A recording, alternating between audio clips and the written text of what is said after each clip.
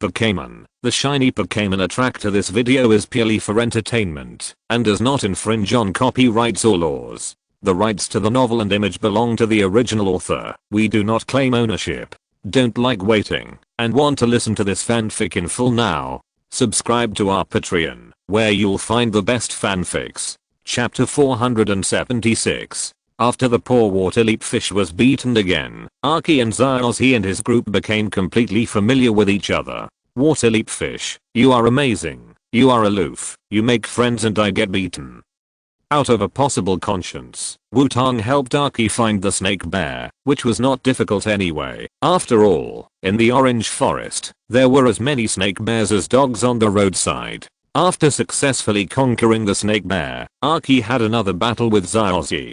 This time, Archie sent the newly conquered snake bear, and Xiaozhi chose arrogant swallow. The referee was still Xiaogang, and Wutong fulfilled his promise, and explained to Xiaoyao and Xiaosheng the battle between Archie and Xiaozhi. The battle ended with Xiaozhi winning again. Having accomplished his goal, Archie said goodbye to Wutong and Xiaozhi and headed towards the orange gym. The group heading towards Kanto City, the first gym in the Hone region, is very energetic today. There is no such thing as energy. Xiaoyao interrupted Wutong's narration and said dejectedly, "What are you talking about?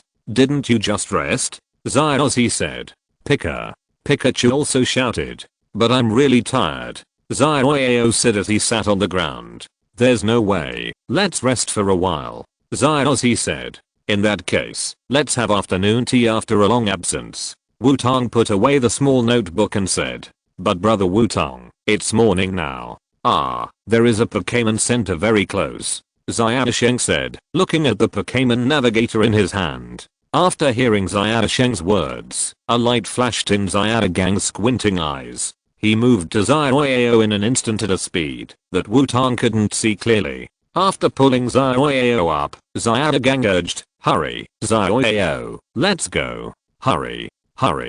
But afternoon tea." Xiaoyao was startled by Xiaogang. No, it's more important to go to the Pokémon Center to rest. Let's go." Xiaogang grabbed Xiaoyao and was about to set off. Alas, this guy Xiaogang. Wutong shook his head helplessly. Just watched Xiaogang pulling Xiaoyao, followed by Xiaozhi and Xiaosheng, walking towards the Pokémon Center. Wutong didn't rush to follow, but looked at the surrounding trees, which had obvious traces of battle, and some tree trunks still had broken props. Finally arrived? But what identity should I use to deal with it? It's really tangled. Wutong pulled out a broken prop embedded in the tree trunk, and followed Xiaozhi and the others, while talking to himself. Arriving at the Pokémon Center, Xiaogang saw Miss Joy, and rushed over to chat with her. However, before Xiaogang could say anything, Xiaoyao squeezed Xiaogang aside, and said to Miss Joy excitedly, "Miss Joy, you moved here from Gumui Town." Sure enough, everyone who started a new journey could not avoid mistaking Miss Joy. Xiaogang, who seized the opportunity, held Miss Joy's hands and said affectionately, "I know that your bangs are 1 millimeter longer than any, Miss Joy." "Awesome, Xiaogang is worthy of it," Xiaozhi exclaimed. "It's really amazing. If there is a major to study Miss Joy and Miss Junsha, Xiaogang is definitely a doctoral level." Wutong followed. As soon as he said that, Miss Junsha walked into the Pokémon Center with a Caterpie. "Hello," Miss Junsha said. "Miss Junsha, your eyebrows are 0.5 millimeters longer than any other, Miss Junsha." Xiaogang rushed to Miss Junsha at great speed and said, "Really?" Miss Junsha said embarrassedly. Sure enough, no one stopped Xiaogang from going berserk without Xiaoxia. "Xiaosheng, watch out. Do this the next time you see Xiaogang being crazy," Wutong said to Xiaosheng. "How to do it?" Xiaosheng asked curiously. "Okay, you guys, don't interfere with Miss Junsha's work." Wutong walked behind Xiaogang and learned the skills from Xiaoxia. "Hey, it hurts." Xiaogang was directly pulled away by Wutong by the ear. "Oh. So it can be like this." Xiaosheng looked like he had learned something. "Miss Joy, have any trainers found injured Pokémon recently and sent them here?" Miss Junsha asked. "No, why do you ask that?" Miss Joy asked curiously. "It seems that there are poachers in this area recently," Miss Junsha said seriously. "Poachers?" Miss Joy and Xiaoxi said in surprise. Yes, judging from the method, it looks like the Pokémon hunter Aaron. He is a guy who can hurt Pokémon without caring. Miss Junsha took out a wanted poster and said, I think I have a clue about the poacher. Wutong said, what? Really? Where did you see it? Miss Junsha asked continuously. We saw many tree trunks with signs of damage on the way here, and we also found this kind of thing. Wutong took out something like a dart and handed it to Miss Junsha. This is part of the hunting net that poachers often use. Can you take me there? Miss Junsha said after taking it. No problem, I will take you there, Xiaogang said after resurrection. Several people took Miss Junsha back to the place where the poaching traces were found. After searching nearby, several people saw tire marks on the ground. It seems that Aaron moved by car. Xiaogang analyzed. The tire marks are still new, so he should still be nearby. Miss Junsha said with her professionalism. In this case, let's search nearby. Let's search separately, it will be faster. Wutong said. No, it's too dangerous to act separately. Miss Junsha tried to stop Wutong. Don't worry, Miss Junsha, I'm still very strong. Come out, fossil pterosaur. Wutong directly released the fossil pterosaur, turned over and jumped on the back of the fossil pterosaur, and flew out directly. Don't worry, Miss Junsha, Xiaotong is a very strong trainer. Let's go find the poacher quickly, Xiaogang said. After Wutong flew to a high altitude on the fossil pterosaur and was out of the sight of Xiaoxi and others, he started to disguise himself. Sure enough, it is better to let Xiaotong handle this kind of thing personally. Well, okay, Dream Demon, give me the motorcycle. Wutong changed his voice and said after switching to Xiaotong mode. Wutong's shadow stretched out and his backpack fell into the shadow. At the same time, the long-lost motorcycle appeared. Wutong got on the motorcycle and took back the fossil pterosaur. Wutong immediately began to fall from the sky on the motorcycle. Come out, Steelix. Wutong threw a Pokeball without fear. Roar. Steelix, whose body was pitch black and had a metallic luster, appeared diagonally below Wutong. Steelix raised its body and caught Wutong and the motorcycle with its head. Wutong opened the throttle and rushed back to the ground along Steelix's head.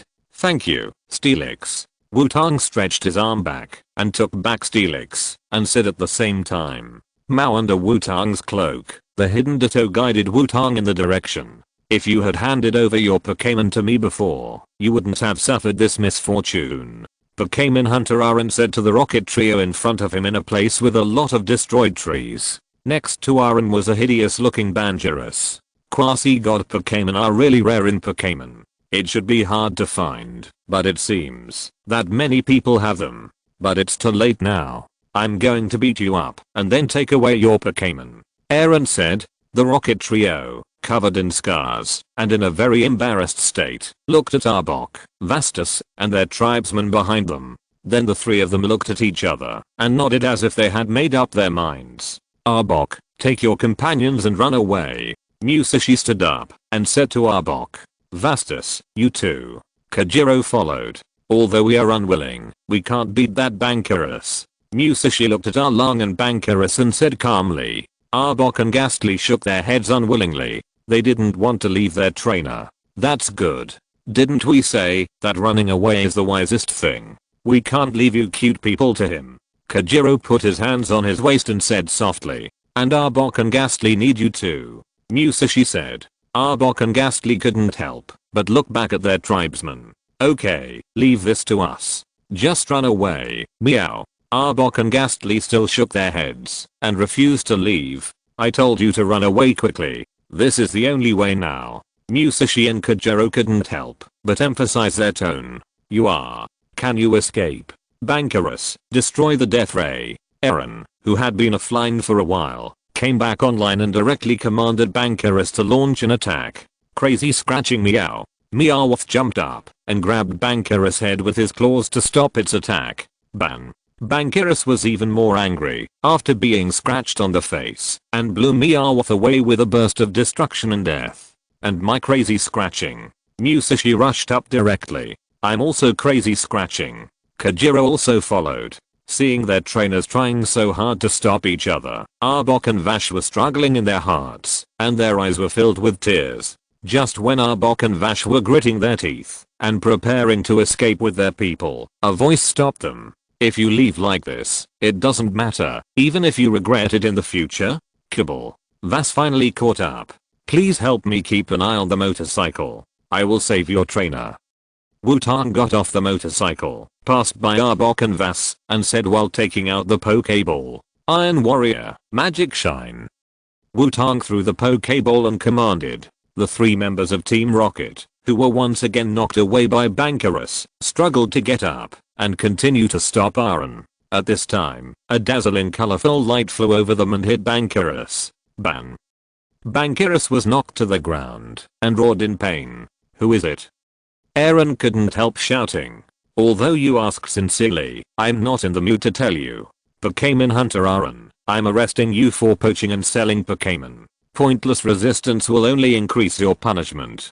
Just surrender. Wutong stood in front of the Rocket Trio and said to Aaron, You are the Pokémon investigator who has been hindering the Rocket team's actions. Silver Demon Cat Meow.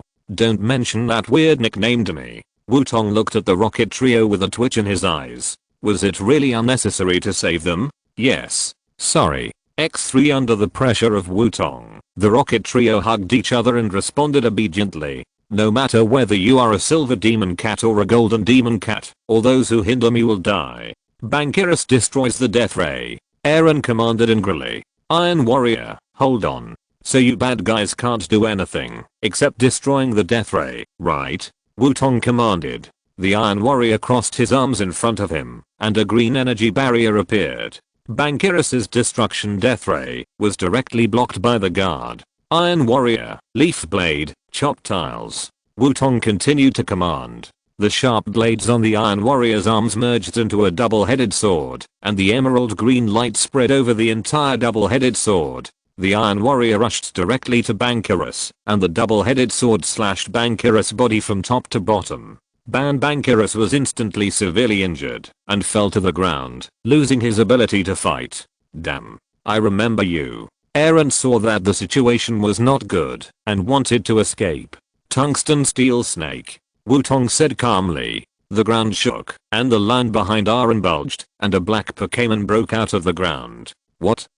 Aaron was frightened by the winding and hideous Tungsten Steel Snake, and fell to the ground. The Iron Warrior also came to Aaron's side, and the sharp blade of the double-headed sword was attached to Aaron's neck. I surrender. Aaron raised his hands and said in frustration. Okay, the poachers are dealt with, and it's your turn next. Wutong said and turned to look at the Rocket Trio. The Rocket Trio looked away guiltily. Strange, why don't I seem to have seen this kind of rocket uniform? It seems that they just look similar. Oh, it's a pity. I thought I could get more credit. Wutong deliberately said loudly. Miss Demon Cat. X3 The Rocket Trio looked at Wutong gratefully with tears in their eyes. Asshole, I told you not to call me that.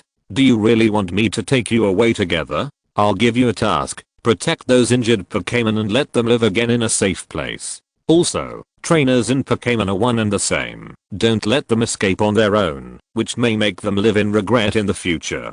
Wutong said irritably. After hearing what Wutong said, the 3 members of Team Rocket turned their heads and looked behind them. At this time, Arbok and Vash were crying like a waterfall. The 2 Pokémon rushed directly to them, crying and expressing his feelings in front of the trainer. Lighter. Arbok. I can't breathe. Musashi was entangled by Arbok tightly and felt difficulty breathing and couldn't help patting Arbok's body.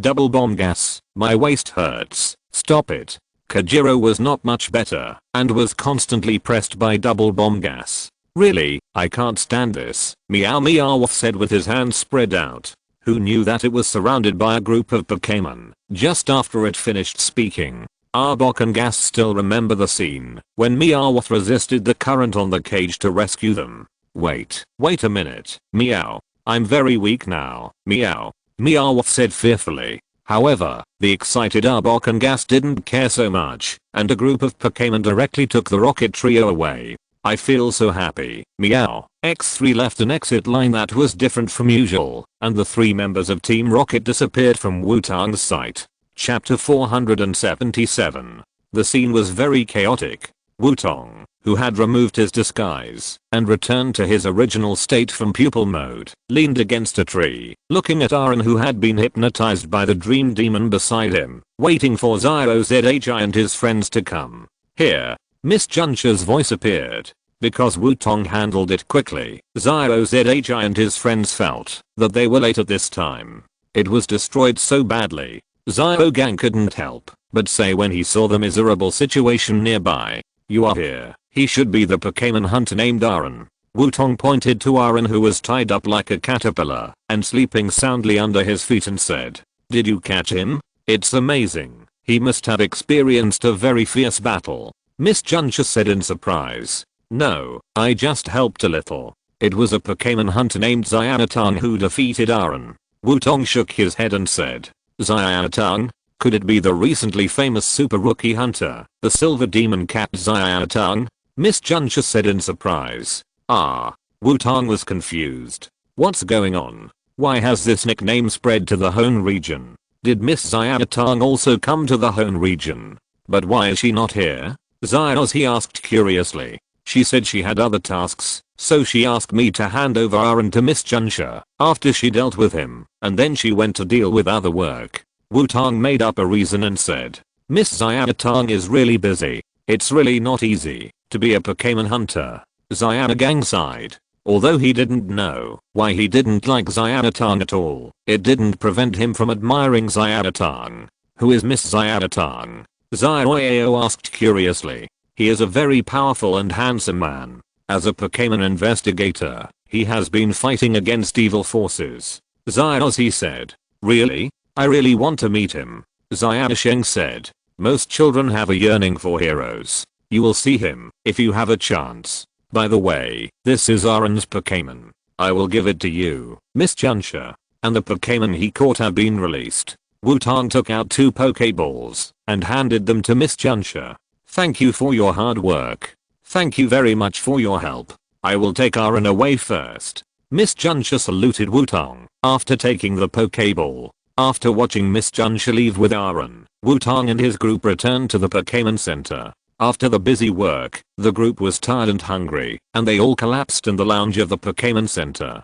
"Thank you for your hard work. Let's have a meal." Miss Joy appeared at the right time and prepared a sumptuous meal to reward them. "Great." X and Wutong said in unison. At the dinner table, everyone devoured the food in a hurry. After eating, Wutong suddenly said, "We are almost separated. I'm going to continue my journey by myself." Having solved the things he wanted to do, Wutong felt that he should leave. Although it is quite interesting to travel with Xiaoxi and others, it is still more free to move by yourself. "Hey, Xiaotang, are you leaving?" Xiaoxi asked. "What? Wutong, you are not traveling with us?" Xiaoyao said reluctantly. "Yes, brother Wutong, let's travel together." Xiaosheng also tried to keep Wutong. "You guys, Xiaotang also has his own things to do, and it is impossible for him to travel with us all the time." Xiaogang said very maturely. After all, Wutong said from the beginning that he would travel alone. But Xiaosheng became very depressed. "It's not like we won't see each other again. I'll still be traveling in the Hone region, and we'll definitely meet in different places later." Wutong said to Xiaosheng. "I know, brother Wutong." Xiaosheng nodded and said, "But before we leave, let me check the results of your and Xiaoyao's learning in the past few days." Wutong said. The group came to the outside of the Pokémon Center, and Xiaosheng and Xiaoyao wanted to know how Wutong was going to check. During the days of traveling with Xiaoxi and the others, Wutong would teach Xiaoyao and Xiaosheng the knowledge of fighting when he had time. Although the time was not long, Xiaoyao now at least will not be completely at a loss on how to command Pokémon to fight. The best way to check is definitely actual combat. So, Xiaoyao, Xiaosheng, you two have a game, let's have a Pokémon battle. Wutong said to Xiaoyao and Xiaosheng. But I don't have a Pokémon. Xiaosheng said. "Don't worry, I will lend you a Pokémon. Come out." "Yeah, you should be familiar with each other, right?" Wutong said and called out yeah. Jiwa. The released yeah shouted energetically. Xiaoxia, is it okay for you to use your own fire chick? Wutong asked. Yes, no problem at all. Xiaoxia replied. In that case, let me be the referee. Xiaogang took the initiative to say. Then I'll leave it to you, Xiaogang. Wutong did not refuse. Both of you should do your best. Xiaoxi directly turned into a master of balancing water and cheered for the two at the same time. Come out, fire chick, let Xiaosheng see your sister's strength. Xiaoyao called out her own fire chick and said, yeah please, I won't lose to my sister. Xiaosheng said, unwilling to be outdone. There is no need to elaborate on the battle between Xiaosheng and Xiaoyao. After all, the two of them are really noobs fighting each other, and they are all using baby level Pokémon. There is no need to say more about the noobs fighting each other in the baby cup. It can only be said that, although Xiaoyao and Xiaosheng can command Pokémon to fight normally, their shortcomings are still very obvious. Xiaoyao seems to be deeply influenced by Xiaoxi. Her fighting style highlights the word Mang. People who don't know would think that her hometown is Mang Village. Xiaosheng is just the opposite. He is too cautious in the battle. He has been trying to find flaws to counterattack. He just defends blindly without considering whether the Pokémon he commands is suitable for this fighting style. Perhaps Xiaosheng is suitable for using rock type or steel type Pokémon with high defense. In short, the battle between the two is not satisfactory at all, but considering the situation of the two, Wutong is not angry. He just points out the problems of the two. As for whether they can be changed, it depends on the two of them. Then, we will see each other later. After a night's rest at the Pokémon Center, Wutong said goodbye to Xiaoxi and the others. Well, see you later. Xiaoxi said. Pikachu also waved his hand. Be careful on the road, Xiaotang. Xiaogang also said. Well, you too, Xiaoyao, Xiaosheng, goodbye. We will definitely see each other again later. Don't put on that expression. Wutong said to Xiaoyao and Xiaosheng, who were still very disappointed. Wutong turned and left after saying that. Xiaoyao and Xiaosheng watched Wutong's back as he left. After a while, Xiaoyao said, that direction is the direction we came from, right? Is brother Wutong going back to Chenghua City? Xiaosheng asked in confusion. I guess he must have lost his way. Xiaogang said after thinking for a while. Don't we tell him? Xiaoyao asked worriedly. It's okay, Xiaotang has his own way of navigation. Xiaogang said. Walking into the forest, Wutong decisively called out the Rotom mobile phone to start navigation. The moment the Rotom mobile phone flew out, it vibrated. Grandpa and Grandma? Hello, Grandpa and Grandma, good morning. Wutong answered the phone and said. Good morning, Xiaotang, how is it? Have you arrived in Kansas City? Grandma Xing's face appeared on the screen of the Rotom mobile phone. Because Wutong would contact Grandpa and Grandma every 1 or 2 days, Aquan and Xingzi knew about Wutong's journey most of the time. Not yet, but it should be here in 2 days. What's wrong, Grandma? Wutong asked. Are you interested in being a teacher for 2 days? Xingzi asked. At noon, at an entrance and exit of Kansas City, a fossil pterosaur fell from the sky. Thank you for your hard work, fossil pterosaur. Wutong jumped off the fossil pterosaur and took back the fossil pterosaur while speaking. Letting Rotom on his mobile phone navigate the way to the Pokémon Trainer School, Wutong walked into the city of Kansas. Wutong originally wanted to walk slowly, but since his grandmother had something for him to do, Wutong didn't mind hurrying up. On the way to Pokémon, Wutong was attracted by a building on the side of the road. Not for anything else, just because this building is too conspicuous compared to the high-rise buildings next to it. The whole building looks like a big Jordant with its mouth open, and the sign is also very willful, just a steaming coffee pattern, and even the specific name is unknown. In such an area with tall buildings, there is such a big Jordant. Wutong is very curious about the background of the owner. But unfortunately, there is a pause sign on the door, otherwise, Wutong must go in for a visit. After arriving at the Pokémon Trainer School and explaining his purpose to the security guard, Wutong came to the door of the principal's office. After knocking on the door and getting permission, Wutong walked in. After entering the principal's office, there was an old man sitting at the desk who looked a little bit emotional, but in good spirits. The old man was wearing a navy blue suit and his short blonde hair was carefully combed back. The old man in front of him looked like a principal, but in Wutong's memory, the principal of the Pokémon Trainer School in Kansas City did not look like this. But it is also possible that the person who took Xiaozhi and the others to visit at the beginning of the animation was the vice principal or something like that. Seeing Wutong come in, the old man smiled kindly and said, "You are Wutong. You came earlier than I thought." The moment he heard the old man speak, Wutong finally determined the gender of the old man in front of him. There was no way the old man in front of him was too neutral in both appearance and clothing, and there was no way to confirm it. "Hello, I'm Xing's grandson, Wutong. I heard from grandma that her old friend ran into some trouble, so I came to see if I could help," Wutong said. "Don't be so reserved. Xing and I have been friends for many years. My name is Zun. You can call me grandma or principal. Of course, I don't mind if you want me to call you grandpa. I was unwilling to let that bastard Aquan succeed for a long time. Ha ha ha ha."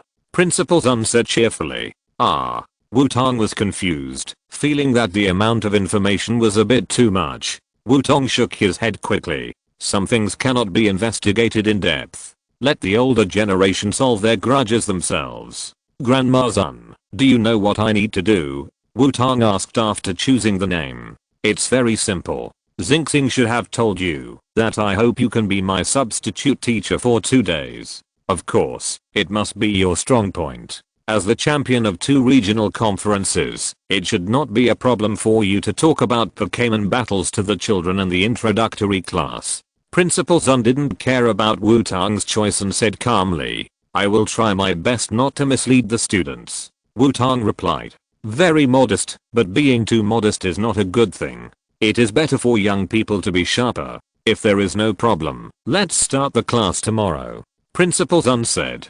"Tomorrow? Okay, I know." Wutong nodded and replied, "Do you want to live in the school's teacher dormitory or live outside by yourself? Forget it, I will give you a key directly. As for whether to live or not, it's your business. Don't worry too much, just use your ability normally, and there will be other teachers to teach the introductory class with you," Principal Zun said. "Okay, Grandma Zun, but if possible, can you arrange someone to take me to recognize the dormitory?" Wutong said. "Oh, Xing also told me that. In that case, let you meet your colleagues tomorrow first. Duchuan, come to my office." Principal Zun seemed to remember something, pressed a button on the table, and then spoke to the microphone that popped up. A few minutes later, a girl with a ribbon-like hairstyle, a dress, and pink pantyhose walked in.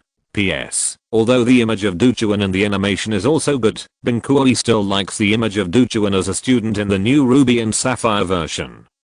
"Principal, you are looking for me?" Duchuan greeted after coming in. "Yes, this is Wutong. He will cooperate with you in the Pokémon Trainer introductory class starting tomorrow. Please take him to visit the school first," Principal Zun said to Duchuan. "Hello, I'm Wutong. Thank you for your guidance." Wutong took the initiative to walk over and greeted. "Hello, my name is Duchuan. I'm the teacher of the Pokémon Trainer beginners class. You should be the champion of the dual region tournament, Wutong, right? It's my honor to teach with you," Duchuan said in a gentle and polite tone. "No, I hope Duchuan can give me more advice," Wutong quickly replied politely. Chapter 478. After the children were born, they were taught in a different way. Following Duchuan, Wutong first found his temporary dormitory, which was fully equipped with basic living utensils. Wutong was only a guest teacher for 2 days, so he didn't need to add anything else. Next, Duchuan took Wutong to visit the school. Because it was lunchtime, there were not many people in the Pokémon Trainer School. The Pokémon Trainer School in Kansas City also has a lot more subjects than the school that Wutong passed by in the Kanto area. From the most basic and most populous General Trainer, to the Pokémon Coordination Trainer, Pokémon Breeder, Pokémon Researcher, and so on. The subjects are very rich. We have finished touring the school. Wutong, do you have anything else to ask? Duchuan asked Wutong, after touring the Pokémon Trainer School. I have some ideas about tomorrow's course. Wutong remembered what Principal Zun said when he was waiting for Duchuan. According to Principal Zun, Duchuan is an outstanding graduate of the Pokémon Trainer School, so outstanding that she was directly recommended to become a gym leader after graduation. However, because of this, Duchuan can be said to be a thorough professional. While she has rich theoretical knowledge, Duchuan has no travel experience or outdoor combat experience. Although this situation cannot deny Duchuan's excellence and her qualified performance as a gym leader, ordinary students still account for the majority of the Pokémon Trainer School. Only 1 or 2 thousandths of the students are excellent enough to be recommended all the way, and most students will start their own journey after reaching the age. Although Wutong grew up under the guidance of Aquan and Xiaoxi mainly taught him knowledge about Pokémon breeders, and only taught him the most basic knowledge about Pokémon battles. In the eyes of Aquan and Xiaoxi, the best way for Pokémon trainers to grow is through continuous actual combat, research and finding a fighting style that suits them, and accumulating combat experience. Too much interference will affect their development. Therefore, Wutong, who became the champion of 2 regions, grew completely wild. Of course, this is only the situation in the eyes of others. After all, no one in this world knows that Wutong is a reborn person. Duchuan, in addition to being a teacher, you are also the owner of the Canner's Gym, right? Wutong looked at Duchuan and asked. Yes, I'm also the owner of the Canner's Gym. Wutong, you came to the Hone region to participate in the KIR conference, so are you ready to challenge the Canner's Gym? Duchuan asked back. Yes, Canner's Gym is the first gym I'm going to challenge in the Hone region. It is the beginning of my journey in the Hone region. Wutong said. That is really an honor. Duchuan said with a gentle smile. So, how about an off-campus practice in my first class as a substitute teacher tomorrow? Students in the introductory class should not have any chance to watch the gym challenge in person, right? Wutong said. Off-campus practice? Actually, when I accept a challenge, I will ask the challenger for permission to record the video and then use it for teaching, but I have never let them watch the game on the spot. If you don't mind, I agree. Duchuan said. It seems that we have the same opinion. In this case, I will leave it to you tomorrow morning. Wutong said. Of course, no problem. I'm also looking forward to fighting with you, Wutong. Duchuan said with a gentle smile. After reaching a consensus with Duchuan, Wutong also said goodbye to Duchuan. After all, the afternoon class was about to start.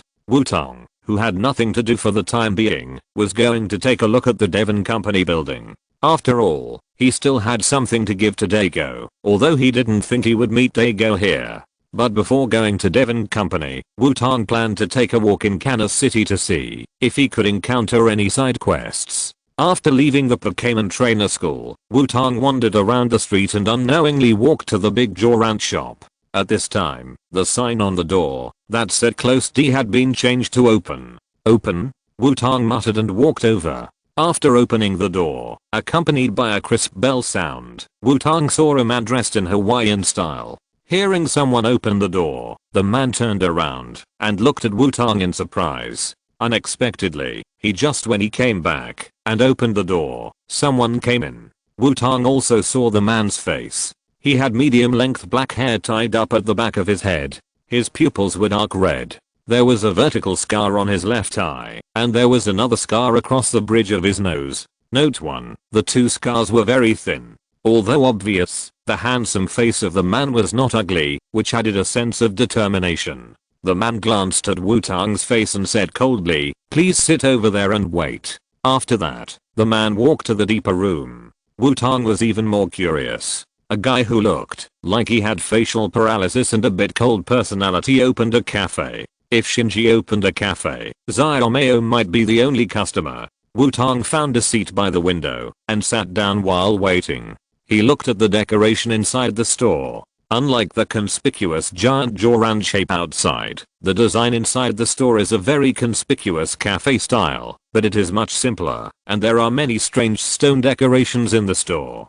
Dago, a stone fanatic, should like the style of this cafe. But what makes Wutong more curious is that there is a huge rectangular area in the center of the cafe. Although it looks like a counter for making coffee, judging from the direction the boss is going, the kitchen should be in the back. That area seems very redundant, not only abrupt, but also takes up a lot of space. Wutong, who can't figure it out, can only think that this is the boss's personal preference. After a while, the boss who changed his clothes came back.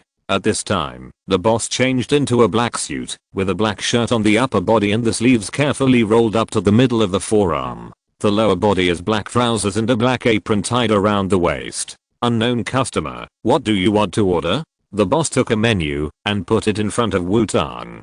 Wutong looked at the menu, which had some different kinds of coffee, cold drinks like sundaes, and some simple snacks. As for the price, it looked no different from an ordinary coffee shop.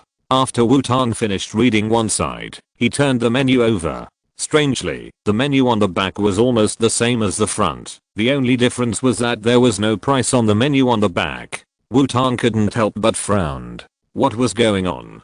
Could it be that he had encountered a yin-yang menu that was meant to rip off customers? But wasn't it too bold to put the yin-yang menu on both sides? Boss, why are there no prices on the back? Wutong asked directly. If it was really a rip-off, then Wutong, the temporary Pokémon inspector, would have to come out and do justice. That's the hidden menu. The boss still said coldly. Hidden menu? But are the dishes on the front menu exactly the same? Wutong asked in confusion. Are you interested in the hidden menu? The boss asked. To be honest, I'm a little interested.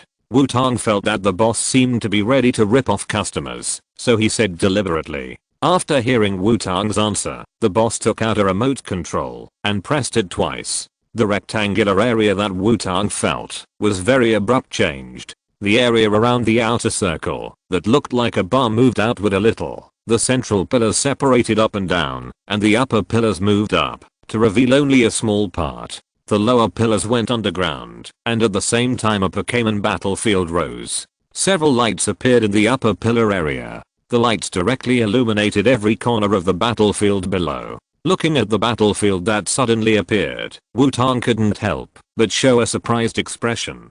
Defeat me, and you can order from the hidden menu for free, the boss said sparingly. Is this the hidden menu? Wutong asked. The boss nodded, and then stared at Wutong silently. Having long been accustomed to the gloomy face of his best friend, Wutong also read a message from the expression of this paralyzed boss. Do you want to come? This is really interesting. In that case, here's a hidden menu, boss. Wutong said with a smile on his face. A hidden menu. The boss said he received it, and walked to the battlefield. Wutong did not hesitate, and also came to the battlefield, and stood on the side opposite the boss. I'm Wutong from Changpon City. Thank you for your guidance. Wutong introduced himself first out of politeness. Brufel, the rule is 1 versus 1. Go, Desert Dragonfly. Brufel also said his name and the rules, and sent out his Pokémon first. Lay Brufel's Desert Dragonfly. The dragonfly appeared in the battlefield, and its wings vibrated to make a beautiful sound like a fairy's song, as if welcoming Wutong. Desert Dragonfly? In that case, Fossil Pterosaur, please. After seeing the Pokémon sent by Brufel, Wutong also made his own choice. It would be a bit too cruel to let the 4 little ones face such a powerful opponent now. After all, in Wutong's eyes, the Desert Dragonfly in front of him was cultivated very well. After seeing Wutong send out the Fossil Pterosaur, Brufel's expression finally changed. It seemed that Brufel was very interested in the Fossil Pterosaur. Roar. The Fossil Pterosaur habitually roared when it appeared, and then looked at the opponent it had never seen on the opposite side. Fortunately, there were no other customers in the cafe now, otherwise Wutong might have to apologize for disturbing other customers. The cafe was high, so the Fossil Pterosaur and the Desert Dragonfly could fly, of course, not too high. After Brufado looked at the Fossil Pterosaur for a few times, he made a gesture of invitation to Wutong. Then I won't be polite, Fossil Pterosaur, follow the wind, move at high speed. Keep your voice down when you roar. Wutong first let the Fossil Pterosaur accelerate. Roar. The Fossil Pterosaur roared obediently, and then the airflow rolled up around it and wrapped around its wings. Head-on attack. Brufado commanded. Lay. The Desert Dragonfly vibrated its wings and rushed to the Fossil Pterosaur at a speed beyond Wutong's expectation, then twisted its body and whipped its tail on the head of the Fossil Pterosaur. Fossil Pterosaur, bite it. Wutong reacted quickly and commanded. Roar. The fossil pterosaur was suddenly hit by a big blow at the beginning, and it was also a little angry. Ignoring the pain brought by the head-on attack, it opened its mouth and bit the tail of the desert dragonfly. Desert dragonfly, insect bite. Brufel obviously didn't expect Wutong to react so quickly, nor did he expect the fossil pterosaur to have such a strong tolerance. He was able to ignore the damage caused by the head-on attack, and caught the desert dragonfly's attack and bit the desert dragonfly's tail. However, the desert dragonfly's tail is not the only one that can be used for attack. The desert dragonfly bit the wing of the fossil pterosaur. The two Pokémon formed a strange ring for a while. Fossil pterosaur, frozen teeth, bite it. Wutong was not afraid when he saw that Brufel was going to let the desert dragonfly attack. The strongest attack power of the fossil pterosaur is the upper and lower jaws with super strong bite force. Now that it has bitten the target, there is nothing to be afraid of. Desert dragonfly, dragon claw. Brufel continued to command. The cold air in the fossil pterosaur's mouth was rampant, and soon a pair of frozen fangs formed on the outside of the fossil pterosaur's mouth, and then it bit down hard under the control of the fossil pterosaur. The desert dragonfly did not let go, and at the same time, its two claws were covered with blue-purple energy and extended, directly grabbing the body of the fossil pterosaur. Both Pokémon spared no effort to cause damage to each other, but in comparison, the desert dragonfly was obviously more damaged. Desert dragonfly, dragon dance. Brufel also discovered this situation and decisively commanded. The desert dragonfly let go of its mouth and flew directly upwards while rotating its body to try to break free from the fossil pterosaur's ruthless mouth. Fossil pterosaur, dragon dance, with the desert dragonfly. Wutong commanded with a smile on his face. Dragon dance, isn't his fossil pterosaur also a dragon? Who can't do it? The fossil pterosaur, which received Wutong's command, still did not let go of its mouth, and at the same time, its body rotated with the desert dragonfly. The rare dragon double dance appeared, and the two Pokémon danced from the air to the ground, and the desert dragonfly still broke free. Fossil pterosaur, dragon breath. Wutong commanded, and the outcome was almost decided. Desert dragonfly, dragon dive. Brufel also made a final struggle. The desert dragonfly used all its strength to transform into an energy dragon and smash the fossil pterosaur to the ground. The fossil pterosaur blew out its dragon breath with all its strength, cleaning the desert dragonfly. The energy wrapped around the desert dragonfly dissipated, and the desert dragonfly lost consciousness and fell to the ground. Although the fossil pterosaur was seriously injured by the dragon dive of the desert dragonfly, it still retained its combat capability. It seems that I won, boss, Wutong said. Note 1. This character was provided by a colleague at YYDS, who is also an author and has a unique style of writing books. Interested book friends can go check it out. Attached is the character design of Brufel, provided by at YYDS. If you're listening to this novel on a channel other than Fanfic World, it means they downloaded and uploaded it without effort. We cordially invite you to visit our channel, Mundo Fanfic Novelos. There you'll find the original version of this story and you can explore many other novels of various genres. We're waiting for you to immerse yourself in a world of incredible novels. Chapter 479. The old man was very happy. From now on, you can eat and drink for free here. After saying this, Brufel began to treat the injuries of the desert dragonfly.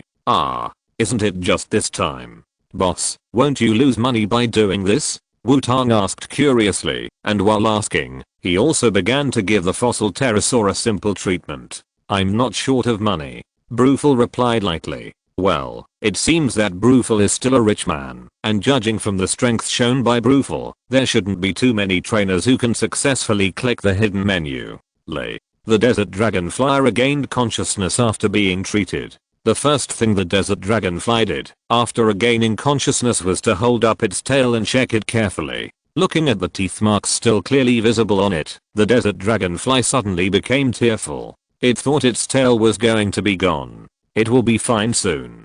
Brufel rubbed the head of the desert dragonfly and said, if you are not a mortal enemy in the future, be gentler, otherwise I may not be able to compensate your trainer. Wutong patted the head of the fossil pterosaur and said, roar. The fossil pterosaur showed a puzzled expression.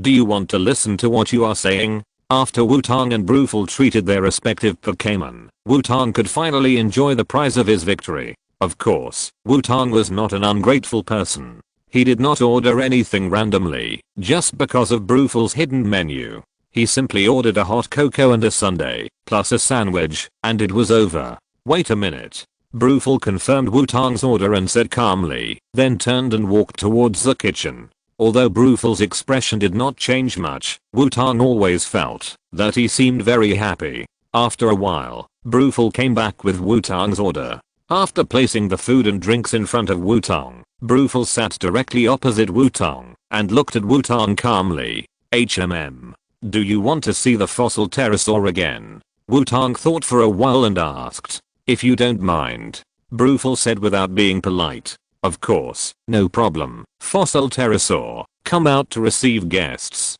Wutong called the fossil pterosaur out again and said. Roar. The fossil pterosaur's eyes were full of doubts. What's wrong with you, trainer? It's a serious dragon. Seeing the fossil pterosaur, Brufel immediately became interested and kept circling around the fossil pterosaur. Roar, the fossil pterosaur shouted unhappily. What are you looking at? Haven't you seen such a beautiful dragon girl? Brufel, do you like stones? I see there are many strange stone decorations in your cafe. Wutong asked. Stones are very interesting.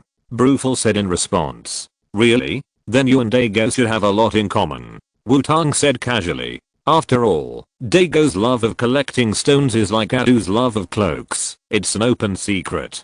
Dago is the president of the Kanna Stone Appreciation Association, and I'm the vice president.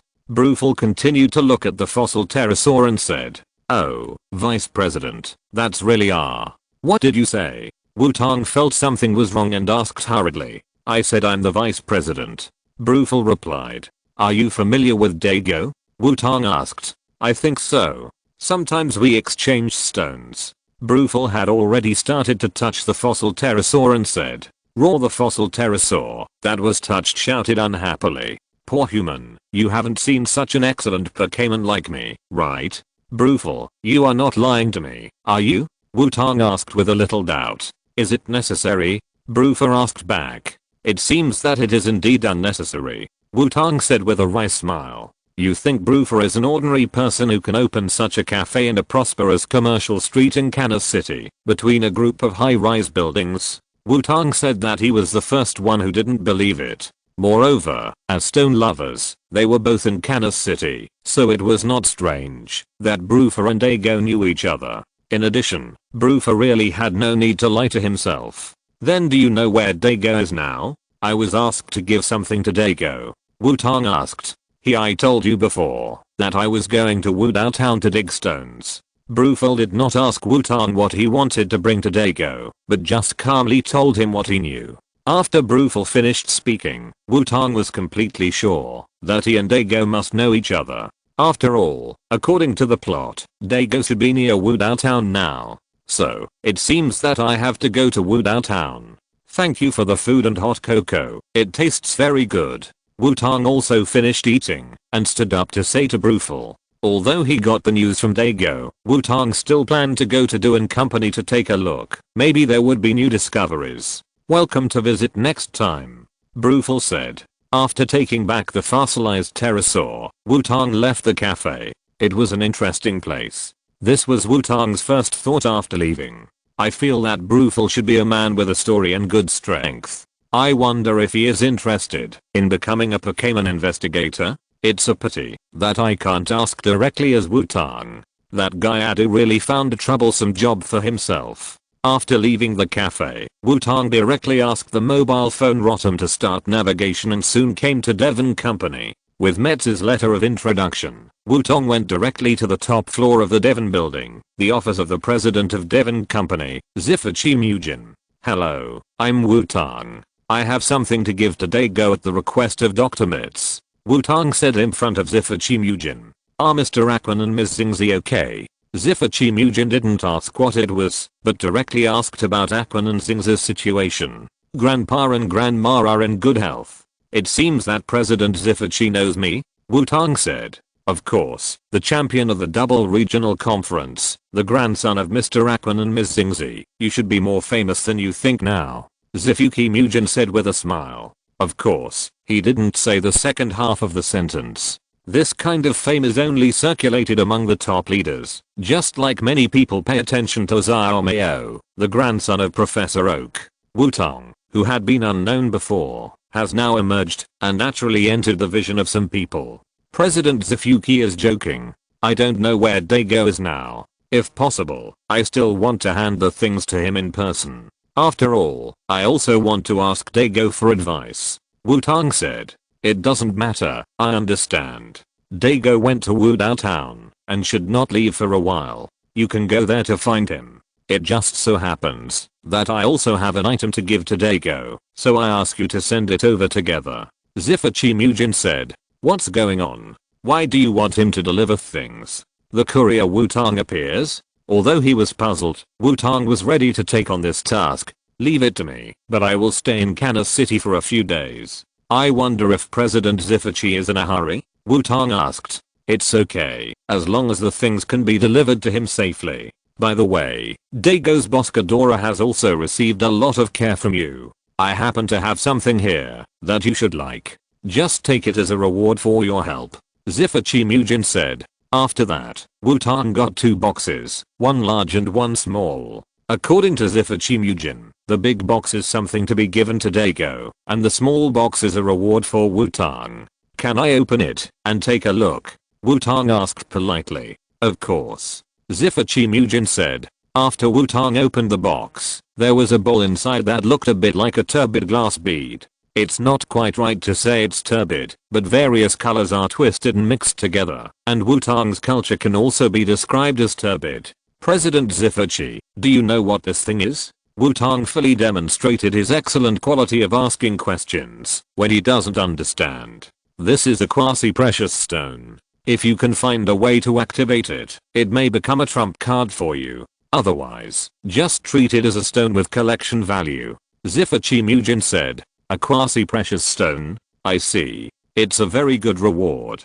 Thank you, President Zifuki, Wutong said calmly. However, this calmness was only superficial. In his heart, Wutong was very happy. After all, he knew what the Season Stone was. In the version of Omega Ruby / Alpha Sapphire, after showing the Season Stone to Dago, he was told that the Season Stone was Pidgeot's Superstone. But before that, the Season Stone could not be used directly as Pidgeot's Superstone. Now that Zifuki Mugen intends to give this Season Stone to himself, and also mentioned something about activation, it means that Do and Company should have mastered similar activation technology.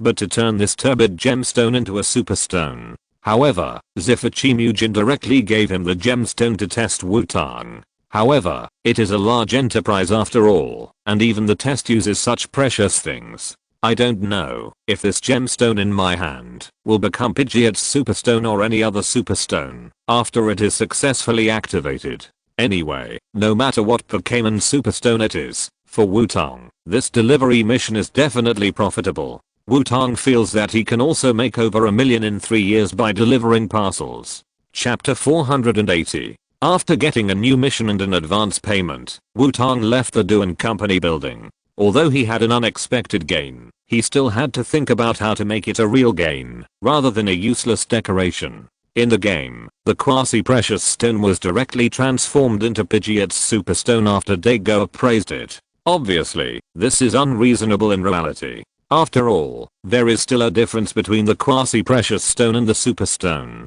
In Wutong's memory, the setting of the Superstone is that the evolution stone is illuminated by the energy of Xerneas and a Veltal launched by the final weapon. In the game, the quasi-precious stone is directly transformed into Pidgeot's Superstone after Dago appraised it. Obviously, this is unreasonable in reality. After all, there is still a difference between the quasi-precious stone and the Superstone. In Wutong's memory, the Superstone is set to be produced after the Evolution Stone is illuminated by the energy of Xerneas and a Veltal launched by the final weapon. But the Superstones are not only in the Kalos region. If the superstones sold by the Battle Tree in the Alola region and the Pokémon League in the Kanto region are imported from the Kalos region, then how can we explain the superstones hidden in every corner of the Hoenn region? So Wutong thinks that superstones are definitely not produced by relying on the ultimate weapon alone. So the focus should be on energy similar to that of Xerneas and Yveltal. And what is the focus of the energy of Xerneas and Yveltal?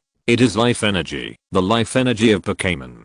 To drive the ultimate weapon, life energy is also required, and if nothing unexpected happens, Devon should be conducting research on life energy. No, it is not should, but Devon is conducting research on life energy. Even Devon was able to defeat its rival, the Great Violet Holdings, because it has made outstanding progress in life energy. Although the specific time cannot be determined, Devon must have the technology to convert life energy into energy. Then the energy should be needed to activate the quasi-precious stone. In this way, Wutong seems to have received a very good reward, but if this reward is to be converted into strength, it still depends on Do and Company. If nothing unexpected happens, Zifachimujin should have been waiting for Wutong to find no way and ask him. And after Zifachimujin helped Wutong activate the quasi-precious stone, it was equivalent to selling a favor to Wutong. Although it may be a bit arrogant to say this, Wutong feels that his favor is still very valuable. After all, he is the champion of the Double Region Conference, not to mention that Wutong has two great gods, Aquan and Xingzi, standing behind him. If it continues to extend, it will involve many extraordinary people. Sure enough, no matter how kind Zifachimujin is and thinks about the safety of the world, businessmen are businessmen after all, and they will still find ways to gain benefits for themselves in normal times. Wutong couldn't help but sigh that Zifachimujin is also an old fox, but it's a pity that even an old fox can't predict the future. The energy technology of Do and Company is something that the Water Fleet and Magna Team are very jealous of. Even if Dago, the son of Do and Company, is the champion of the Hoenn region, so what? Dago can't stare at Do and Company every minute and every second, and with the crazy energy of the Water Fleet and Magna Team, even if Dago is guarding the door himself, they have to find a way to break in. So the energy technology of Do and Company is destined to be snatched away by the Water Fleet and Magna Team. When that time comes, I can borrow some energy from the Water Fleet and Magna Team to activate the gemstone, and then I can change my account and use Xiaotang to brush some credits. Hehe, old fox still wants to take advantage of me? I will never be fooled. Wutong muttered to himself with a sinister smile on his face. Mom, that big brother is laughing like a perverted child. Pulled his mother's hand and pointed at Wutong and said, "Don't point, be careful or some pervert may come and take you away. Go, go, go, don't look." After looking at Wutong, the mother quickly pulled the child away. Chapter 481. The first time, the second time. In the classroom of the introductory class of the Pokémon Trainer School in Kansas City, Wutong and Dujuan stood side by side in front of the podium. "This is Teacher Wutong, our substitute teacher for the next 2 days. She will teach you with me." Teacher Wutong is the double champion of the Quartz Conference and the Silver Conference. You should ask Teacher Wutong for advice. Dujuan introduced to the students. "Hello everyone, I will teach with Dujuan in the next 2 days. I hope we can spend a happy time together," Wutong said, wearing a relatively formal outfit. The students were very curious about Wutong, the airborne teacher, and the most attractive to Wutong were undoubtedly the three little guys who appeared in the anime plot. Xiaoxia, who has some strength, but a bad personality, and Xiaozhi, who is afraid of Pokémon, but is actually very talented in command and tactics. And Sammy, who has no interest in Pokémon trainers, but is asked by her father to come to class. The three little guys have different attitudes towards the parachuted teacher Wutong. Xiaoxia holds his hands by his side, looking like he will definitely be more powerful in the future. Xiaozhi wants to discuss something with Wutong very much, but he doesn't dare to, and Sammy is simply curious about the new teacher. "So, do you have any questions?" Wutong said. Although he is only 12 years old now, not much older than these little guys in front of him, Wutong, as a reborn person, can still show a sense of maturity. He started traveling at the age of 10, one region a year, and it's no problem for him to be 12 now. Note 1. After briefly answering the questions of a few little guys, today's class officially began. With the communication with Duchuan, today's first class was decided to be an off-campus practice. Although Wutong is a substitute teacher, she is also a challenger and is traveling to participate in the KIR conference. Therefore, Wutong will also challenge the Kanna's gym. Duchuan told everyone. And our first class today will start with the gym challenge between Duchuan and me, so that you can experience the charm of the gym challenge with your own eyes. Wutong continued. Great. The students who were just starting out at Xen cheered. Then, everyone bring your own things, follow the good teacher, and let's go to the Kanna's gym together. Duchuan clapped her hands and clasped them together in front of her chest and said softly. Okay, Xen responded in unison again. Duchuan led the students out of the classroom, and Wutong waited at the end. Although the Kanna's gym is next to the Pokémon trainer school, it is going outside the school after all, so Wutong and Duchuan still have to keep an eye on all the students in case of any problems. The students walked out of the classroom one by one, and the last student who walked out of the classroom attracted Wutong's attention. The last student was a little girl who looked a little older than the other students. She wore a white shirt with a beige v-neck sweater on the upper body, a navy blue suit jacket on the outside, and a chocolate-colored pleated skirt on the lower body. Of course, these were not the main points that attracted Wutong's attention. The main points were the little girl's newsboy hat with a very low brim, the mask that covered most of her face, the white sunglasses, and the white and glowing skin exposed. This outfit was like a star who was afraid of being recognized. Although curious, Wutong just followed behind silently out of politeness. After leaving the teaching building, the little girl even took out a parasol to block her head. Wutong looked up at the sun, which was not very big. This kind of sunlight should not be far from the level of needing an umbrella to block the sun. And Wutong always felt that there seemed to be something hidden under the girl's newsboy hat. After all, the newsboy hat was indeed a little bigger than the little girl's head. The strong sense of disobedience made Wutong decide to ask Duchuan about it in detail later. The whole class came to the Kanna's gym in a mighty manner. Under Duchuan's arrangement, the Kanna's gym was already prepared. Not only the battlefield, but also the cameras were set up around the battlefield. It seems that Duchuan wants to use this battle as teaching material in the future. After arranging the students, Duchuan and Wutong stood on both sides of the battlefield. And Wutong's eyes still subconsciously glanced at the little girl. Perhaps it was because of the sunshade effect is very good. After all, there are no windows, and the light depends entirely on the lamp. The little girl took off her mask and sunglasses, but she still did not take off the white newsboy hat on her head. And I don't know if it's an illusion. Wutong felt that the newsboy hat on the little girl's head seemed to wriggle twice. I'm in advance. Are you ready? Duchuan asked. Of course, I'm very much looking forward to the first gym challenge in the Hone region. Wutong responded with a smile. I'm also honored to be your starting point in the Hone region, so let's get started. Duchuan said. In the Kanna's gym, the match between the challenger Wutong and the gym owner Duchuan will begin soon. The rules of the Kanna's gym are 2-on-2 singles. Challengers can freely exchange Pokémon. The party whose Pokémon loses combat ability first loses, so the game begins. The intern of the Pokémon trainer school who served as the referee announced. Go, Geodude. Duchuan still chose Geodude as her first Pokémon. Of course, this was also the result of a prior discussion between Wutong and Duchuan. After all, the battle was for beginners to watch. If Wutong and Duchuan went all out, it was very likely that the children would feel that they had seen a very powerful battle, but did not understand why it was so powerful. Otherwise, Duchuan would never underestimate Wutong, the double tournament champion. Eevee, go ahead. Wutong also sent out an entry-level Pokémon. He couldn't have agreed with Duchuan to use an entry-level Pokémon first, and then send a main force up, right? Buai after being released by Wutong, Eevee looked at the Geodude on the opposite side, and then turned to Wutong and called out. The meaning was obvious. Do I have to fight in this battle? Work hard, Eevee, or your training may have to start early, Wutong said. After all, in order to take care of these babies, Wutong has not started training completely. Usually, he still focuses on food, nutrition and some physical exercises. After getting along for a while, Wutong also found that his Eevee is the kind of person who is particularly afraid of trouble.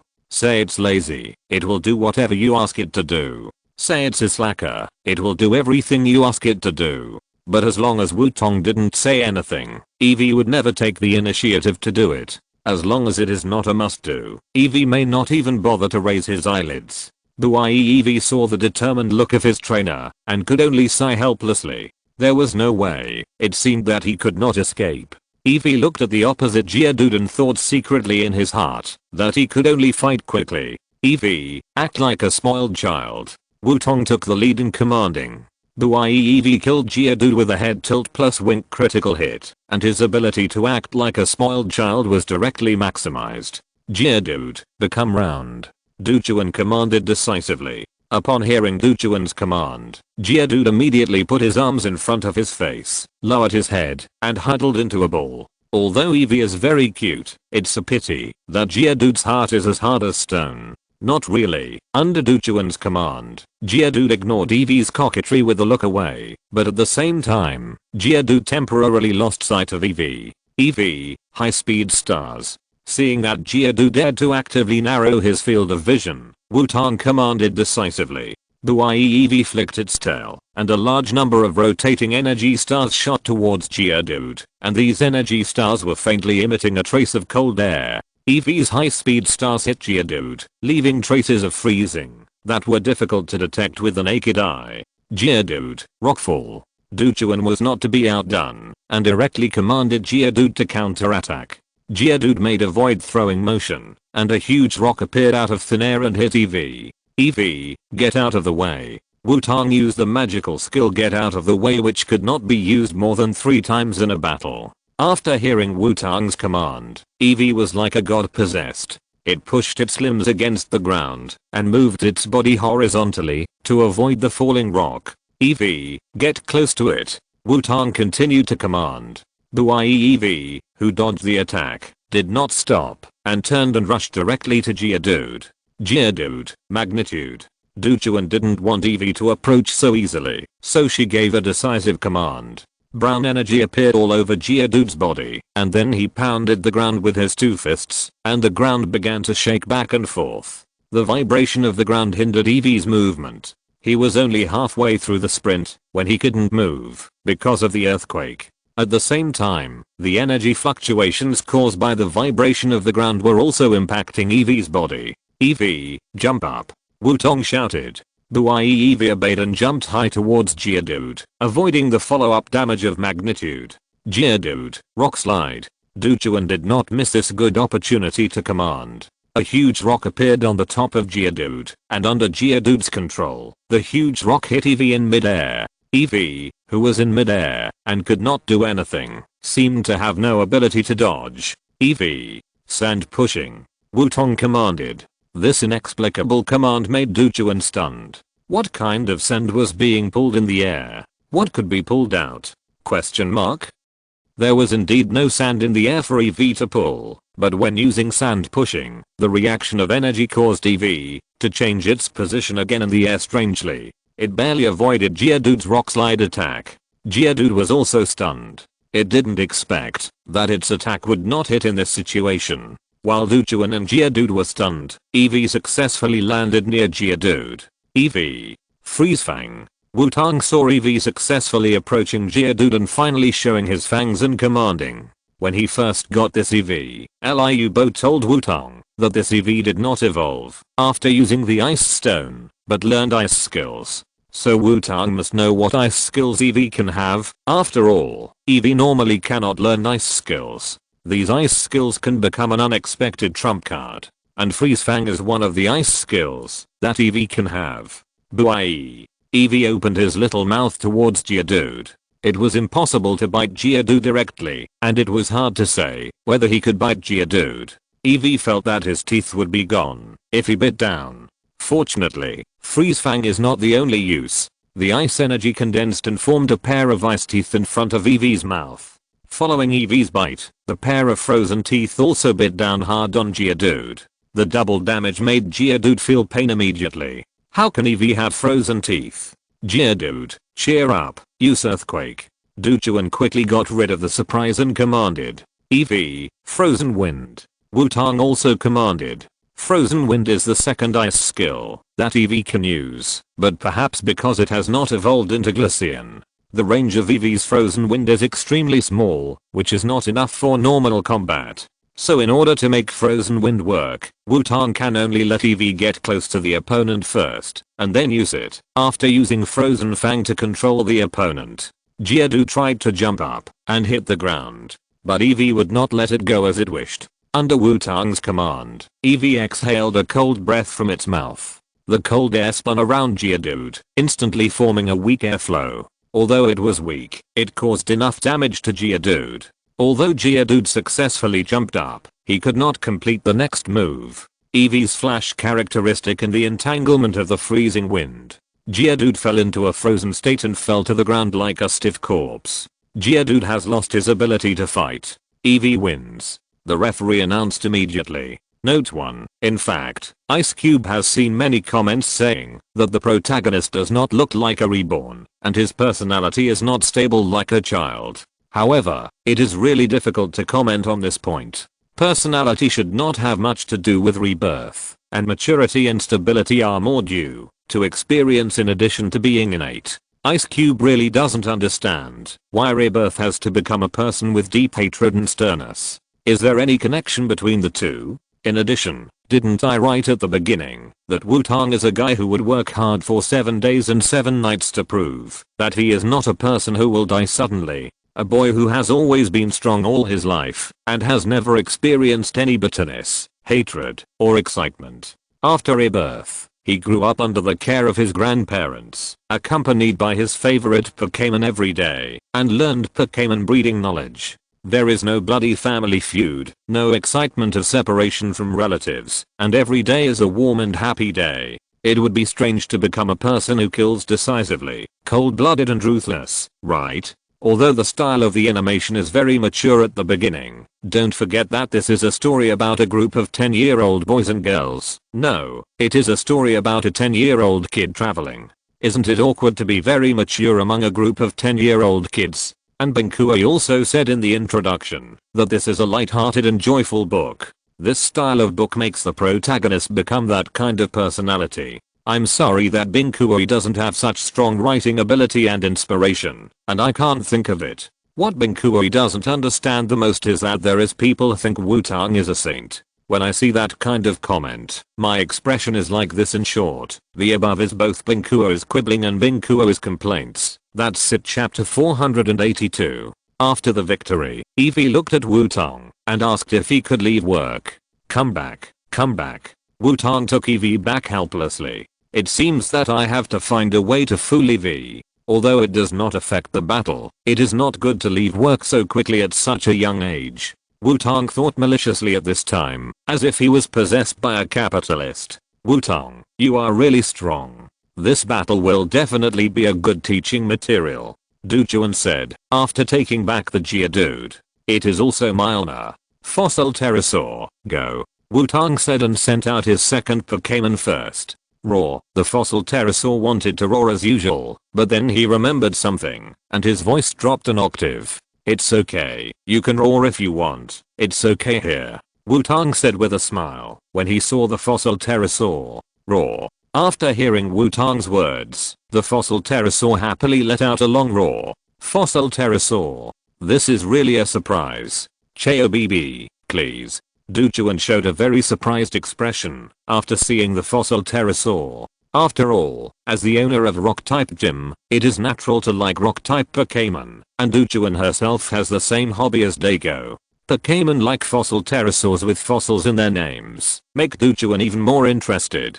Not Xiaobi, who appeared on the field like an Easter statue, made a dull cry, and stood there motionlessly like a statue. Fossil Pterosaur, Dragon Dance. Wutong didn't hesitate to start directing. Roar. The Fossil Pterosaur directly rotated and took off, dancing with a unique rhythm. Xiaobi, Shadow Clone. Duchuan did not stop the Fossil Pterosaur's Dragon Dance, but let Xiaobi use the Shadow Clone directly. Xiaobibi's compatibility with the shadow clone should not be very good, unlike other Pokemon's shadow clones that can easily split into more than 10 clones. Xiaobibi only split into 8 clones, including the main body. The 8 Xiaobibi stood in 8 directions of the fossil pterosaur in tacit understanding, as if they were going to surround the fossil pterosaur. Xiaobibi, block the way. The fossil pterosaur's dragon dance has not ended yet, and Uchuan continues to command Xiaobibi. Nos the 8 arms on both sides of Xiaobibi's body, which are like ears, open to both sides. The fossil pterosaur, which was still dancing in the air, suddenly felt oppressed. Fossil pterosaur, sharp stone attack. Wutong roughly understood Uchuan's tactics, but he didn't expect Uchuan to come up with this method to deal with the enemy in the air. Raw, the fossil pterosaur flapped its wings, and sharp stones appeared on both sides of its body and shot towards the 8 Xiaobi below. Xiaobi, rock blockade.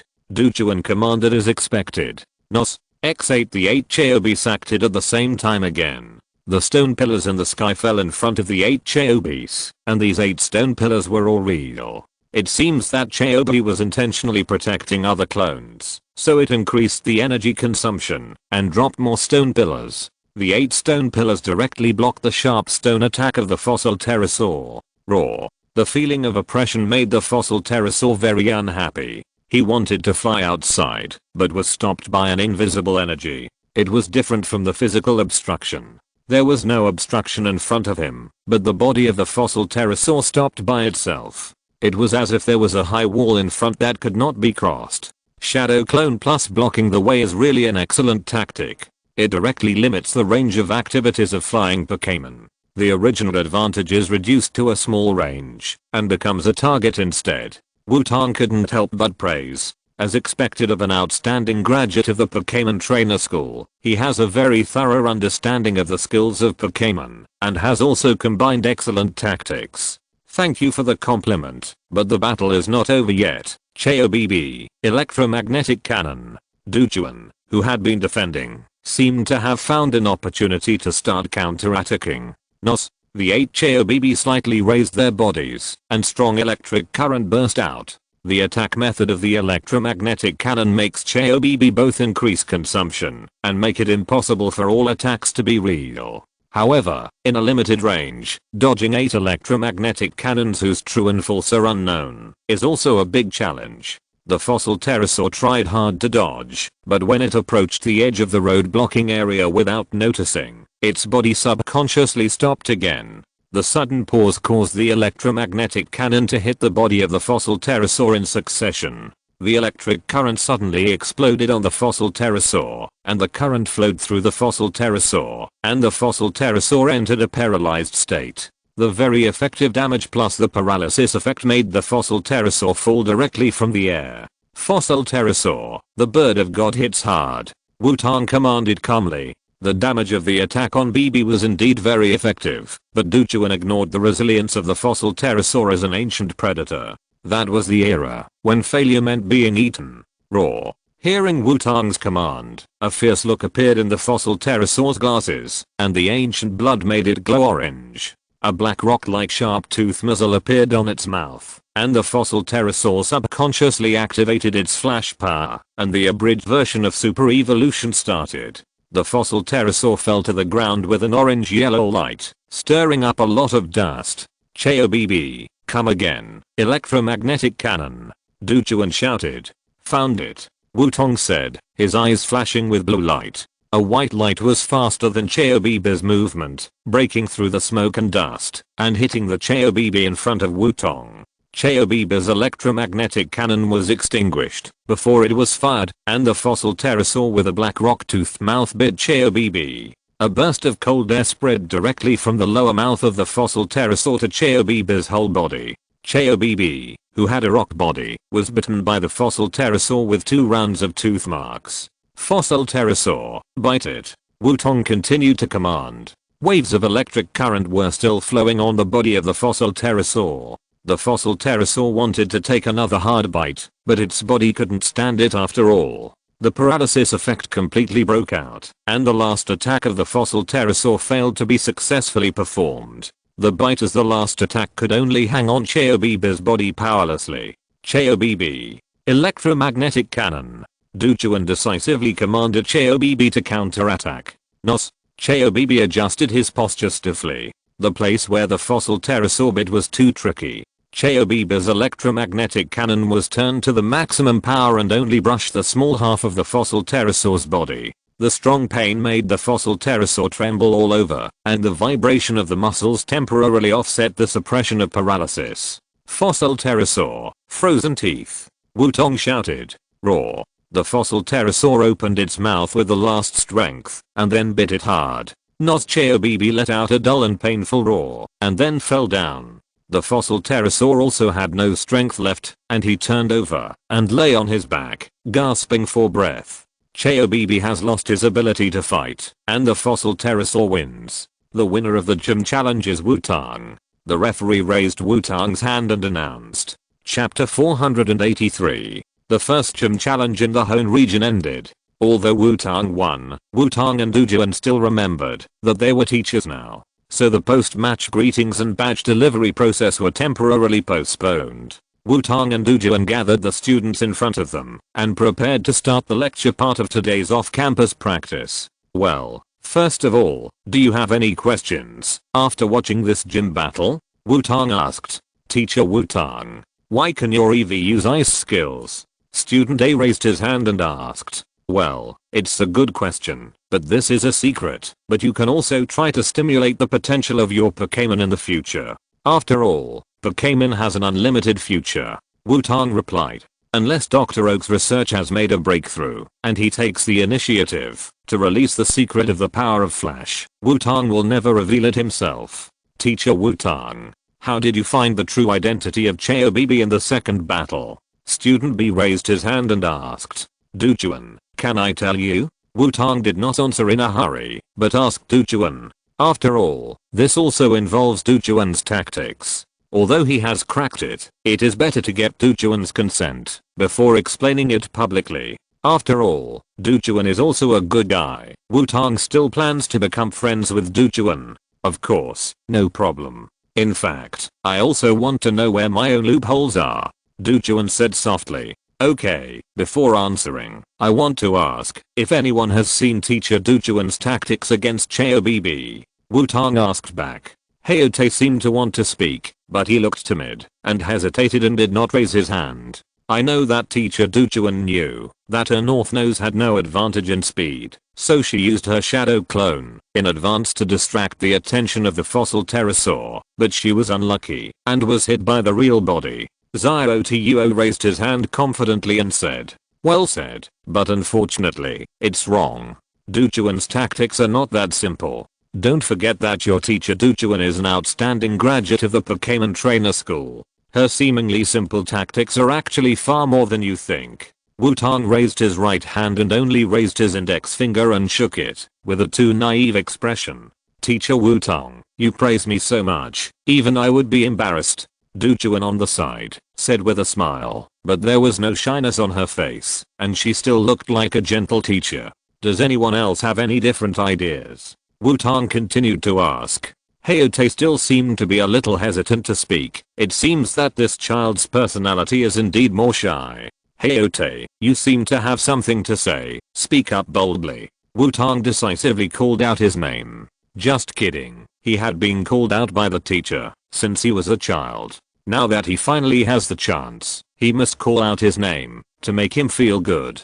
Hayote was stunned for a moment when Wutong called out his name, and then because of shyness and anxiety, Hayote's mind was confused in an instant, and his whole face turned red. Humph, he is afraid of even Pokémon and dares not touch Pokémon at all. How could he know? Xiaoxia said disdainfully with his hands folded in front of him. After hearing Xiaoxia's words, Hayote couldn't help but lower his head and became timid again. Teacher Wutong is not asking you, and how do you know that Hayote can't do it? The righteous Sammy decisively confronted Xiaoxia. I'm just telling the truth. Xiaoxia said indifferently. Xiaotuo, you can't interrupt Teacher Wutong's lecture casually, and what you call telling the truth is just simply impolite. Dujuan said to Xiaotuo seriously. As a teacher, Dujuan is very competent. After hearing Dujuan's words, Xiaoxi's face suddenly became worse, and he could only turn his head and hide aside. I'm sorry, Teacher Wutong. Xiaoxia was just arrogant, not a bad boy. Dujuan said to Wutong.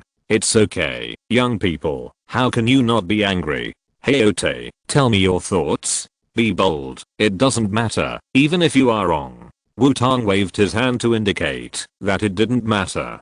But Wutong ignored that he was just a 12-year-old kid now. I think Teacher Dujuan's use of shadow clones first was not to confuse the fossil pterosaur, but to deliberately surround the fossil pterosaur. After that, Teacher Dujuan asked Xiaobibi to use a block, and the range of movement of the fossil pterosaur seemed to be restricted. However, I don't know why the clone separated from the shadow clone can also use the block.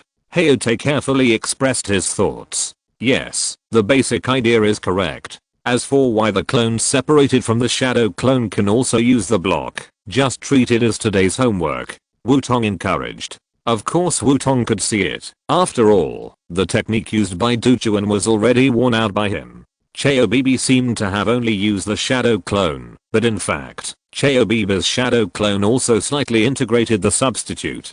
Because it was just trying to make the shadow clone have the nature of the substitute, and it was also a special skill to block the road, so the difficulty was much lower than the normal skill fusion. But this is also a very powerful technique. After all, Xiaobibi has successfully created a restricted area for flying Pokémon. But Wutong did not intend to explain it thoroughly, and it would be better to let these little guys think and study it themselves. Teacher, then why can you tell that Xiaobibi is the real god? Student C raised his hand and asked. That's because my senses are more sensitive. Teacher Dujuan's Xiaobibi has been trained very well, and the movements between the main body and the clone are almost the same. But I saw the difference of less than half a second between Xiaobibi's main body and the clone, so I discovered the main body. Wutong said. Wutong did not lie. After all, he used his superpowers. While his vision was broad, he was also very sensitive to various details. After hearing Wutong's words, the students all exclaimed in unison. Behind a group of students, the tightly dressed little girl still did not react. This made Wutong even more curious. He must ask Dujuan after class. Chapter 484. After the morning off-campus practice ended quickly, after explaining the gym challenge between Wutong and Dujuan to the students. Dujuan also took the students to visit and understand the operation mode of the gym. After being named by Wutong and the answer was affirmed, Xiaote seemed to be much more active. However, this caused dissatisfaction from Xiaoxia. This little guy who looked a bit like Xiaomei when he was a child, but was far less sensible than Xiaomei, and with a strong smell of a poor imitator of Xiaomei in his childhood, stared at Xiaote. Xiaoxia would go up to find trouble whenever he found the right opportunity. Of course, he would be retorted by Shamui every time. Wutong could only shake his head silently about the way these three little guys get along. A mere little Tuo is really far inferior to Xiaomei. Even when he first appeared, the little Mao with a strong aura of a playboy was much better than him. After sending the students back to the Pokémon trainer school, Wutong and Dujuan also got a lunch break. Wutong, you have a talent for being a teacher. Do you want to consider becoming a teacher in the future? Dujuan and Wutong sat opposite each other in the school cafeteria, and Dujuan asked, Teacher? Although educating the little guys is not bad, I still like a more free job. Wutong said. Really? That's a pity. Dujuan said. By the way, Dujuan, I want to ask you, do you know that there is a student who is dressed very tightly, wearing a hat, a mask, and sunglasses in the classroom, and never speaks? Does that student have any special problems? Wutong said the question in his heart. Are you talking about Clifford? Her situation is quite special. Strictly speaking, she is not a student of the trainer entry class, or in other words, she is not a student of any class.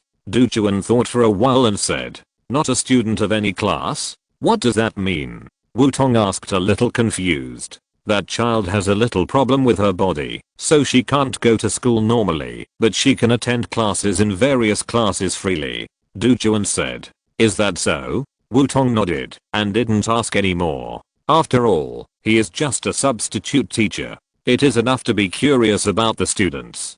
It is useless to delve too deeply into it. It will neither arouse his bad-natured personality nor make him happy. The afternoon class is Professor Oak's online teaching, so Duchuan and Wutong only need to simply maintain the order of the class. However, Professor Oak's attraction is strong enough, and there are no students doing small tricks or whispering.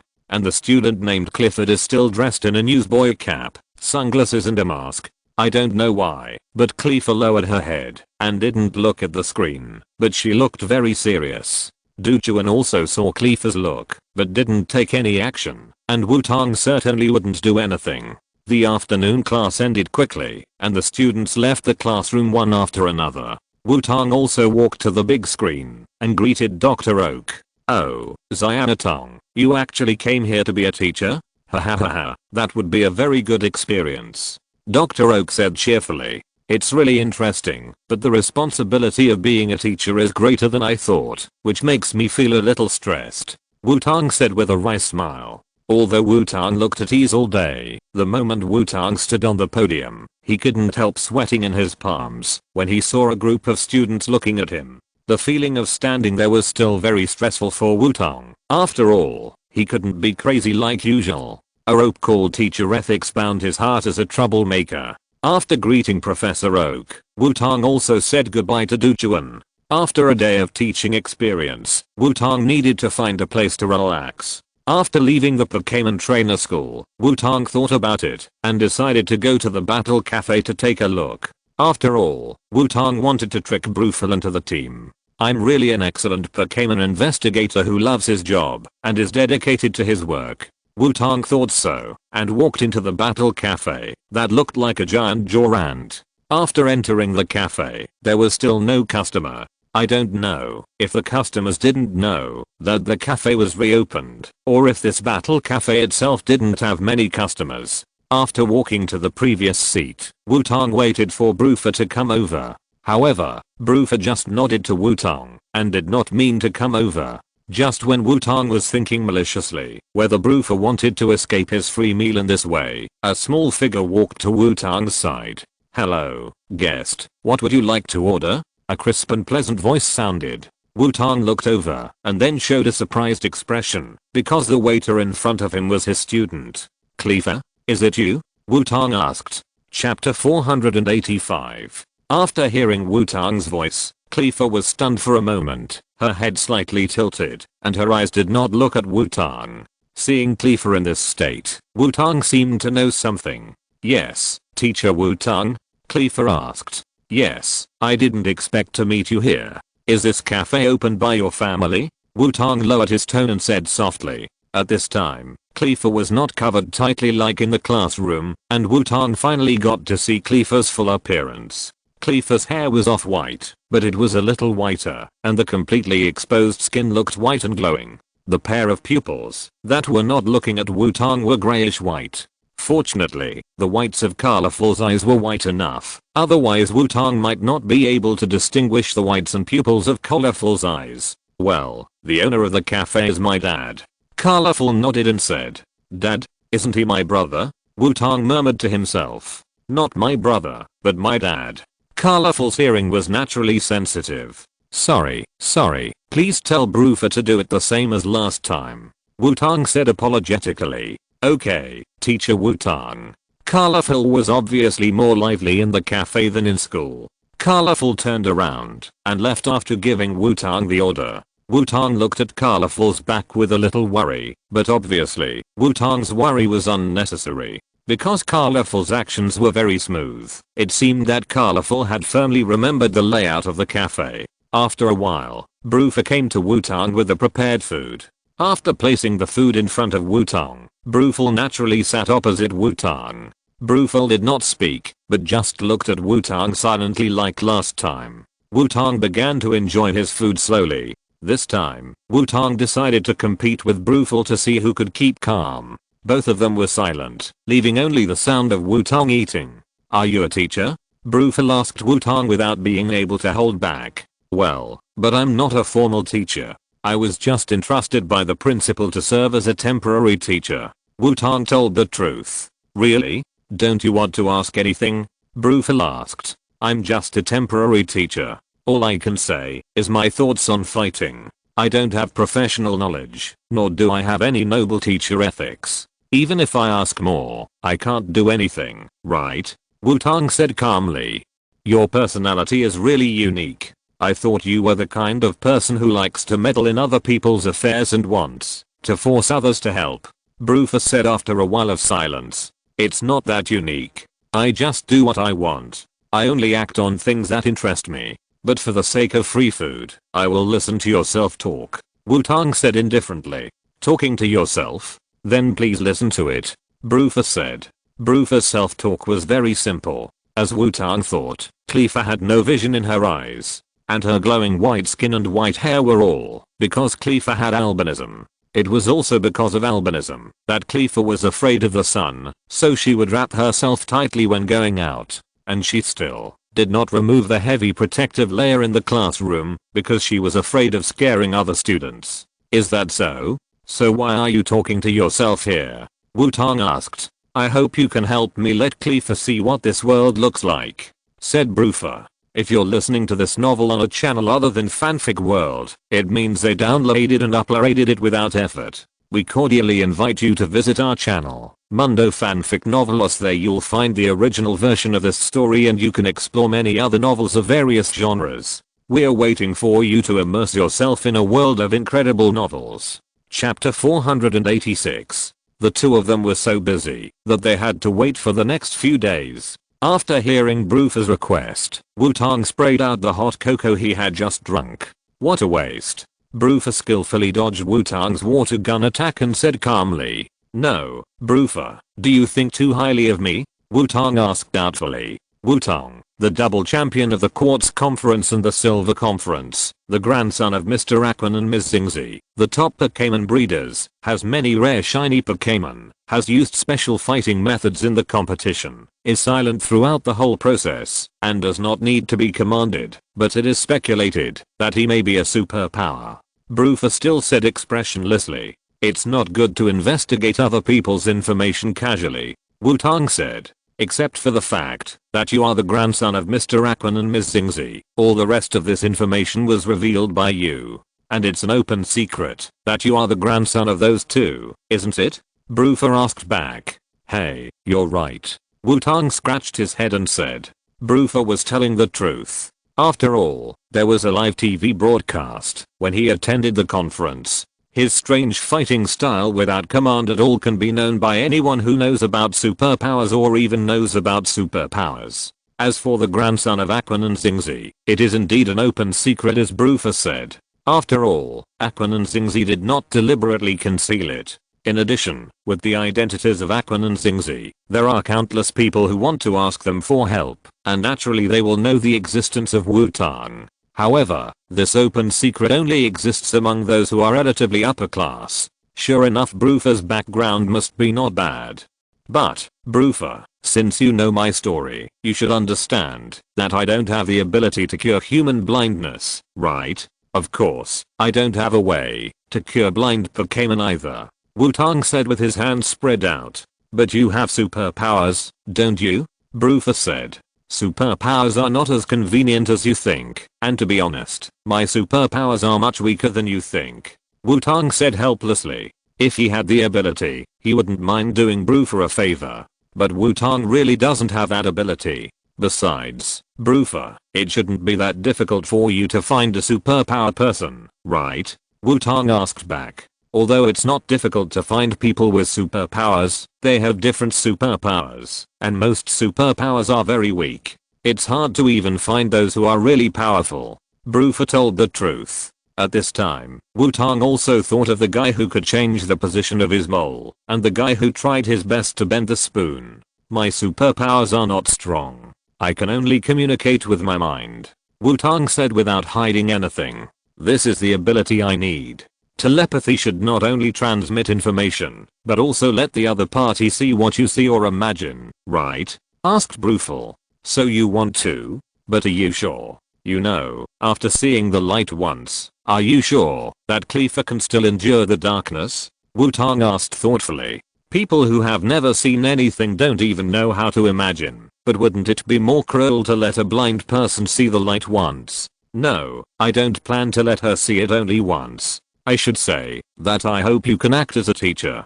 Brufel said. Teacher, do you want me to teach Cleaver superpowers? Wutong asked. If this is really the request, Wutong will directly refuse. After all, his own superpowers are all accidental. No, I hope you can guide a Pokémon. Brufel said expressionlessly. Ah. Wutong made a puzzled sound. Coalfield. Brufel ignored the confused Wutong and called out to Cleafield. What's wrong, Dad? After a while, Cleafield came over and put on the white newsboy hat on her head again. Call Gudu out. Brufel said to Cleafield. After hearing what Brufel said, Cleafield raised her newsboy hat. A purple bat-like Pokémon appeared. What is this? A buzzing bat? Wutong said in surprise. Yes, it is a telepathic buzzing bat. Brufel nodded and said. It's really interesting. Wutong became interested because he knew what Brufel wanted to do. It was indeed a bold and interesting idea, and it also gave Wutong an inspiration. Okay, I'll take this job, but at the same time, let's make a deal, Wutong said with a smile. Chapter 487. The two of them were very close, but the two of them were very close. After hearing Wutong say that he wanted to make a deal, Brufel looked calm. In fact, a deal is better. Equivalent exchange is much better than owing someone a favor. How do you make a deal?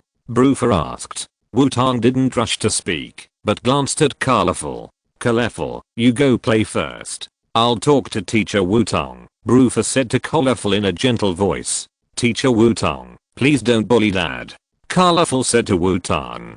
I'm not a villain, and I won't laugh for no reason, so don't worry, I won't embarrass Brufel. After all, I think we are friends. Wutong said softly. Well, Mr. Wutong, we have a deal. After saying that, Cleaver left with the buzzing bat. Wutong and Brufel looked at Cleaver's back as he left, and after making sure that Cleaver had left, Wutong and Brufel looked at each other again. So, how do you plan to trade? Brufel asked. Don't worry, I just want to ask you a question, and I will help you, no matter what your answer is. Wutong said with a smile. Okay, ask it. Brufel said. Do you want to be a glorious Pokémon searcher? Wutong asked seriously. Ah. Brufel's always cold face changed for the first time. The obvious surprise made Brufel's face look a little funny. Don't think that the Alliance is always short of people, and think that Pokémon searchers are cheap, and can be entered if you want. The review of Pokémon searchers is very strict. People like Wutong, who have a strong background, only start as Pokémon trainee searchers. Only the champions of each region have the qualification to allow people to obtain the qualification of trainee investigators without taking the assessment. And the privilege that Addy gave Wutong to choose his own team members can be said to be extraordinary. So after hearing Wutong's inquiry, Brufel could only say ah. How about it? Are you interested? A formal organization, mixed with the Alliance. Wutong tempted Brufel. Wait a minute, although I know you have a strong background, you should not have the ability to arrange people in the Pokémon Investigator. And are you sure this is a deal? This safety is in my favor. Brufel frowned and said. The situation of excessive profit made Brufel become alert. If he didn't know Wutong's background, Brufel would probably ask Wutong to leave. Of course it's a deal, because I actually owe a favor to a Pokémon Investigator. Silver Demon Cat knows it, right? Wutong thought about it, and said with a stiff face. Silver Demon Cat? A Pokémon hunter in Kanto who has been very popular recently, a direct subordinate of Adu. Brufel asked back. Yes, I owe her a favor. She is going to be promoted now, and needs to form her own team, but she can't choose from the Pokémon hunters. She can only find people by herself, so she asked me to help her find one. Wutong said. So, you like me? Brufel asked. Of course, I'm the champion of the 2-region conference, so I have some strength. You can get my recognition, and you are very familiar with Dago. In addition, Xiaotang is also on a mission in the Hone region and needs a local. I think you are suitable. Of course, she won't force it. Wutong continued to seduce. Let me think about it. Brufel said thoughtfully. Chapter 488. The old man was in a hurry to get married. Seeing that Brufel was lost in thought, Wutong didn't care. Bruford's willingness to think proved that he had relevant ideas.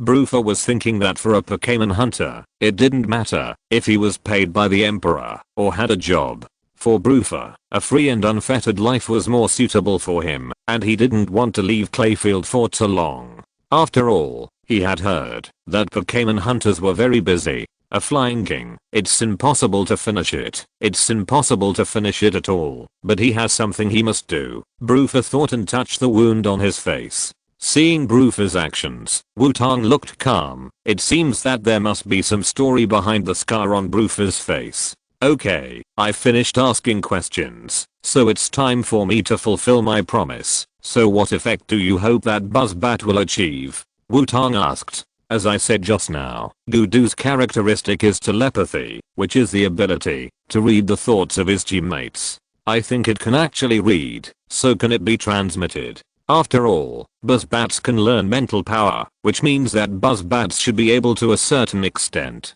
use superpowers on your body. Bruford expressed his thoughts. So, you want the Buzzbat to replace Cleaver's eyes. But what if the Buzzbat evolves? The size of the Soundwave Dragon is not suitable for following you all the time in daily life. Wutong asked back. It doesn't matter. Gudu doesn't want to evolve, so Cleaver gave Gudu a birthday gift with an unchanging stone in it. Gudu now carries the unchanging stone with him. Bruford said.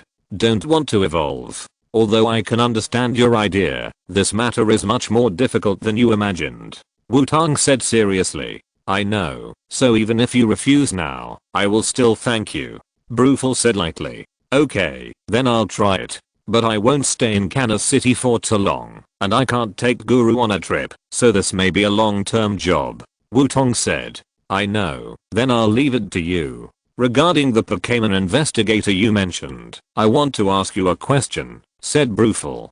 Question? I don't know much. After all, I'm just helping to find someone. In fact, even if I recommend you, the final decision is on Xiaotong, not me. Wutong said without leaking a drop of water. Is the action of the silver demon cat in the Fingyuan region related to the water fleet?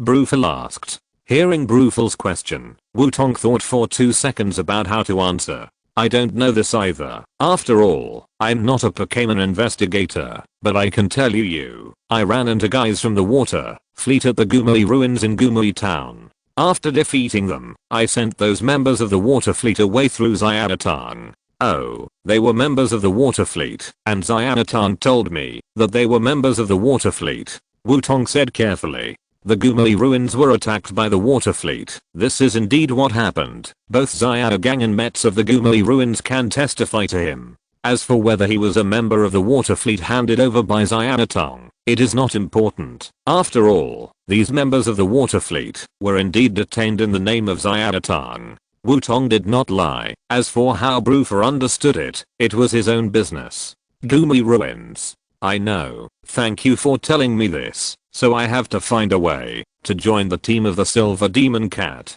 Bruford said. It seems that you have a grudge against the water fleet. Wutong finally asked. I guess so, but it's just a little personal grudge. Bruford said coldly. From Bruford's tone, it should not be as simple as ordinary grudges. By the way, there is something I'm a little curious about. Cleaver should be about 10 years old, right? Wutong asked. Well, Cleaver is 10 years old now, but a situation, there is no way to start traveling. Bruford said with a little distress. How old are you this year? Wutong continued to ask curiously. 28. What's wrong? Bruford asked puzzledly. Then you got married at the age of 18. No, maybe even earlier. Wutong said in surprise. What marriage? I'm single. Bruford replied speechlessly. Ah. What about Cleaver? Wutong asked carefully. She is my adopted child. She suddenly appeared at the back door of my cafe a few years ago. At that time, she was very sick, and I took her in. Bruford said. Is that so? It's quite late now. I won't bother you. Oh, by the way, remember to let Cleaver go to class tomorrow. Wutong nodded and said. Wutong left Bruford's battle cafe after saying that.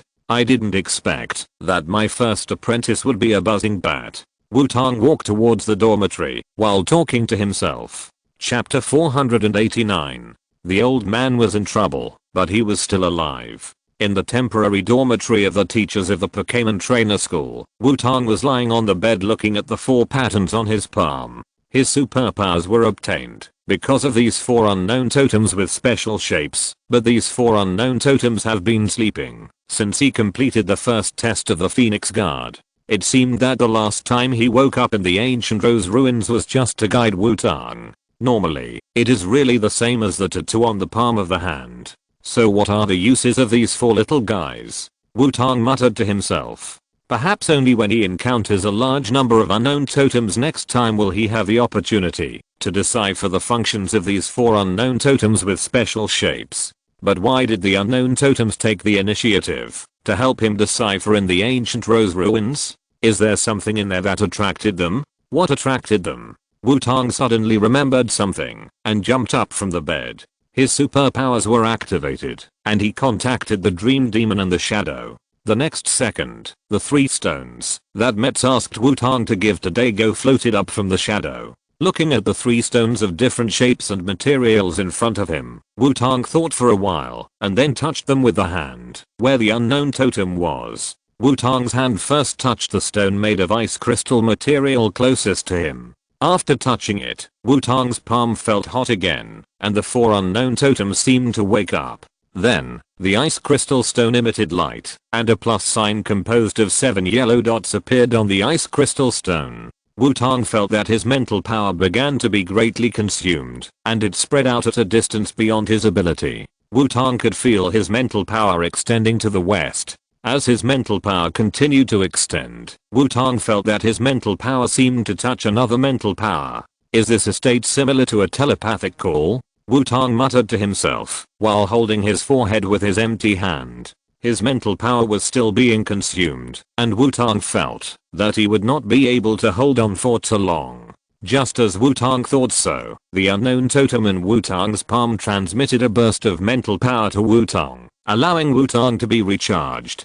After connecting with the unknown mental power, Wutong did not rashly speak, but waited for the other party. However, the other party might be in a silent state as Wutong thought. Both parties fell into silence in the entanglement of mental power. Hululululu. After 2 seconds, a sound came from the other side, a snoring sound. Boil. Wutong directly let go of the ice crystal stone and cut off the mental power connection with a speechless face. It was simply a waste of his emotions and mental power. However, Wutong was also sure that the person who had connected with him mentally at a very long distance should be Regius, who was still sleeping in the cave on the island. Since the ice crystal stone was connected to Regius, the metal stone and mineral stone next to it should be connected to Regischulu and Regirock. Wutong felt the headache caused by the intense consumption of mental power, and his eyes began to wander between the unknown totem and the 3 stones in his palm. The unknown totem just helped him replenish a little mental power, but it was only a little. And these 3 stones, to be given to Dago, are likely to have the same effect as the red and blue orbs. The vermilion orb can awaken and command Groudon, but it will also be affected by Groudon in the opposite direction. If you can't control yourself, you may become Groudon's puppet. The indigo orb corresponds to the vermilion orb, and is a special item related to Kyogre. In addition to being a special prop for awakening and commanding Groudon and Kyogre, these 2 orbs can also allow the 2 mythical beasts to return to their original state. I just don't know if the 3 stones in front of me have similar functions. Now I can be sure that they can allow Wutong to communicate with the 3 pillars regardless of distance. Sure enough, these mythical beasts are all very magical. In this way, Mewtwo is like a poor child without even a representative item. No, my Mewtwo must have what other mythical beasts have. Wutong decisively called out the mobile phone Rotom to contact Xiaoxia at the Tokiwa gym. After all, Mewtwo should be with Xiaoxia now. Big brother, good evening. Do you miss Xiaoxia? Xiaoxia's cute voice appeared, and at the same time, Xiaoxia, Mewtwo and the big face of Ghastly appeared on the screen. Of course, I've been thinking about Xiaoxia and little Mewtwo. Do you miss me? Your big brother, Wutong teased with a smile. Mewtwo folded his arms in front of him, turned his face away and ignored Wutong. Mewtwo didn't know how to respond to Wutong's teasing, so he just pretended to know nothing. Wutong's smile on Mewtwo's face became even bigger. Isn't this kind of ignoring a shy response? Hey, little ghost, don't you miss me? Millennium Ghastly jumped out and tried to show his presence. Ah, why is the screen black? Is there something dirty? Wutong said deliberately. TSK, damn little ghost. The frustrated Ghastly could only say dissatisfiedly. Wutong chatted with Xiaoxia and the other two for a while, and then explained his purpose. Representative items? Well, I can try to make one. Muto thought about it, and said after hearing Wutong's idea. Muto also felt that this thing was very useful. After all, Wutong seemed to be in trouble frequently, and he couldn't contact him immediately, so it would be very convenient to have such a thing. One's big brother must be protected by oneself, and the production of Muto amulets is imminent. This is Muto's idea, definitely not Wutong's own speculation. Chapter 490. After the class was over, the students went to school. That's all for today's class. See you tomorrow, everyone. Wutong said with a gentle smile, while standing on the podium. Goodbye, Teacher Wutong. XN students said goodbye to Wutong, and walked out of the classroom one after another. Wutong, your lectures have been getting better and better recently. Don't you really want to be a teacher? Duchuan came over, and asked with a smile. Maybe I'll consider it, when I get tired of traveling. Wutong responded. This has been a conversation between the two people every day in the past few days. Duchuan has long been accustomed to Wutong's refusal, and smiled and left the classroom. Because of the transaction with Bluefar, Wutong's original 2-day teacher experience was extended to 5 days. Teacher Wutong, do you have to train today? As usual, Cleaver came over to Wutong and asked. Teacher, take a day off today. I'm going to see a friend. Oh, by the way, please tell Brufel that there will be a guest to see him today. Wutong said. Got it, Teacher Wutong, see you tomorrow. Cleaver waved to Wutong and left the classroom. Since Brufel has agreed to his deal, as the captain, he should also meet his team members. As for why he went to meet his team members today, it was because the documents and Pokémon Searcher's special communicator that Wutong applied for from Adu arrived today. After leaving Kanna City, Wutong found a secluded and deserted place in the forest outside Kanna City to complete the transformation. Oh, it's really troublesome. If only I could transform into a dream. Wutong, who transformed into Xianatang mode, complained while asking the Dream Demon to take out the motorcycle. After all, it was a formal meeting with his team members, so Wutong wore the uniform of the Pokémon Hunter. In order to hide a little, he put on the cloak of the Pokémon Hunter's second uniform only available in Kanto and Johto regions. Just in case. Ditto.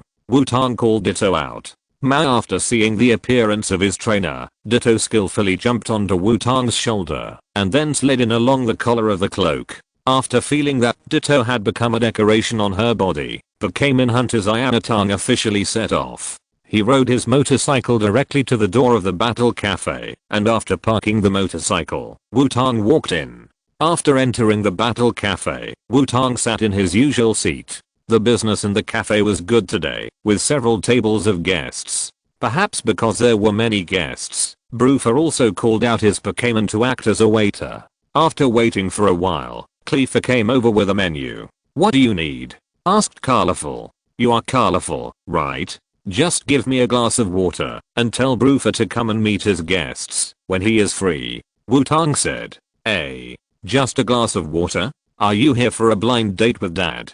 Colorful said in surprise. Deg. Backquote. Colorful, isn't this the person my family arranged for me to have a blind date with? And how did you know I was going on a blind date? Brufel appeared behind Colorful and said. Oh no. Sorry, I made a mistake. I remembered that Teacher Wutong left me homework today, so I'm going to do it first. Colorful turned around and ran away quickly. Did that bastard, my elder brother, tell Colorful that? Sorry, you must be Miss Xianatang. As you can see, there are a lot of people in the store now.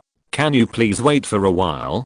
Brufel said to Wutong, after putting down a cup of coffee. It doesn't matter. Waiting occasionally is also a good experience, isn't it? Wutong replied, and then he picked up the coffee and began to enjoy the view outside the window. Although it was all buildings, Looking at the people coming and going on the street outside the window, Wutong gradually became a little absent-minded, but a familiar figure brought Wutong back to his senses. The president of Do & Company, Zifuki Mujin, was walking on the street with someone. By chance, their eyes met, and Zifuki Mujin nodded politely to Wutong. Wutong also responded subconsciously. The person walking next to Zifuki Mujin also turned his head. He was wearing a blue headscarf, had a beard on his face, and his navy blue suit could not hide his muscular figure. Man. Shu Wutong. Wutong was shocked when he saw the man next to Zifuki Mujin. How could Shu Wutong be here? In the animation, Shu Wutong should not appear at this time. However, Wutong quickly reacted. It was not enough to just use the animation as a benchmark. After all, it was impossible for time to stop in a place other than Xiaoxi's existence. In other words, did Shu Wutong come to investigate the situation in advance at this time? He is indeed a cautious guy, which is really different from his rough appearance. Shu Wutong of the Water Fleet and Kai Yansang of the Magma Team are full of repulsive element, but these two guys have one thing in common, that is, their personalities and appearances are seriously inconsistent. Shu Wutong obviously has a rough appearance of a sturdy man, but his style of doing things like using all kinds of tricks. Kai Yansang, who looks very gentle with glasses, but has a neurotic temperament, is like a reckless man, and he pays attention to rushing around when doing things. Shu Wutong turned around and saw Wutong, nodded to Wutong, but a hint of coldness flashed in his eyes. Because Wutong, who was in the pupil mode at this time, was wearing the uniform of the Pokémon investigator. Even if there was a cloak to cover it, Wutong did not deliberately cover it up, so Shu Wutong saw a little of the uniform under Wutong's cloak. If it was Xiaozhi, he would definitely not care, but for a cautious guy like Shu Wutong, he directly discovered Wutong's identity. Various speculations suddenly floated in Shu Wutong's mind. Insider? Identity exposed? Clan stolen? Shu Wutong thought about various possibilities, but his face remained expressionless. Turned his head, and continued to talk and laugh with Zifuki Mujin. Seeing Shu Wutong's actions, Wutong also thought of something. That guy must have discovered his identity as a Pokémon investigator. Although it was an unexpected encounter, Shu Wutong would never think so. Coupled with the polite nod of Zifuki Mujin, Shu Wutong would definitely think more. Since we have met, should we add fuel to the fire? However, it seems a bit difficult for a Pokémon with the identity of Xiaozhi to trouble the boss of the Water Fleet. It would be bad if he accidentally overturned. After all, Shu Wutong is also a character of a loser. TSK, it really shames the name Wutong. He is a Wutong who fights and survives uprightly. At this time, Wutong, who is wearing women's clothes and in Xiaozhi mode, thought so. Shu Wutong, who was still chatting and laughing with Zifuki Mujin, suddenly felt a sense of discomfort, which was a kind of malice from his own kind. Could it be that bastard Xiaozhi? No, that bastard has no brains. The feeling just now was clearly the malice of his own kind. Could it be an organization from other regions? Shu Wutong thought secretly in his heart. Wutong, who was watching the backs of Zifuki Hibiscus and Shu Wutong leaving, was still thinking about how to cause trouble for Shu Wutong. I'm here. At this time, a familiar mental wave passed through Wutong's mind. It seems that there is no need to worry, you came at the right time, Mutwo. Wutong thought in his heart. Standing on the top of a tall building, Mutwo used his superpowers to check Wutong's condition. After discovering Wutong's outfit at this time, Mutwo fell into thinking. He took out the item he made, a wristband with pink and taro purple intertwined, with a diamond-shaped pink gem in the center just above the wristband. As a prop that hosts Mutwo's energy and can communicate and contact with Mutwo, it is inevitable that it will be affected by Mutwo's energy and fix its color. This is similar to the Vermilion Orb and the Indigo Orb, both of which are similar colors to Groudon and Kyogre. And considering the convenience of carrying, Mutwo chose to make it into a wristband. After all, it is mixed with taro purple, and Mutwo's own pink is not that kind of tender pink, so it doesn't look strange for a boy to wear it. However, after checking Wutong's current state, Mutwo thought about it and changed the wristband from a wristband to a rose gold cattail shaped necklace with the diamond shaped pink gem in the center of the necklace. Is it better to call big sister occasionally? Mewtwo murmured to himself. If Wutong was here at this time, he would definitely shed tears and ask Mewtwo to stop being so considerate.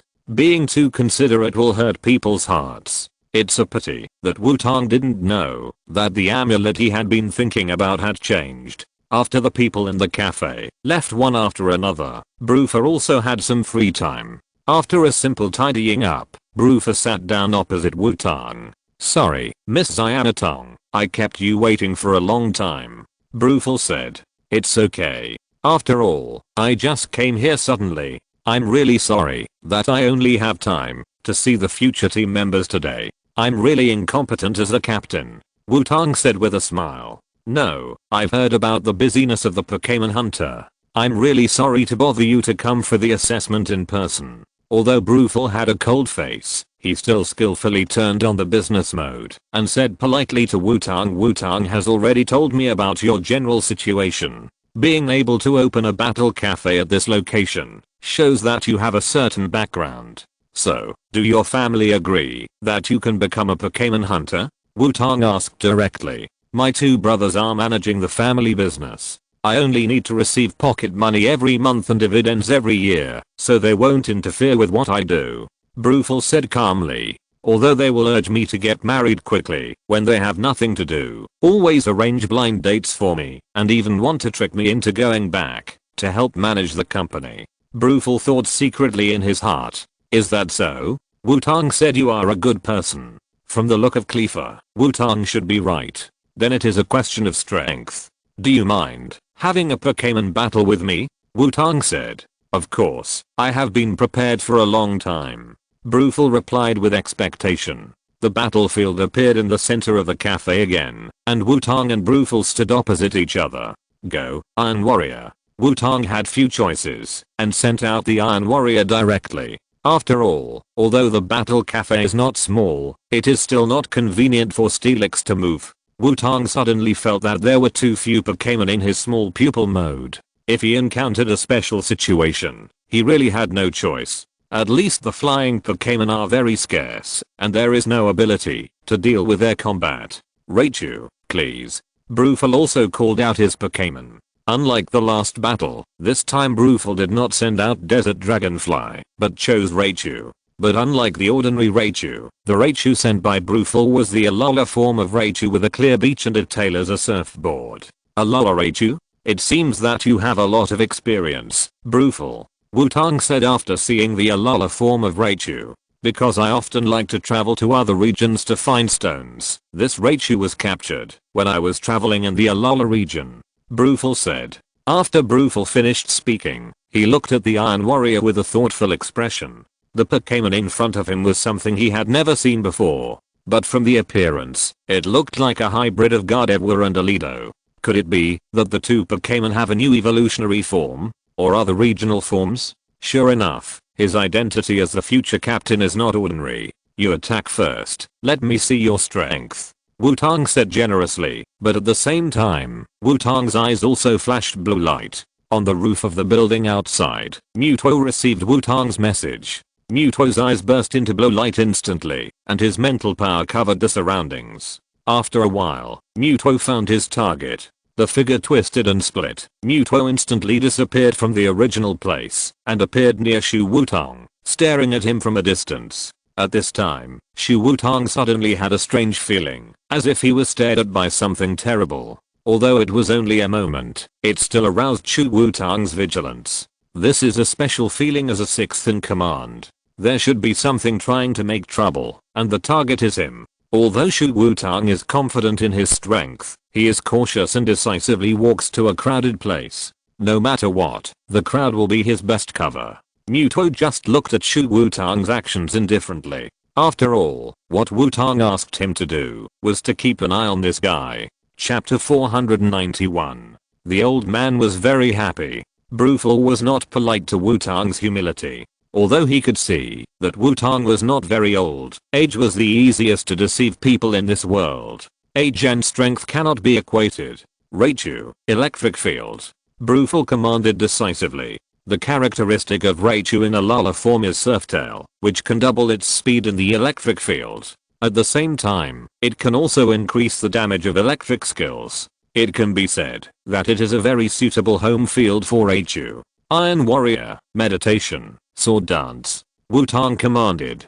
Bruful's idea was very good, but unfortunately, the characteristic of Iron Warrior is Cork Charge, which will increase the highest ability value in the electric field. The Iron Warrior closed his eyes, his mind entered a highly concentrated state, and his body began to dance unconsciously. Wutong suddenly felt that he might have neglected the Iron Warrior and Steelix a little too much. After all, due to their identities, they could not appear often. Daily training is also mainly to strengthen their own abilities, enhance physical strength, strengthen skill proficiency and control, all of which are constantly laying the foundation.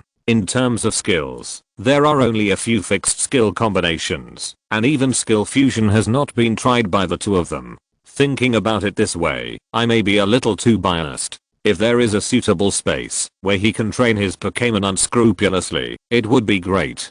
Raichu, 100,000 volts. Bruful commanded. Iron Warrior, Magic Shine. Wutong also commanded at the same time. Raichu stood on the tail of his surfboard, his whole body burst into lightning, and a strong electric current rushed towards the Iron Warrior. The Iron Warrior held the double-headed sword horizontally in front of his chest, and the colorful light condensed in the center of the double-headed sword, and then a colorful beam of light shot towards Raichu. The lightning and the colorful beam of light collided in the air, and the two sides fought evenly and neither of them could gain an advantage. Wutong couldn't help but raise his eyebrows when he saw this situation. Although his training of the Iron Warrior was very monotonous, it didn't mean that the Iron Warrior would be weak. After all, the Iron Warrior and the Tungsten Steel Snake had to face those dangerous bad guys directly, and Wutong couldn't joke about the life of his Pokémon. Therefore, the basic qualities of the Iron Warrior and the Tungsten Steel Snake would not be weaker than other Pokémon, and they even surpassed them, because they had been concentrating on training this item. In addition, the content of the training has always been the control of skills and the improvement of power, and Magic Flash is a skill that Wutong likes to use very much when commanding. Therefore, the Iron Warrior's use of Magic Flash can be said to be very good. In this case, it is very intriguing that Raichu's 100,000 volts can be on par with the Iron Warrior's Magic Flash. You know, the dual attack racial value of the Iron Warrior is not ordinary. That is to say, the strength of Bruful's Raichu is definitely not ordinary. It seems that Bruful had hidden something when fighting with him before. Iron Warrior, Poison Attack, Continuous Slash. Wutong knew that it was not enough to fight at a distance, and he had to fight in the field, where the Iron Warrior was good at. Stopping the Magic Flash, the Iron Warrior leaned forward and directly avoided the follow-up attack of Raichu's 100,000 volts, and rushed towards Raichu. During the sprint, the double-headed sword in the Iron Warrior's hand was covered with purple liquid energy, and the whole double-headed sword seemed to be poisoned. Raichu, Shadow Clone.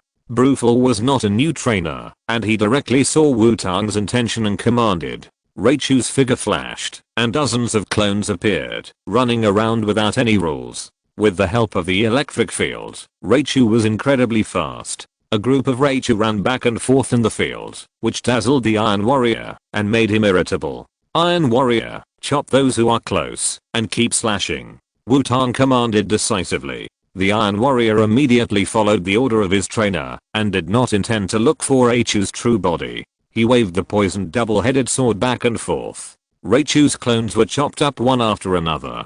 Raichu, Mental Power. Bruful certainly did not intend to simply escape, and commanded Raichu to fight back. Raichu still did not stop running, but after finding the right direction, the eyes of Raichu's true body glowed, and strong mental fluctuations were emitted. The Iron Warrior's actions were immediately stopped, and the impact of the mental power made it unable to tell the direction for a while. Iron Warrior, Mental Power Sharp Blade. Wutong knew that superpowers should be countered with superpowers. After hearing Wutong's command, the Iron Warrior subconsciously used skills, and the mental power burst covered the double-headed sword in his hand. The burst of mental power collided with the strong mental thoughts of Li Qiu, and the Iron Warrior regained his normal vision.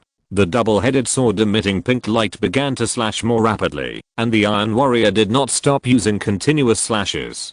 The continuous slash and the mental blade were used at the same time, and the two skills had a tendency to merge. Is it because both skills have been practiced enough? It seems that the proficiency is full, and the fusion is smoother than expected. But there is only a little fusion, Wutong thought secretly in his heart. All the Likio clones on the field were cleared. After seeing the Iron Warrior break free from the shackles of the strong mental thoughts, Likio decisively moved away from the Iron Warrior. Iron Warrior, Shadow Sneak Attack. Wutong saw that the distance was finally close and the light was in the right position, so he gave the command. The Iron Warrior's double-headed sword pierced the ground, and the shadow that was extended in the direction of Raichu by the light spread again, and appeared behind Raichu in an instant. Even Raichu, who had double speed in the electric field, could not avoid this sneak attack. A dark Iron Warrior half-body emerged from the shadow extending behind Raichu, and the equally dark double-headed sword in his hand swung diagonally. Raichu was hit by the Iron Warrior. Raichu in a Lola form has psychic attributes, so as a ghost type skill, the shadow sneak attack damage is very considerable. Raichu, live in harmony. Seeing that Raichu was hit by the Iron Warrior, Bruful knew that Raichu could not dodge or counterattack for the time being, and could only try to let Raichu escape by being cute. Iron Warrior, Shadow Claw. Wutong also commanded at the same time. The Iron Warrior had been slashing Pokémon in Area 0 for many years. His heart had long been as cold as the sword he used to slash Pokémon. How could a simple act of cuteness work? The Iron Warrior did not disappoint Wutong.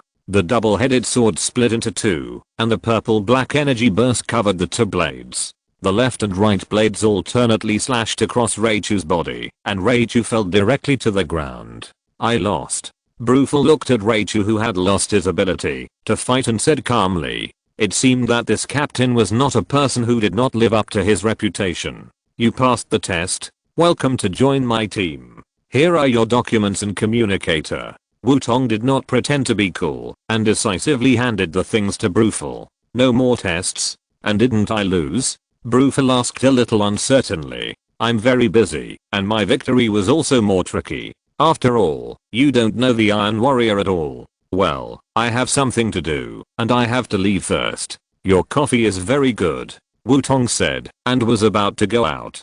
Mewtwo contacted him, and said that Shu Wutong suddenly went out of Kansas City. Maybe that bastard found something, and was ready to escape. We have to stop him quickly. Wait a minute, Captain, where is my mission?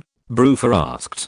Oh, do what you should do normally. I will notify you if there is a mission. That's it. Wutong rushed out of the battle cafe without waiting for Bruful's response, and rode away on a motorcycle. What a captain who comes and goes like the wind. Bruful couldn't help but sighed as he looked at the direction where Wutong disappeared.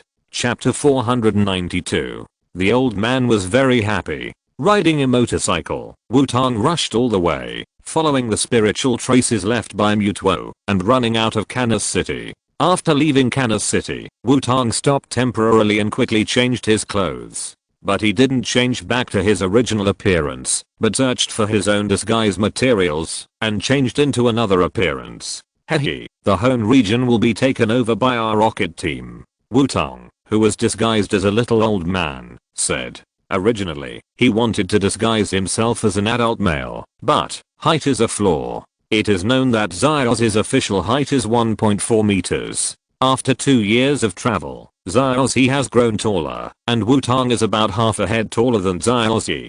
So, how high a height increasing pad should Wutong wear to disguise himself as a reliable middle-aged uncle with a height of 1.85 meters? In short, Wutong has already tried very hard to increase his height by disguising himself as Xiaotang. If he is taller, it will really exceed the limit that can be achieved by relying on disguise. So Wutong has no choice but to disguise himself as a little old man.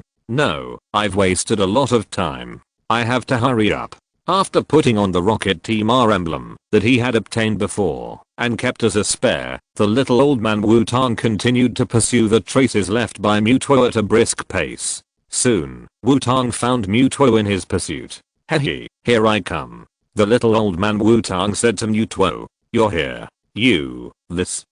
Mewtwo looked back at Wutong and was about to give the cattail necklace to Wutong. After seeing Wutong's appearance at this time, Mewtwo hesitated again. What's going on? Wasn't she a big sister just now, and now she has become an old grandfather Wutong? Question mark?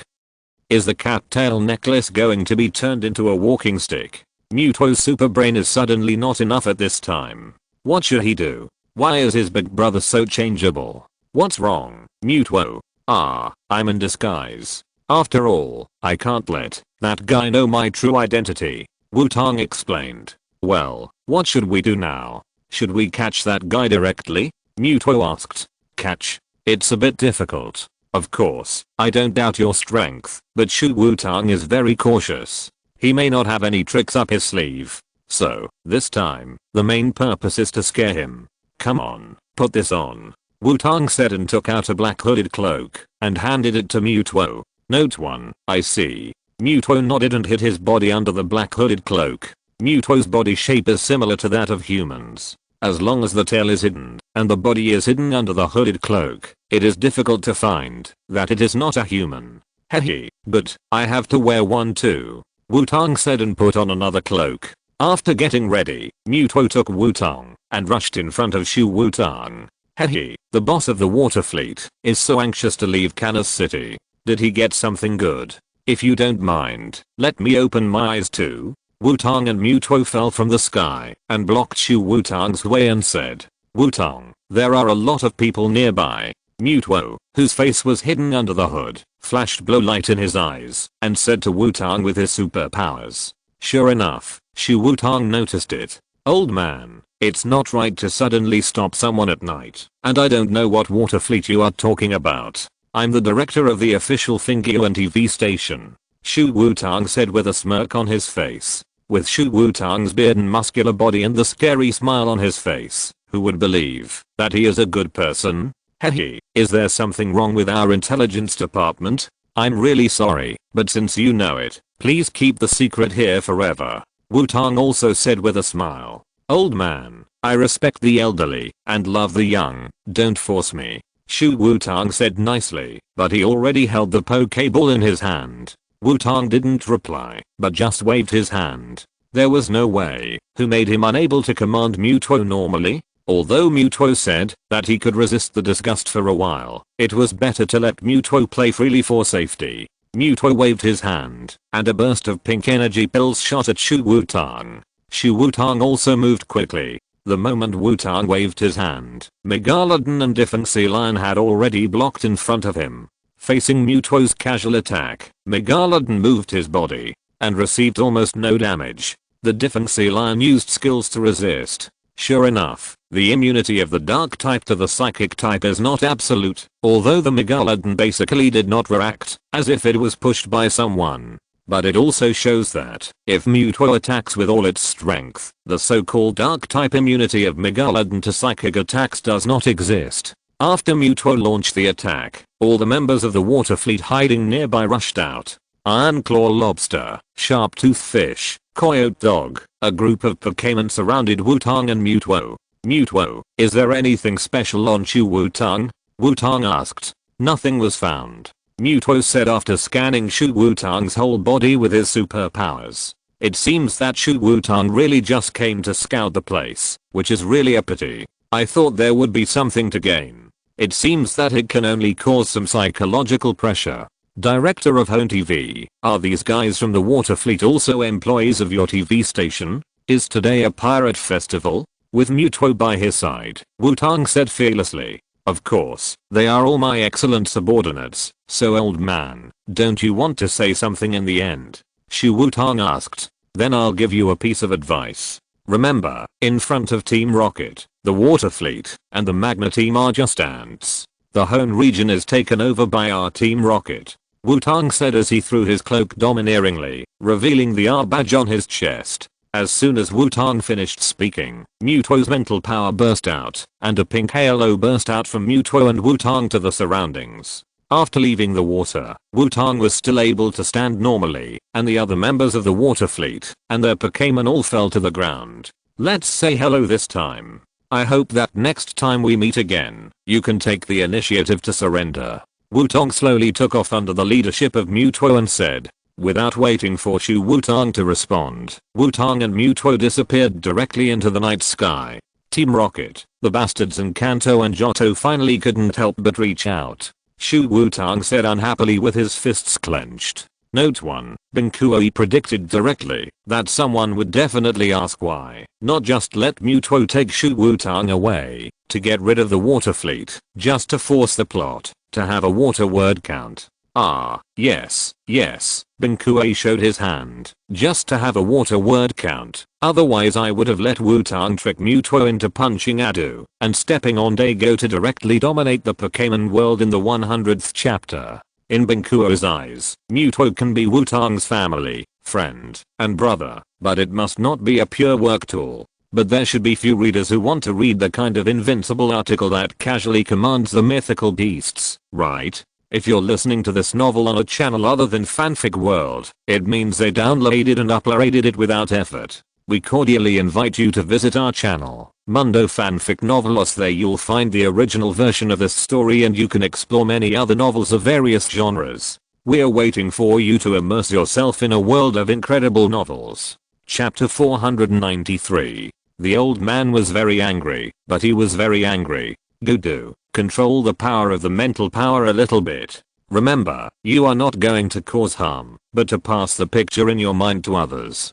Wutong said seriously in front of Buzzbat. This is Wutong's 5th day in Kansas City, and also the last day he is going to stay. Tomorrow he will go to the next city, so today he has to let Buzzbat grow a little. Buzzbat tilted his head and began to think about what Wutong said. Buzzbat can directly learn mental power through the skill learning machine, and the rich man Broofer of course directly bought a skill learning machine with mental power recorded on it at a high price. But it is still difficult for Buzzbat to use mental power proficiently, not to mention that Buzzbat needs to use mental power plus telepathic characteristics to achieve telepathic communication. After 4 consecutive days of Wutong's guidance and special supplementary food, Buzzbat can already start to actively adjust the output of mental power. Now Wutong lets Buzzbat use mental power with himself as a target. Of course, the power must be controlled. There is no way you can't just let Buzzbat go to kill a flea to practice before it is fully practiced, right?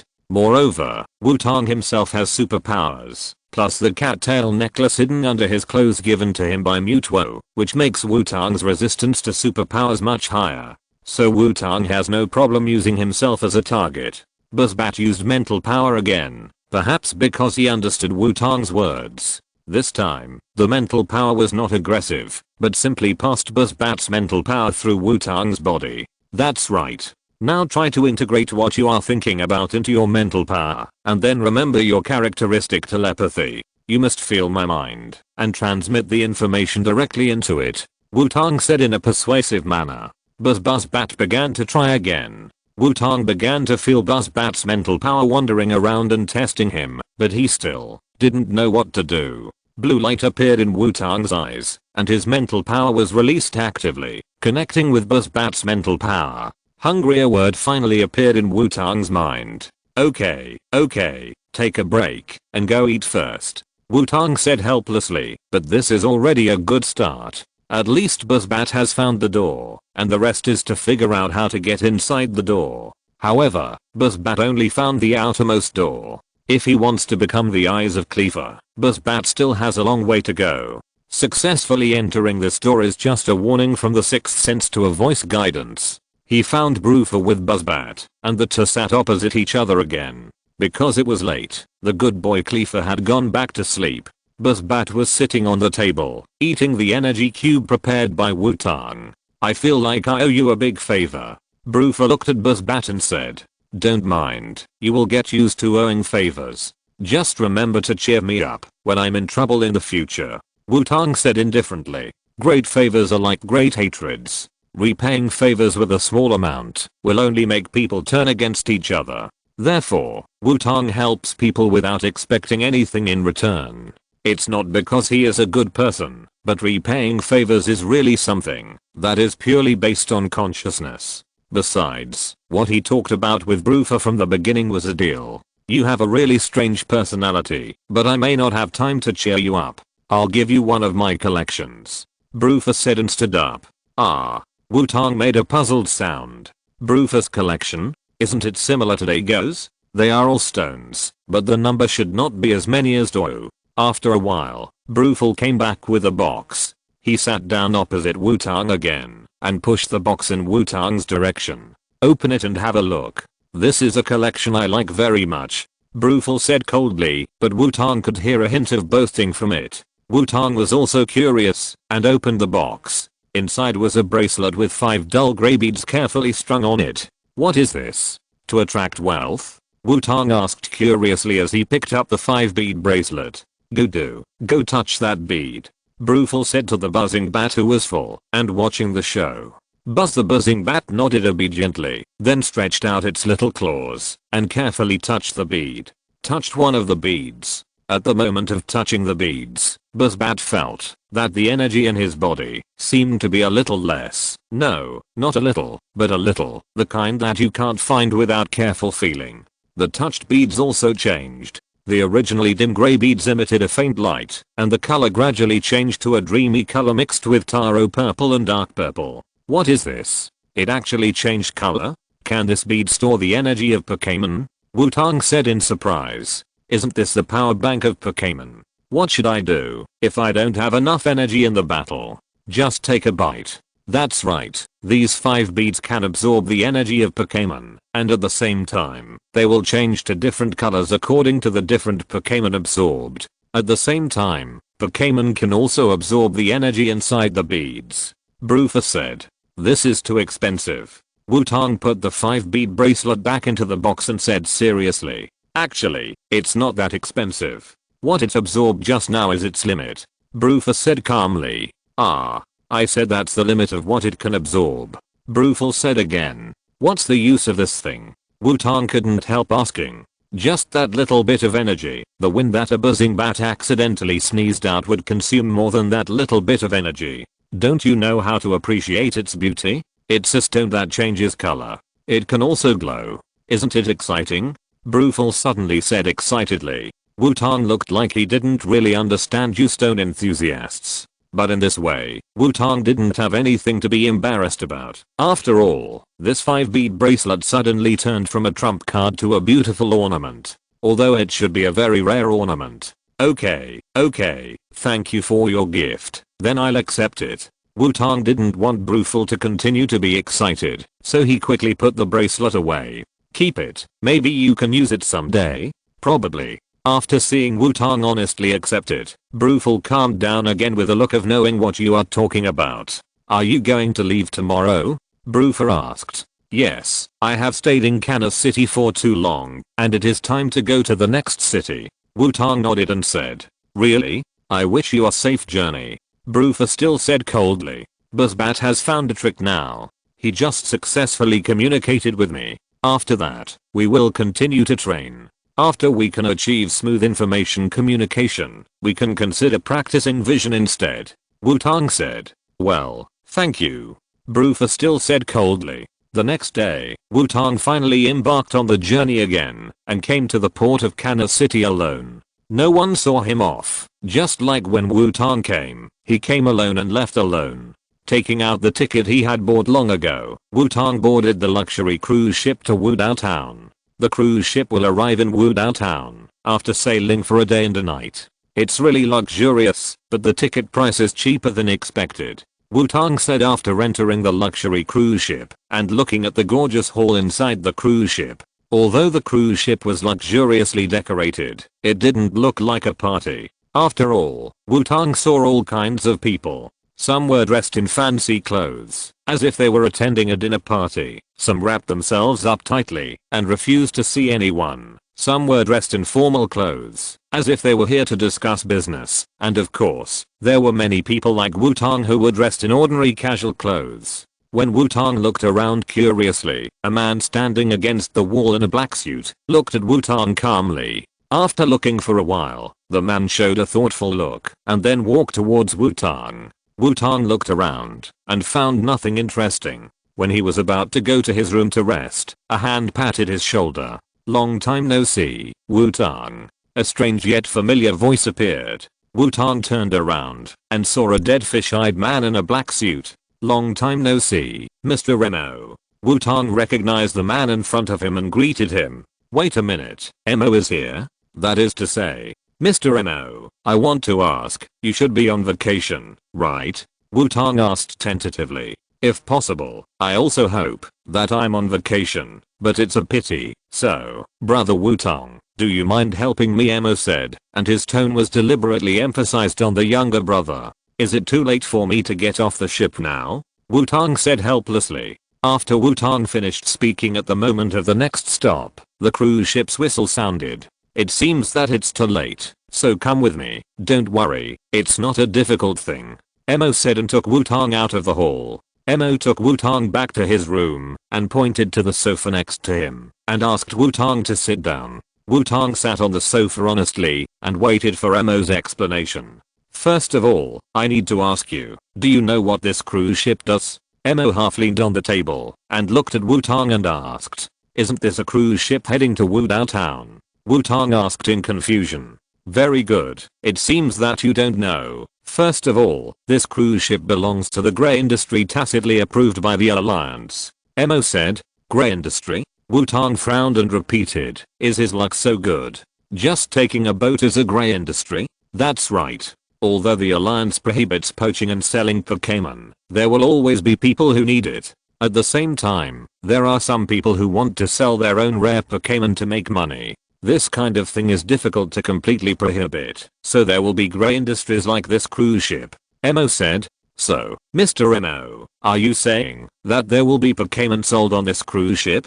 But since you have already said that the Alliance has tacitly approved it, what should we do? Wutong asked. Tacitly approved is tacitly approved, but it only tacitly approved the sale of Pokémon that you have raised and cultivated. But what if the Pokémon is poached? Emo asked back. If the management is really so strict, this grey industry will not survive, and poachers will still find other ways to sell Pokémon. Wutong continued to ask. That's right, so we won't control the Pokémon sales here too much. As long as the poachers don't come here openly, we basically won't intervene. However, there is an organization called the Pokémon Kidnapping Team that has been very active recently, and one of its cadres was found to be participating in this auction. Emo said. Pokémon Kidnapping Team? Is the name so straightforward? Wutong was surprised, but the name was a little familiar. Straightforward? It's already lawless, and they don't take us law enforcers seriously. So, the Pokémon Kidnapping Team leader who came to the auction must be caught. Emo said. Okay, then Mr. Emo, what do you need my help with? Wutong also roughly understood it, so he asked. It's very simple, just do what you are best at. I saw that you are good at spending money at the auction in Hay before, so I need you to dress up and attend the auction. Emo said. Dress up to attend the auction? Wait a minute, Mr. Emo, what do you mean by dress up? Wutong asked tentatively. I think the Silver Demon Cat performed very well last time, didn't you? Emo said with a leisurely smile. But, if I attend the Pokémon auction as a Pokémon investigator, will it be a violation of the law? Wutong asked. Of course not. Let's put it one way or another. If you wanted to participate, you would have violated the law knowingly. But you participated in the auction at my request, to assist me in my work. I will report you for merit later. Not only is it not a violation of the law knowingly, but it is also a meritorious service. And if you want, the Pokémon being auctioned can be your reward. Emo said. No, that, Mr. Emo, my situation is special, and you may not know it. Wutong felt something was wrong and said. Isn't it just a Pokémon that can only command Flash? Adu told me, and this is why I chose you. After all, it's very troublesome to think about the reward for asking other people to help. Originally, this kind of confiscated Pokémon is either released into the wild or temporarily raised in the exclusive breeding house of the Alliance, and then waiting for the right person to adopt it, so there is no problem. Take a look, you will be interested. Emo took out a document from his clothes and gave it to Wutong. After hearing what Emo said, Wutong also became interested and took the document and read it. The beginning of the document is a man with purple red hair and a shovel-like hairstyle, and the following records his criminal actions that were discovered. The second page is a Pokémon he used to participate in the Pokémon auction this time. A poor little guy with pure white body and weak appearance. I know. I will try my best to help, Wutong said firmly. Chapter 494. The boat was sailing at night, and the auction finally started when the endless ocean and the shore were nowhere to be seen. Wutong had disguised himself as Xiaotong, but the clothes he wore were the suit he wore when he disguised himself as Xiaoxi's housekeeper. In order to further disguise himself, Wutong even wore a pair of gold-rimmed glasses without prescription. The auctioneer who presided over the auction was a big wavy sister wearing a red evening dress and a curvy figure, which fit Wutong's stereotype of the auctioneer of this grey industry auction. Although it was a Pokémon auction, the items were not only Pokémon, but also various strange things, and these strange things were even more than Pokémon. And those Pokémon being auctioned are not all talented or rare Pokémon. At least Ditto, who can skillfully transform into human form, and Vaporeon, who is cultivated to be delicate and cute, do not seem to be used for fighting. After discovering that a dry skin tray of the Scorpion was sold at a high price, Wutong could only sigh at the diversity of abnormalities in this world. Of course, quasi-gods are definitely indispensable in such auctions. At least Wutong has seen 3 quasi-god level Pokémon so far. Unfortunately, as a breeder, Wutong can see that these 3 quasi-gods either have physical problems or their potential has been exhausted due to the wrong breeding methods. The late-blooming quasi-gods have lost their late-blooming abilities, which can only be said to make Wutong feel heartbroken, but even so, it cannot prevent the 3 quasi-gods from being sold at higher prices. After all, for many rich people, the combat power of quasi-gods is not important. What is important is that having a quasi-god level Pokémon is their capital to show off to each other. After 2 more rounds of auctions, Wutong finally waited for his goal. A glass box was pushed onto the stage, and inside the box was a humanoid Pokémon that was completely white without a single color. As you can see, this is a rare shining color Alts, which is pure white without a single color. Moreover, the characteristic of this Alts is synchronization, and coupled with its weak body, I think no customer can refuse such a lovable little guy, right? Want to dye its pure white body with your own color? Then shout out your bid loudly. Starting price 100. Auction begins. After the auctioneer introduced it with a hint of meaning, he deliberately threw out an extremely low starting price. Wutong clearly felt that some guys in the crowd were getting restless. The Alts trapped in the glass box didn't know what was going on, and just looked around pitifully and helplessly. 200. The extremely low starting price gave some guys who were tempted, but had no money the courage to bid. What if no one else bid? How dare you say 200? 2000. A slightly richer guy shouted arrogantly. He had wanted to try this for a long time, and finally he had the chance. 2500. The ridiculed man's blood boiled, his whole face flushed, and he raised the price and shouted. Wutong on the side shook his head. They were really young people. The auctioneer started the auction at a very low price not to give them a chance, but to let people with their mentality, to warm up the scene. In auctions, as long as the atmosphere gets hot, the atmosphere suppresses the brain, and the blood gets hot, the price will easily soar. Anyway, it is impossible for them to bid in the end. After all, they are just a group of tools. Sure enough, after the price reached a certain level, the rich people who were watching the show at the beginning began to exert their strength. The price directly exceeded 10 million, and it continued to soar. After the price broke through 2000 W, it finally showed a trend of slowing down. Although there were many wealthy perverts who were also very excited, they were not fools after all. They would calm down after the price was about the same. Pure white Alts was indeed very rare, but it was only 1 Alts after all. 2500 W. Wutong bid calmly. 2600 W. Another guy who was still obsessed with it also became cautious in bidding. 3000 W.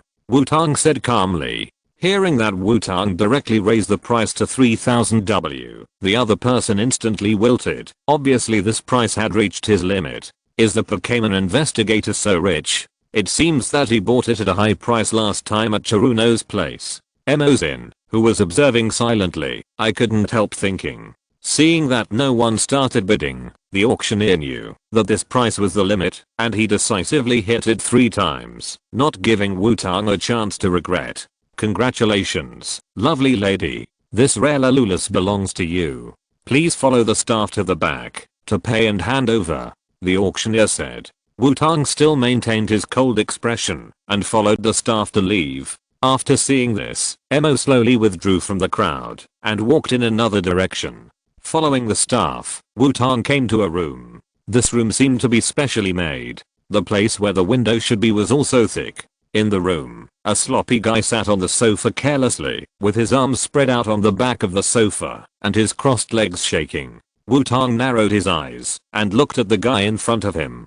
He really looked like a gangster, and the purple-haired gangster in front of him was Emo's target. Purple Eyes, the carder of the Pokémon kidnapping team. Oh, I didn't expect that a little girl would be interested in that Ralulus. It seems that your hobby is very unique. Xian looked at Wutong and said frivolously. Wutong's forehead suddenly bulged with veins. Although he knew that he was a pervert, he was not a pervert to this extent. Okay, hold on, it's not the time yet. At this time, Ralulus was also pushed in by the staff. The moment the Ralulus in the glass box saw Xian, it became afraid, and its petite body shrank and trembled in fear. You didn't do anything to this Ralulus? Wutong said after seeing the state of Ralulus. Ah, don't worry, why would I do that to an important commodity? It's just that there was a little accident when I caught it. I wanted to catch them all, but a guy kept chasing me. I had no choice but to kill its parents and run away with it.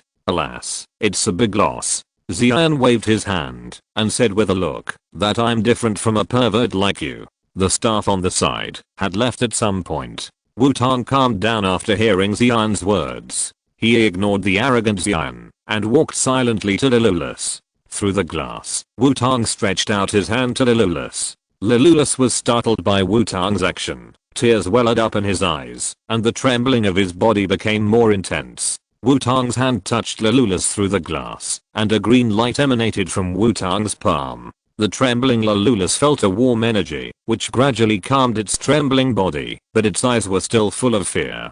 Hey, I know you can't wait, but shouldn't you give me the money first, before taking your perverted actions? Xian said. Iron Warrior, continuous slash.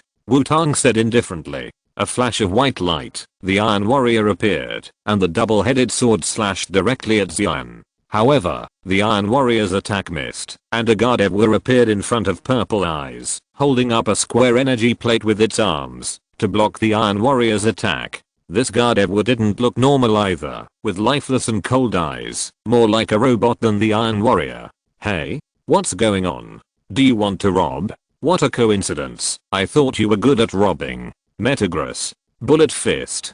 Purple Eyes stood up and said. After a flash of white light, a Metagross was released by Purple Eyes, and the Metagross directly swung its fist at Wutong. Wutong stood there without any reaction, and a black rock snake blocked Wutong and took the attack of the Metagross. The body of the tungsten Steelix coiled and protected Wutong and Ralulus in the middle of its body. Really good, a Pokémon I've never seen before, and a Steelix. That looks very valuable. It seems that you are a good person who came to give me money. Metagross, Comet Fist. Gardevoir, Psychic Power. Purple Eyes commanded. Metagross's fist flashed white light, and its entire body smashed into tungsten Steelix like a comet. Gardevoir's Psychic Power was sent out, attacking the Iron Warrior and Wutong and other Pokémon behind it. Tungsten Steelix, Pounds, Iron Warrior, Magic Flash. Wutong commanded his Pokémon to counterattack. Tungsten Steelix blocked Metagross's Comet Fist with its body, and hit Swampert with its body at the same time. Iron Warrior shot out colorful light to disperse Gardevoir's Psychic Power. Roland, Angelica, Black Walls. Emo's voice suddenly appeared. Wearing a black faceless mask, Alido and Gardevoir with black gloves appeared, and the two Pokémon rushed to the two Pokémon of Purple Eyes at lightning speed. Alido's arms were like knives, flashing white light. Gardevoir turned into a Shadow Ball machine gun, firing Shadow Balls continuously. Purple Eyes, Metagross and Gardevoir were immediately beaten back. Arsehole, have you chased here? Miss Pervert over there, I'll leave that Ralts and your Pokémon with you first. I'll come and take them away next time. Gardevoir. Purple Eyes said unhappily, after seeing Alido and Gardevoir suddenly appear. Gardevoir waved its arms after hearing the command, and then, nothing happened. Hey, what are you doing? "You useless guy. Take us away quickly." Purple Eyes found that he was still standing there, kicked Gardevoir unhappily and cursed. "Do you think I will let you run away twice in the same way? Give up resistance." Emo appeared in the center of the room without knowing when, with his hands in his pockets and a pair of dead fish eyes staring at Xian and said. Emo appeared so late, just to make arrangements in the room, to prevent Xian from using Gardevoir's instant movement to escape. Arsehole. Metagross. Gardevoir. Xian found that his retreat was cut off and suddenly became irritable. He could only command his Pokémon to try to resist. Roland. Angelica. Pure white walls. Emo commanded. Alido, Roland and Gardevoir Angelica moved at the same time. This time, Gardevoir Angelica became the main attacker, and Alido Roland became the one who supported the edge. Although the fighting method has changed, Pure White Walls coexists with elegance and violence like the Black Walls. The two Pokémons are obviously dancing gracefully, but their attacks are very violent. Iron Warrior, go help. Continuous Slash, Shadow Claw. Wutong said coldly. The double-headed sword of the Iron Warrior split into two, and the dark purple energy burst covered the two sharp blades. Then the Iron Warrior rushed directly between Alido Roland and Gardevoir Angelica to attack the purple-eyed Pokémon together. Although the Iron Warrior seemed like a third party, he smoothly integrated into the rhythm of Alido Roland and Gardevoir Angelica. The two Pokémon that were barely resisting after the Iron Warrior joined directly broke through the defense and became pure targets. Interesting. Emo said to the Iron Warrior with his dead fish eyes. The purple-eyed Metagross and Gardevoir were soon beaten unconscious. After the battle, Alido Roland and Gardevoir Angelica stopped tacitly, staring at the purple eyes. However, a blue light flashed in Wutong's eyes, and the Iron Warrior rushed to Xian, stabbing Xian with two sharp blades without reservation. Xian's pupils dilated, as if he saw his own death. A huge fear suddenly filled his brain, and his body could not help but fall soft on the sofa. The Iron Warrior's sharp blade followed closely, and the two sharp blades crossed and pierced into the backrest of the sofa from both sides of Xian's neck. As long as the Iron Warrior exerted force in the middle, Xian's head could sail away tonight. Emo still stared at the dead fish eyes, as if he didn't see that his target was on the verge of death. The Iron Warrior did not continue, silently retracted the double blades, and walked back to Wutong, standing behind him like a competent bodyguard. Xian was still slumped on the sofa, and the death that was so close made him unable to recover for a while. "It seems that you are calmer than I thought." Emo turned to Wutong and said. Of course, he had the ability to stop the Iron Warrior's actions, but he wanted to see what Wutong would choose to do. "Isn't that normal? I'm not a good person. It's just that this bastard made me a little unhappy, and I wanted to teach him a lesson." Wutong looked at Xian indifferently and said, "Yes, it's a good lesson. I'll leave that little guy to you, and I'll take this bastard away first. Oh, by the way, you have good potential as an Iron Warrior. You can call me when you have time." Emo threw a card with a number on it to Wutong, and left with Xian. Wutong took a deep breath, and looked at Lalulus, who was still huddled in a corner of the glass box. So how should he appease this little guy next? Chapter 495. The Iron Warrior stared at Lalulus, who was crouching in the glass box with her head in her hands and her body trembling slightly, for a while, and then took the initiative to walk to the side of the glass box. Wutong saw that the Iron Warrior had taken the initiative to take action, which was rare, and wanted to know what it was going to do. The Iron Warrior swung the sharp blade in his hand, and the glass box was cut open on the spot. The sudden vibration made Lalulus tremble, and he looked at the Iron Warrior in fear. The Iron Warrior looked at Lalulus expressionlessly, and then stretched out his hand to Lalulus. Lalulus hugged his head in fear, his eyes subconsciously glowed, and his weak telekinesis was used. Although the Iron Warrior is 2 times weaker than the psychic, Lalulus's telekinesis is too weak to even make the Iron Warrior feel pain. The Iron Warrior put his hand on Lalulus's head, stiffly imitating Wutong's movements, and gently rubbed Lalulus's head.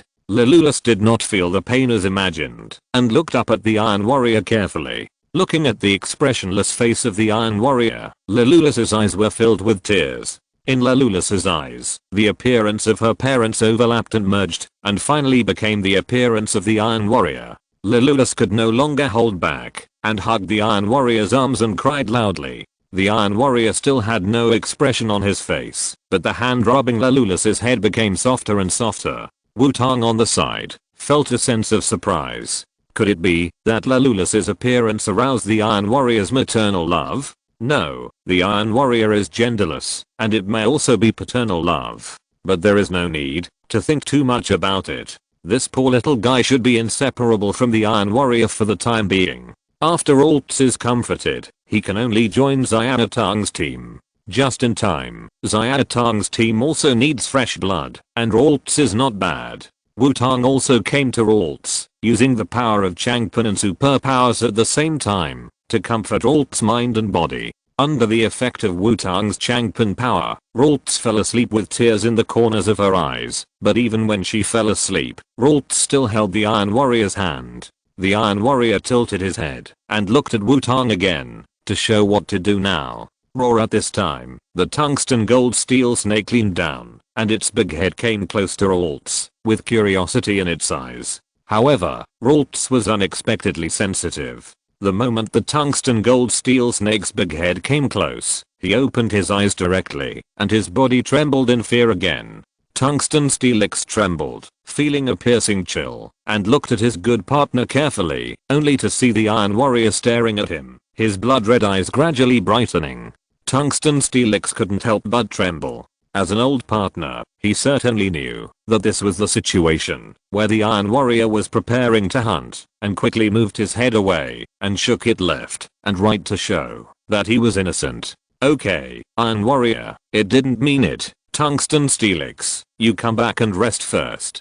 Wutong rounded it up and put Tungsten Steelix back into the Pokeball. Leloulas fell asleep again, and Wutong tried to pick her up, but Leloulas hugged the Iron Warrior hard, and if he was forced to pick her up, she would probably wake up again. But the good news is that Leloulas is not afraid of Wutong's approach, which means that Wutong should also be on Leloulas's self-protection whitelist. There's no other way. Iron Warrior, you hold it first. Wutong said to Iron Warrior. Iron Warrior tilted his head again after hearing what Wutong said, and then raised the arm that was held by Leloulas.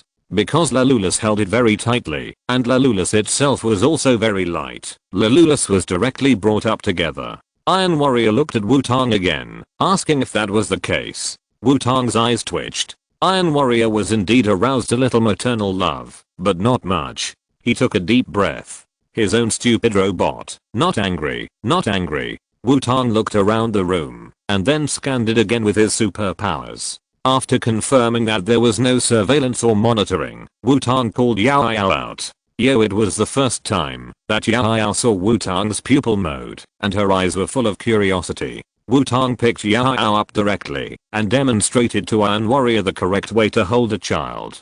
Do you understand? Wutong asked. The Iron Warrior nodded, and then held Leloulas in his arms. Okay, no. You are done. Wutong said and took Xiaoxia back. Yoi. What does that mean?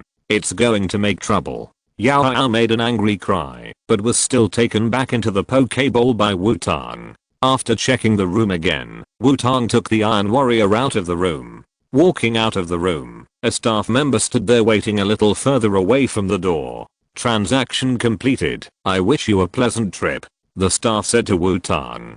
Wutong looked at the two staff members and then understood. Sure enough, even if the alliance turned a blind eye, it didn't mean that it didn't care about this place at all. So the staff's statement on the arrest of Wutong and Emma was very clear. I don't know anything. The transaction was completed normally. Nothing unexpected happened. You said the guest was arrested. I don't know. Maybe he did something after leaving the cruise ship. Looking at it this way, the room behind him should have been specially prepared. Only ghosts would believe that there was no problem in a room without even a window. Wutong also pretended that nothing happened and took the Iron Warrior back to his room. Just as he lay down on the bed, Wutong's communicator rang. Wutong took out the Pokémon Investigator's special communicator and found that it was Adu. After the communicator was connected, there was only silence. Hello, hello, hello. Strange, is the signal bad? Wutong wanted to hang up the communicator as he said this. Wutong was keenly aware that Adu's contact with him was definitely not a good thing. I heard that you helped Interpol catch a lawbreaker. Pokémon Intermediate Investigator, Wutong. Adu's voice gnashed his teeth. Hey, Adu, what are you talking about? I don't know anything at all. Wutong decisively chose to deny. You don't know? That lazy bastard just called me and praised you for being very useful. Adu continued. Damn, I was sold out. And what is useful? That guy with dead fish eyes. It just happened. It just happened. Wutong hurriedly explained. Don't explain. Don't forget the task I gave you. Find your team members, and I hope to see you have a systematic team after the end of the region, and have time to guest star as a Pokémon inspector, and Miss Xiaotong who can also help Interpol solve cases. Adu said and hung up the communicator. TSK. It seems that Adu has been working overtime again recently. He is really irritable. Wutong said, looking at the disconnected communicator. But after the trip to the home region, is there a complete team battle system? This requirement is really not easy to do. The most convenient team to form is definitely the weather team. There is no need to think about the snowy day because he only has EV, a half ice Pokémon. Then we can only start from the sunny team, the rainy team and the sandstorm team. Thinking about the configuration of my own team, it seems that only the sandstorm team has some hope. After all, my Swampert can be integrated into the sandstorm system, although it will be very reluctant. And the core weatherman of the sandstorm team, no need to think about it, it must be Yaoyao, although it is not known what Yaoyao's flash characteristic is now. But Yaoyao's normal characteristic is perseverance, not a hidden characteristic, so after evolving to Bangerous, it will also be a normal sand raising characteristic. It can completely serve as the weatherman of the sandstorm team. In fact, it's not just Yaoyao, the 4 little guys. No, now there are 5 little guys, except the shiny tray of Eevee is known, but the shiny tray of the other little guys has not been determined by Wutong. Back to the construction of the sandstorm team. For the other Pokémon choices of the sandstorm team, Fossil Wyvern must be included.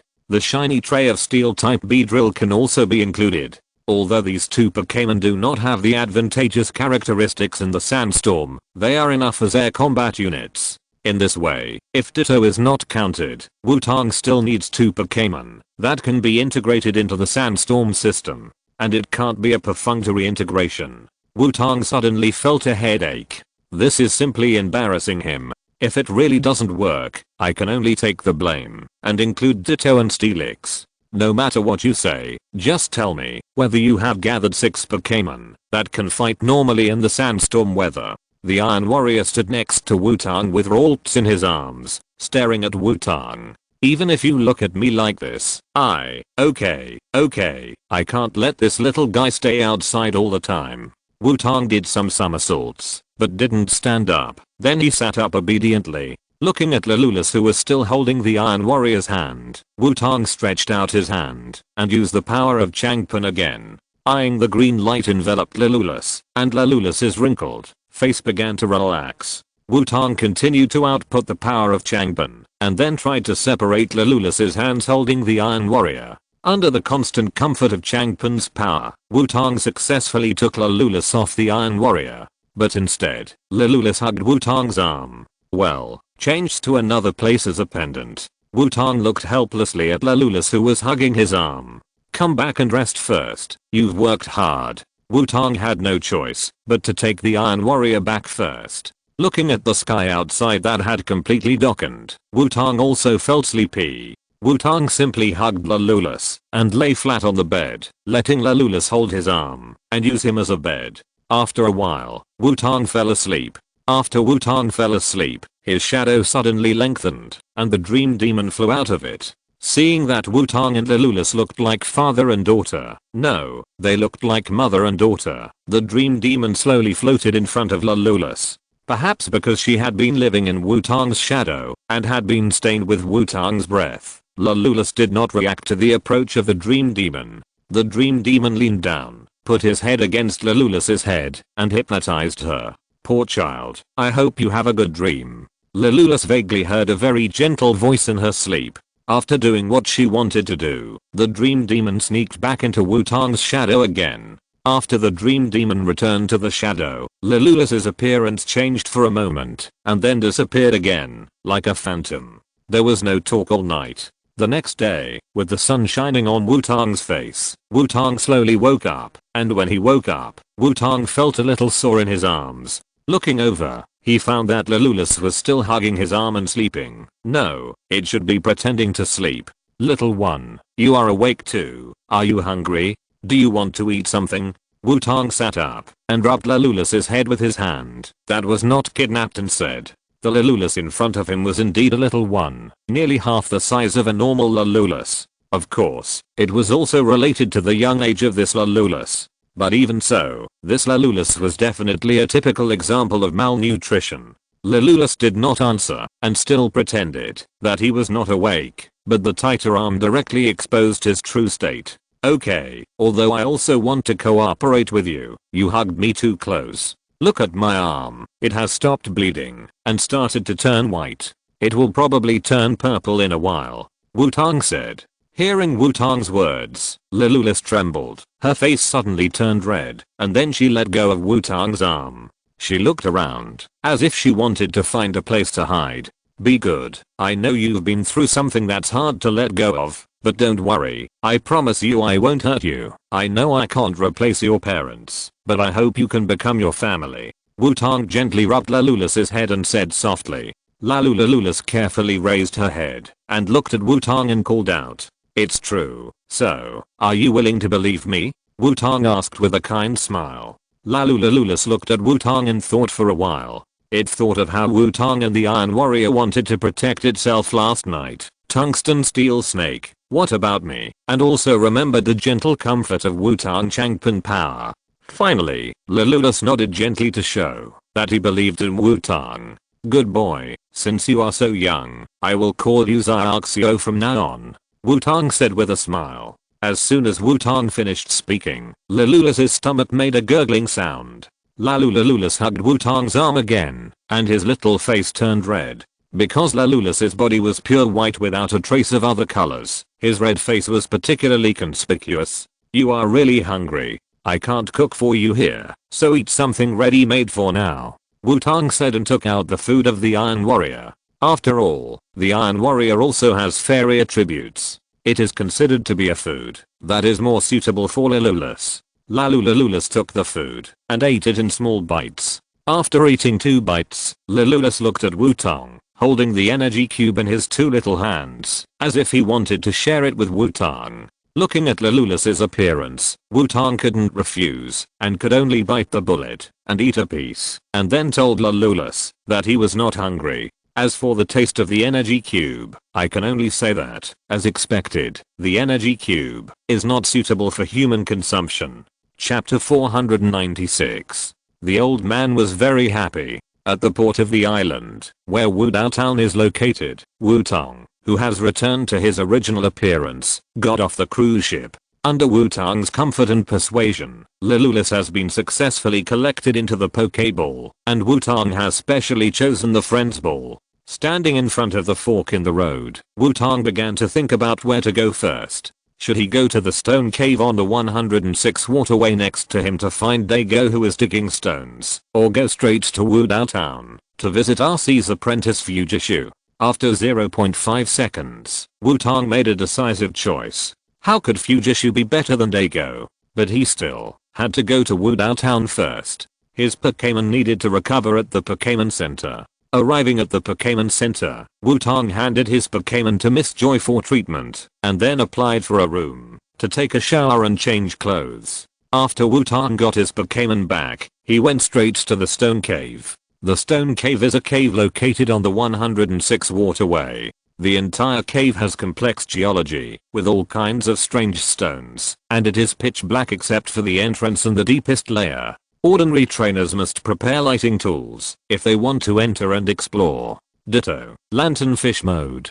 Wutong called out Ditto and said, as a qualified all-purpose tool, in addition to those transformation modes for combat, Wutong can also make many transformation modes for Ditto with special uses. Anyway, combat ability is not required as long as it is there. The difficulty of obtaining it has dropped sharply, and many materials are even given to Wutong directly by others. Ditto twisted his body and turned into a strange creature with 2 light bulbs hanging on it. However, because it was flashing, the color of the light bulbs of the electric light monster that Ditto turned into was not yellow but faint green. Hiss, this color. Forget it, it's enough to illuminate. Wutong gave up thinking directly, let Ditto lie on his shoulder, and began to explore the stone cave. The faint green light illuminated the surrounding environment. The rugged and bifurcated terrain, sometimes narrow and sometimes wide, was very difficult to walk. Ditto, do you think this place is a little familiar? Wutong asked seriously, looking at the 3-way intersection in front of him. Wu? Ditto made a puzzled sound. Don't you know if it's familiar?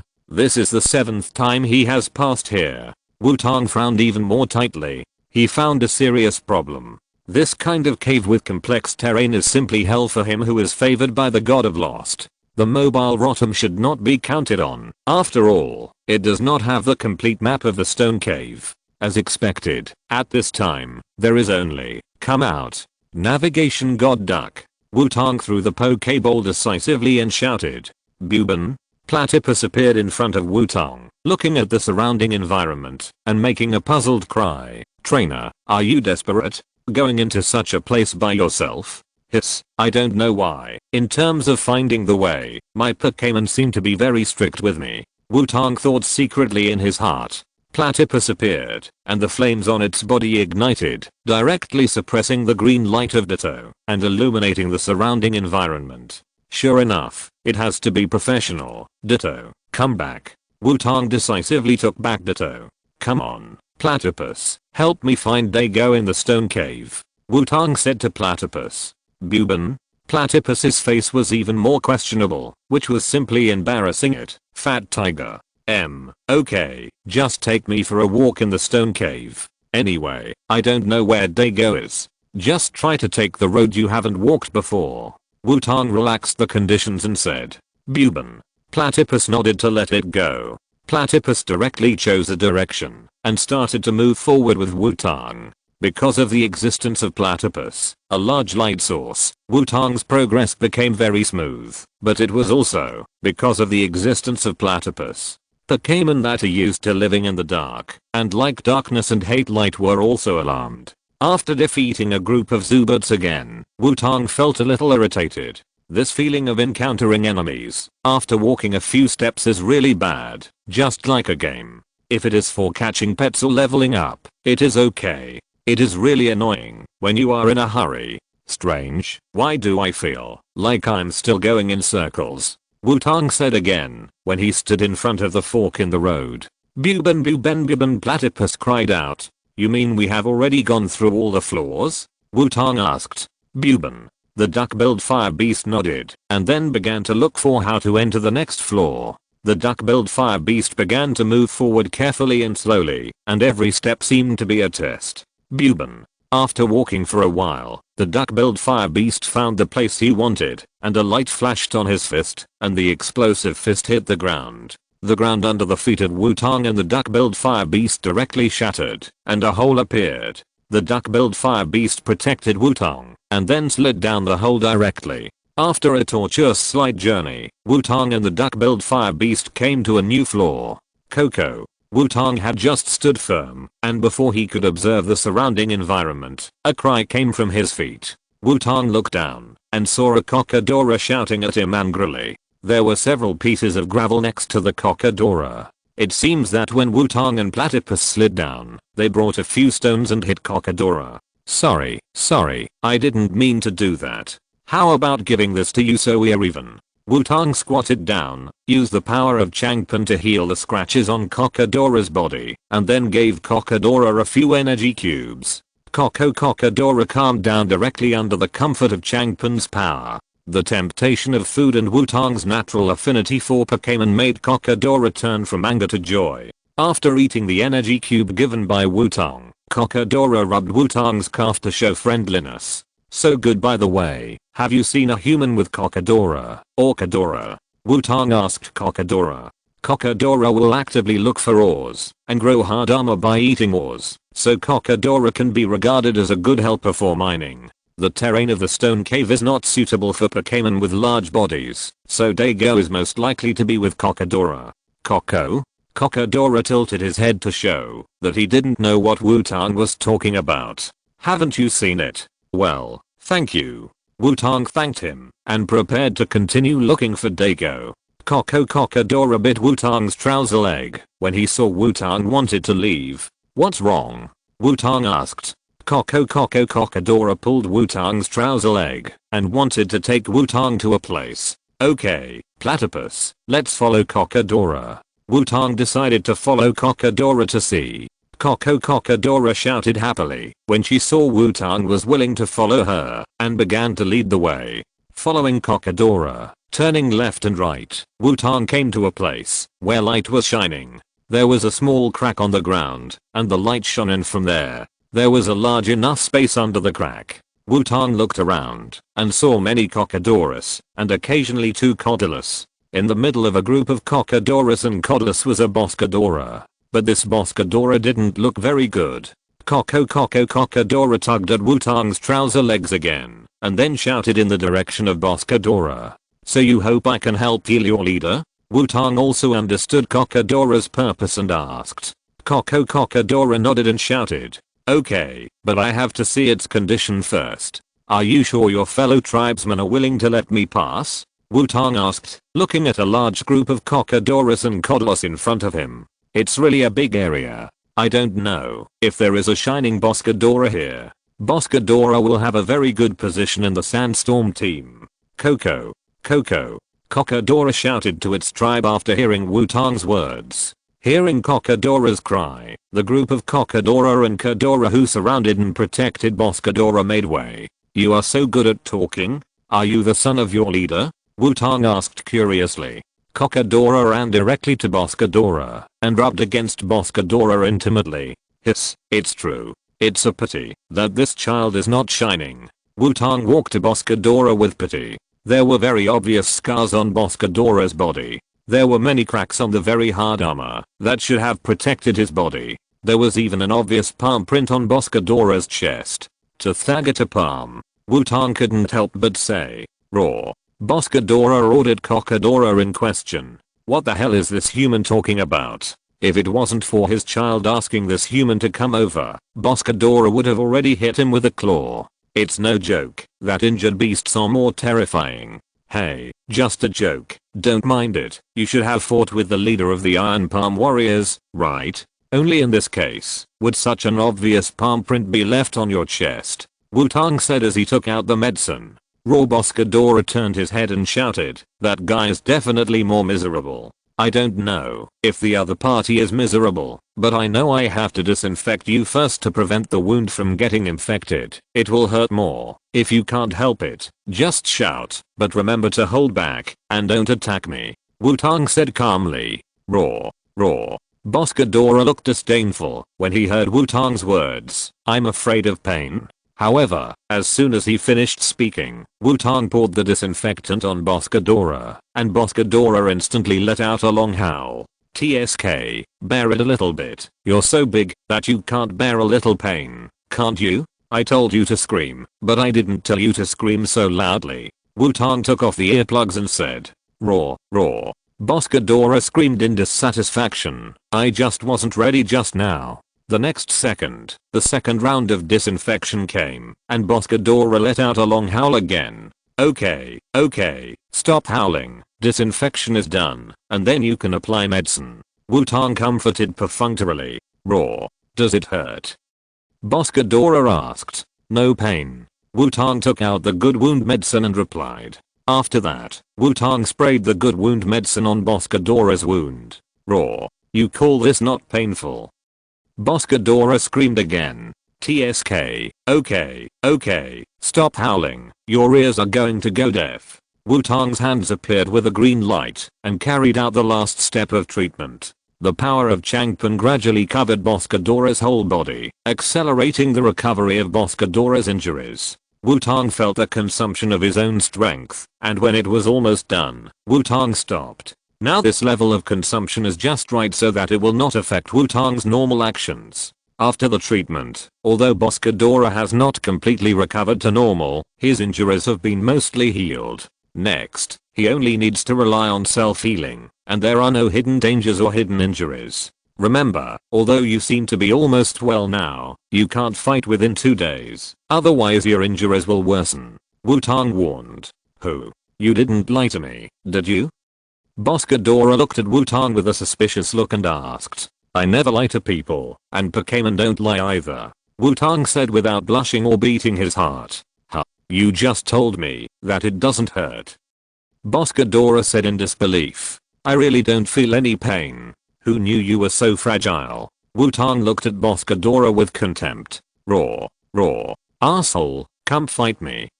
Boscadora shouted angrily. Coco. Cocadora immediately started to persuade him to stop fighting.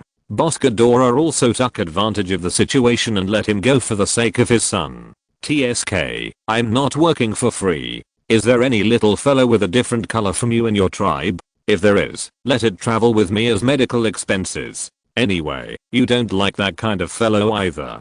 Wutong asked. Boscadora thought about the medical expenses Wutong mentioned, and then shook his head. There should be many who are willing to travel with you, but there are really no ones with different colors. No, what a pity. Wutong shrugged and said indifferently. There is no way. Shiny Pokémon are rare. Although the probability of appearing in a large group is higher, it is just a higher probability. It seems that I have no chance to meet Boscadora. If not, forget it. Well, I have something to do. Remember, you can't fight within 2 days. Wutong said after he was sure that he could not get the medical expenses. Raw, it seems that I can't listen to you. Boscadora's expression suddenly became serious, looking at the direction of the entrance and shouting. Wutong also looked over, and 3 Iron Palm warriors and a group of Under the Hood warriors blocked the entrance of the cave. Chapter 497. The 2 of them were so busy that they had to fight. Boscadora walked forward and ordered the 3 Iron Palm warriors. As the leader of the tribe, it had to stand up at this time. Coco. Cocadora shouted anxiously, and then tugged at Wutong's trousers hoping that he could help. Wutong scratched his head.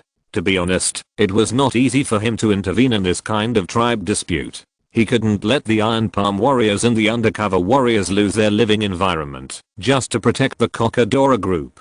Was Boscadora defeated by the 3 Iron Palm warriors at the beginning? Wutong asked. Cocadora shook his head. The Iron Palm warrior that injured his father did not appear this time. In other words, the Maku-Hitter warriors suddenly had 3 more Iron Palm warriors, so they wanted to come and get back at each other. But it is understandable. After all, Maku-Hitter warriors are much easier to evolve than Cocadora. Maku-Hitter warriors can evolve into Iron Palm warriors when they reach level 24, while Cocadora needs to be level 32 to evolve into Cadora, and if they want to evolve into Boscadora, they need to reach level 42. Even if the evolution is not purely based on level in reality, it can be used as a rough reference. Coupled with the strong restraint and attributes, the combat power of the Maku-Hitter warriors with 3 more Iron Palm warriors has surpassed the Cocadora warriors. Boscadora and the 3 Iron Palm warriors did not fight directly, but were still intimidating each other.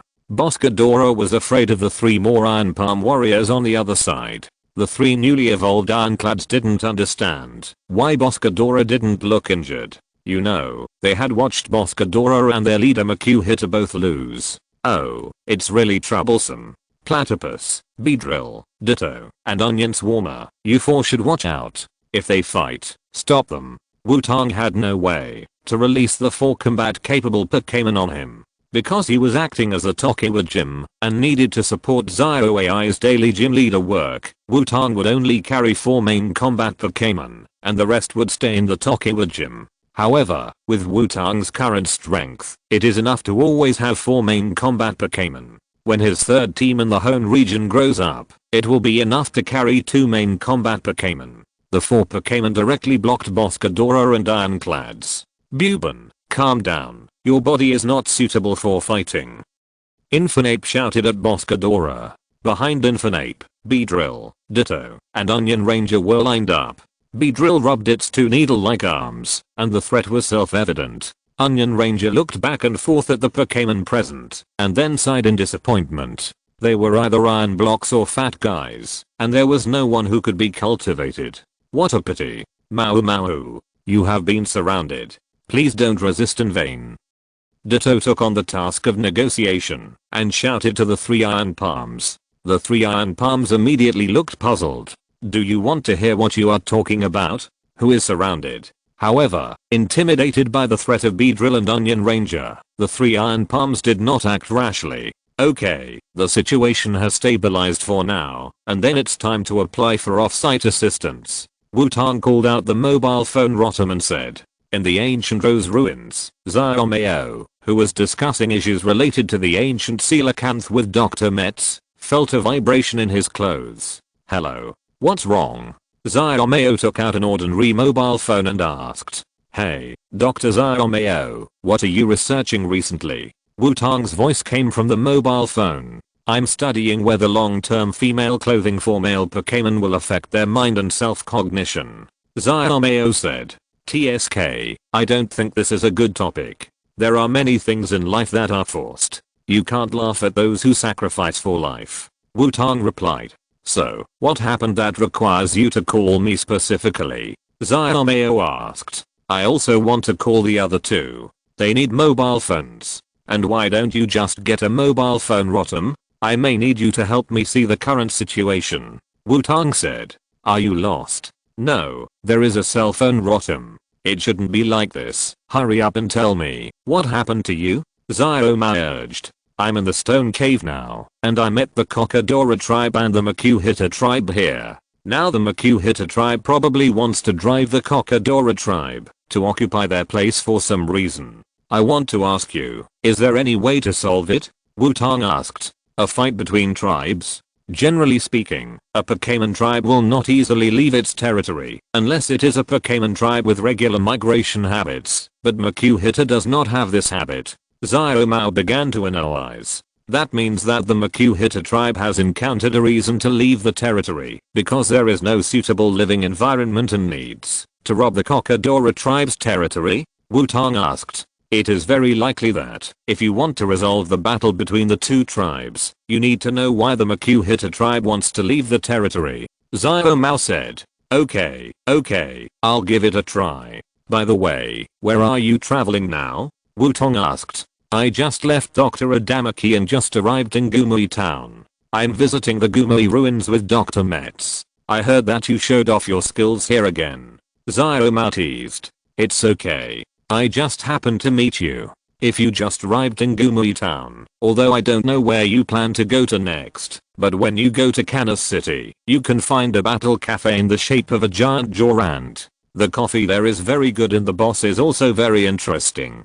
Wutong certainly knew what Xiaomei meant by showing off his skills. Battle cafe. I know, I will go there if I have a chance. Xiaomei replied. It seems that the boss should be very powerful. That's it. I still have to deal with the affairs of these two tribes here. Contact me later. Wutong said. Well, contact me if you have other questions. Xiaomei said. In the stone cave, Wutong hung up the call and looked at Boscadora. At this time, the battle had already broken out. After all, Flammable was a good kid and knew that Boscadora couldn't fight, so it mainly focused on interception. And Beedrill, Ditto and Onion Swarmer really fought with the 3 iron palms. Boscadora also knew that Wutong's Pokémon was persuading the fight, so Boscadora pretended to intercept Flammable. But although his hands didn't move much, he kept roaring at the 3 iron palms. Roaring. Originally, they were unable to regain their ground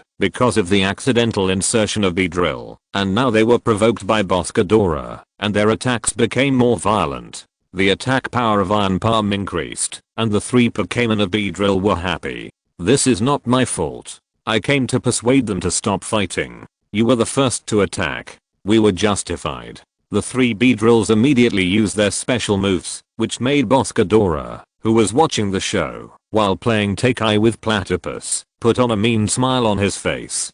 Sure enough, it is difficult for a guy who can become the leader of a tribe to be a good thing.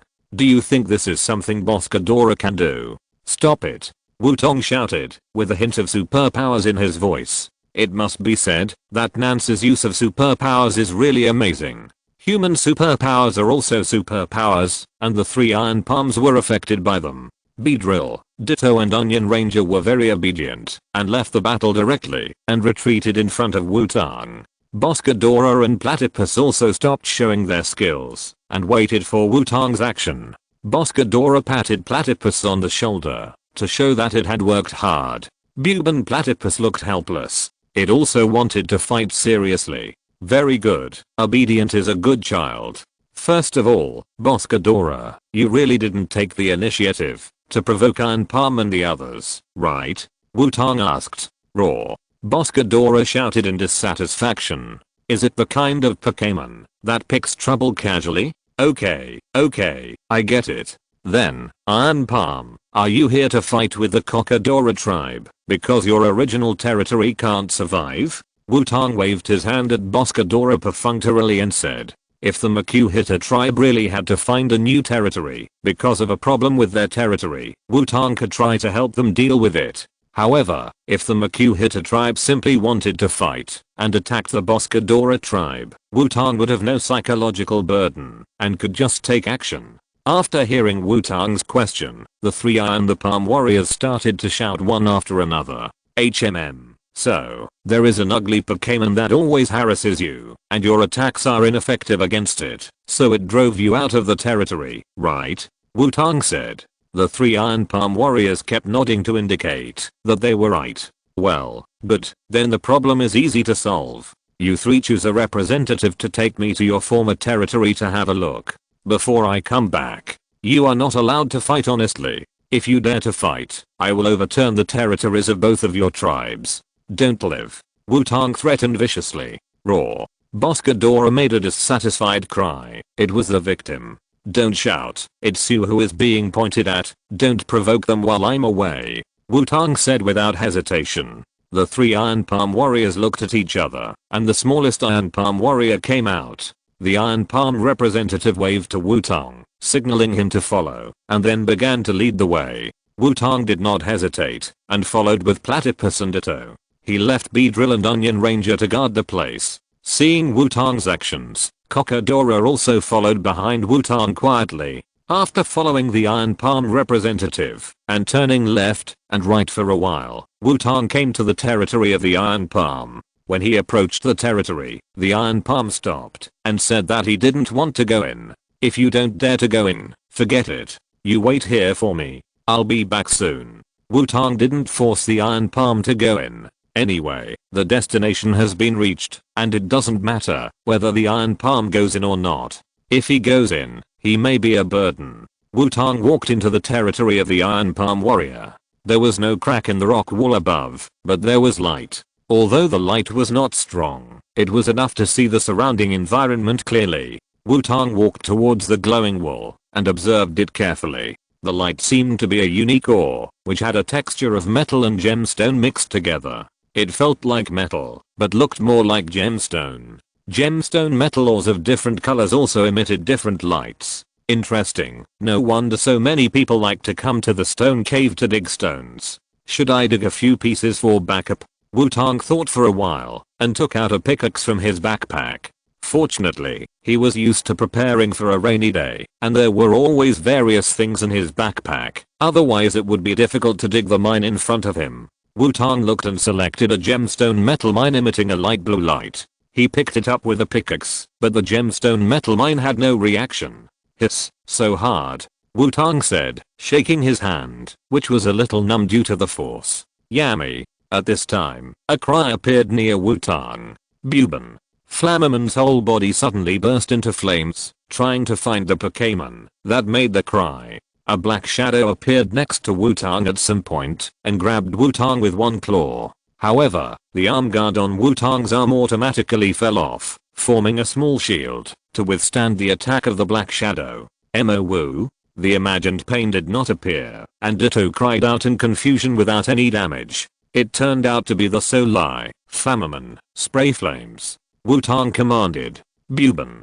Flammerman also saw the target and sprayed a mouthful of flames. Yummy. The Solai dodged backwards and then shot out a series of black and purple energy balls. It can use Shadow Ball. It seems that this Solai is not low in level, but it's useless. Flammerman. Wutong shouted. Buban. The platypus concentrated its mind, and the jet of flame twisted and turned under the control of the platypus and directly passed through the gap of the Shadow Ball and hit the body of the soul-catching eyes. And Ditto stretched his body again to block the Shadow Ball of the soul-catching eyes. Yummy. Hit by the jet of flame of platypus, the soul-catching eye screamed in pain and then simply turned around and ran away. Looking at the soul-catching eyes running away, and then looking at the gems and metal mines on the wall, Wutong roughly knew the cause of the whole thing. Chapter 498. The old man was buried in a graveyard, and the old man was buried in a graveyard. The Eye of the Soul is a Pokémon of the dark and ghost types. It likes to lurk in the dark of caves and builds its nest in dark caves. For the Eye of the Soul, gemstones are their ultimate delicacy because they keep eating gemstones and even turn their eyes into gems. At the same time, the Eye of the Soul in the Kalos region also likes to eat small broken diamonds and often chases small broken diamonds. This is also one of the few food chain relationships between Pokémon that are clearly reflected. Knowing the habits of the Eye of the Soul, the course of events is very clear. In the territory of the Makuhita tribe, there are a large number of gemstone and metal mines. The soul-snatching eye should have accidentally entered the territory of the Iron Palms while searching for gemstones in the stone cave. It is difficult for wild Iron Palms to learn skills that are effective against ghosts. After all, Iron Palms skills are mainly fighting in general. The soul-snatching eyes is like a wolf entering a flock of sheep, and it can be said to be unscrupulous. If the soul-snatching eyes were still sneaking around to eat gemstones and metal mines at the beginning, then after discovering that there were no Pokémon in the Makuhita tribe that could hurt it, it directly began to drive away the entire tribe. The Makuhita tribe, which had no way to deal with the soul-snatching eyes, had to leave their territory and find a new place to live. For the Makuhita, although they live in the stone cave, light is still necessary for them, so they set their sights on the territory of the Kokadora tribe. In the first battle for territory, the leaders of both sides, Boskadora and Iron Palms, were both injured, and both sides entered a brief peace. When they went back to rest, the Makuhita group evolved 3 new Iron Palms, which gave Iron Palms confidence. That's when Wutong appeared. Ditto, call the Iron Palms outside in. Wutong said. After a while, Ditto, who had turned into Swampert mode, dragged Iron Palms in. Okay, I drove away the Solai that was harassing you, Wutong said. Iron Palms looked around immediately after hearing it, and then clapped his hands happily. Don't be happy too early, it just left temporarily. If I leave, it will definitely come back. As long as you can't hurt it for a day, it will not leave for a day, Wutong said seriously. After hearing Wutong's words, Iron Palms showed a lost expression again. Don't be sad so early, since I called you in, it means I have a solution, Wutong continued. After hearing what Wutong said this time, Iron Palm Warrior showed a suspicious expression, not doubting Wutong's ability, but doubting whether Wutong had any reversal. It felt that Wutong seemed to be deliberately making fun of it. First of all, let me ask you, are the ores here necessary for you? Wutong asked. Iron Palm Warrior shook his head and nodded at the nearby ores. Well, to put it another way, as long as there are other means of lighting, these ores will be useless to you? Or as long as you can maintain basic lighting, it doesn't matter whether there are other ores? Wutong thought for a while and asked again. This time Iron Palm Warrior nodded vigorously. Very good, then the next question, can you mine? Wutong continued to ask. Hey? Iron Palm Warrior's expression froze. In short, I have a way for you to learn how to deal with the soul-catching eyes, but there is no free lunch in the world. I'm very interested in the ores here, and I need you to exchange them with ores at will, Wutong said. Hey. Iron Palm Warrior was lost in thought. You don't look like you can make the decision. Let's go and meet your leader. Kokadora over there. Stop eating. All these ores will be mine from now on, Wutong said, calling Kokadora, who followed secretly and found a gem metal mine to eat. Kokadora's eating behavior was discovered, and he trembled and almost choked. In order to build a metal body, Cockadora will look for iron ore to eat, and sometimes even steel bridges and railroad tracks. Of course, they don't only have iron ore to eat, the rarer and harder ores are also their favorites. As for why Wutong is interested in these gem metal mines, don't forget, he has a person at home who can eat empty space, a mountain of Yoyo. These gemstones and metals will definitely be a great help to Yoyo's growth. Maybe if all these gemstones and metals are eaten up, Yoyo will have a set of gem luster armor after evolving to Bangulus. After Cockadora swallowed the gemstones and metals in his mouth, he followed Wutong happily. He watched the whole process. Wutong is powerful, can heal injuries, and can make those fat guys obedient. It's really amazing. Cockadora even wants to worship Wutong as his big brother. After the Iron Palm warrior led the way again, Wutong finally saw the patriarch of the Makuhita warriors. A very large Iron Palm warrior, with a pair of huge palms full of traces of cultivation. But now the Iron Palm warrior's patriarch is lying in the middle of a group of Makuhita warriors, with scars of various sizes on his body. The most serious one is that there are 2 blood holes on his side abdomen, and blood is still oozing out. As expected, these 2 blood holes were the masterpieces of Boskadora. Although it was not fatal to the huge Iron Palm warrior's leader, it also seriously injured him, and he could not recover in a short time. Your leader is not in a good condition. Let these little guys be quiet, I will go to treat it, Wutong said. Hey! Iron Palm warriors shouted at the Makuhita warriors who were blocking the road. The Makuhita warriors looked at each other and made way obediently. Hey, are you still alive? Squeak if you are alive. Wutong walked to the side of the Iron Palm warrior's leader and patted the Iron Palm warrior's big belly and asked, Squeako, you are quite humorous. Okay, it seems that there is no problem. Remember, I have to disinfect you first. It will be very painful. You bear it a little, Wutong said. Hey. The Iron Palm warrior's leader was very disdainful, and his expression was exactly the same as Boskadora before. Of course, the result was exactly the same. After a series of roars, the Iron Palm warrior's chieftain recovered his ability to move normally. Okay, remember, you can't fight within 2 days, Wutong said.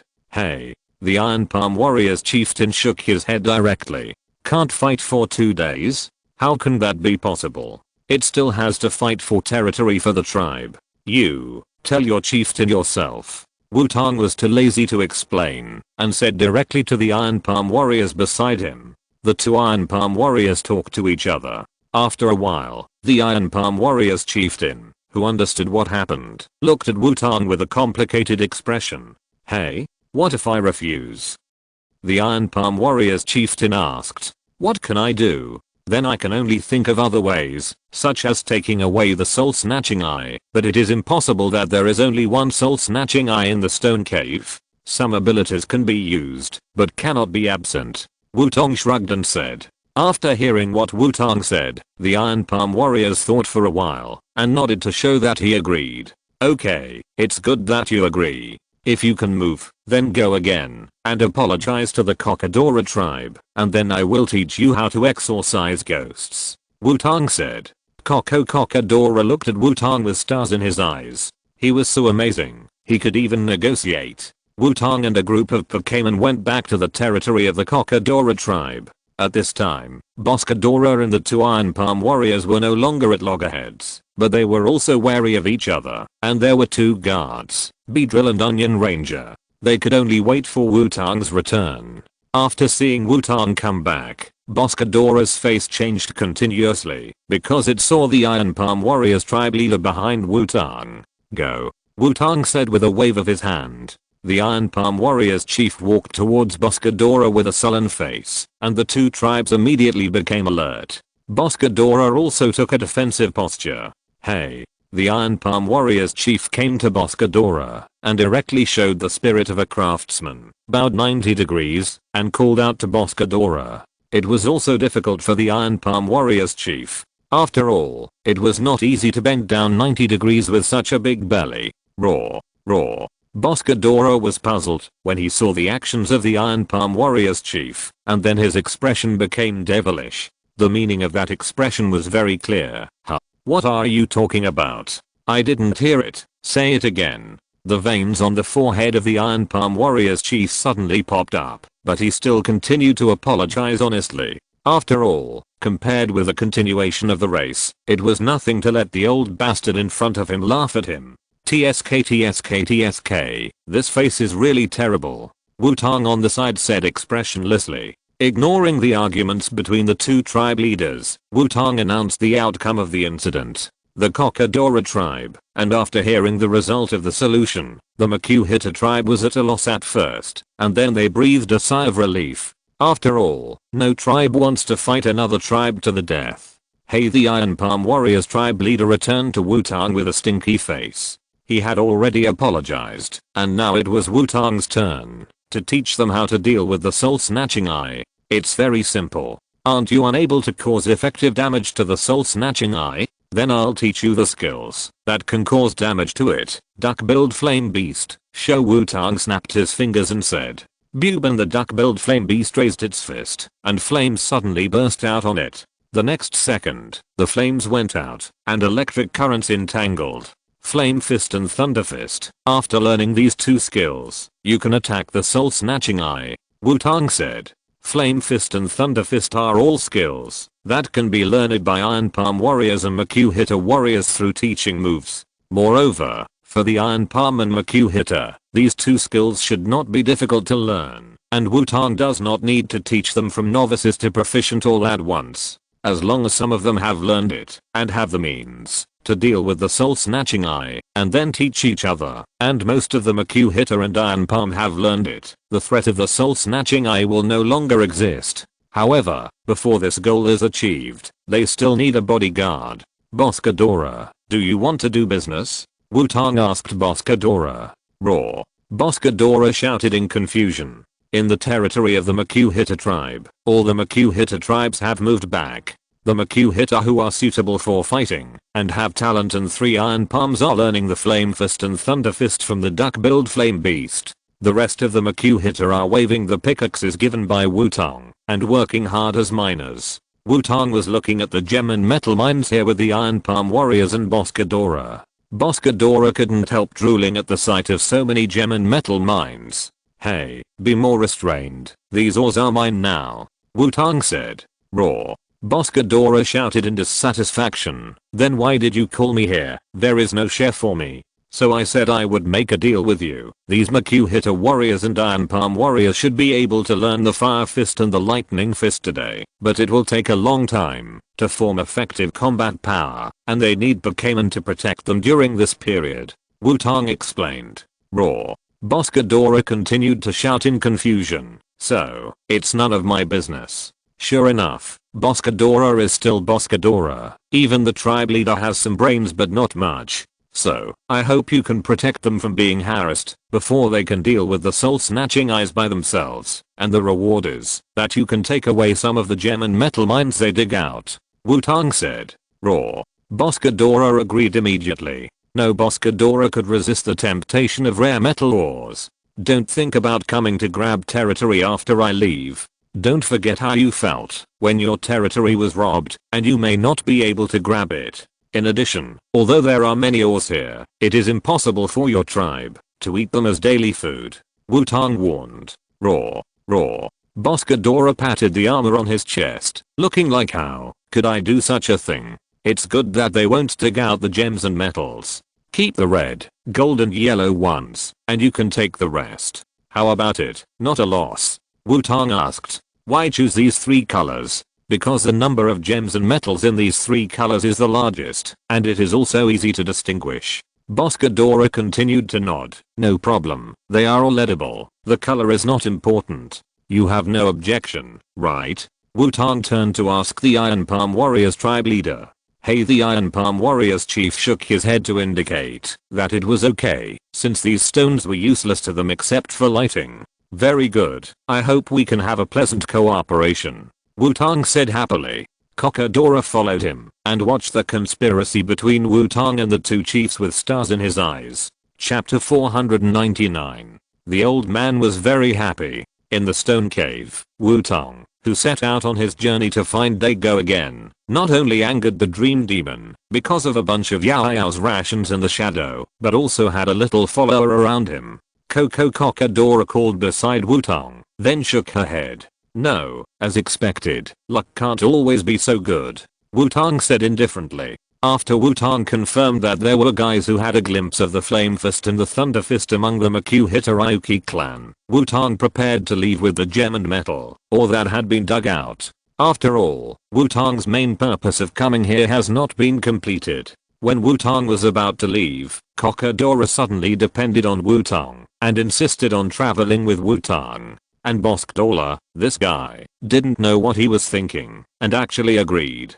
If this Cockadora was shining, Wutong would definitely take in the homeless Cockadora without hesitation. But the problem is that Cockadora is not shining and he can't stay with him as a mascot, right? So Wutong decisively refused.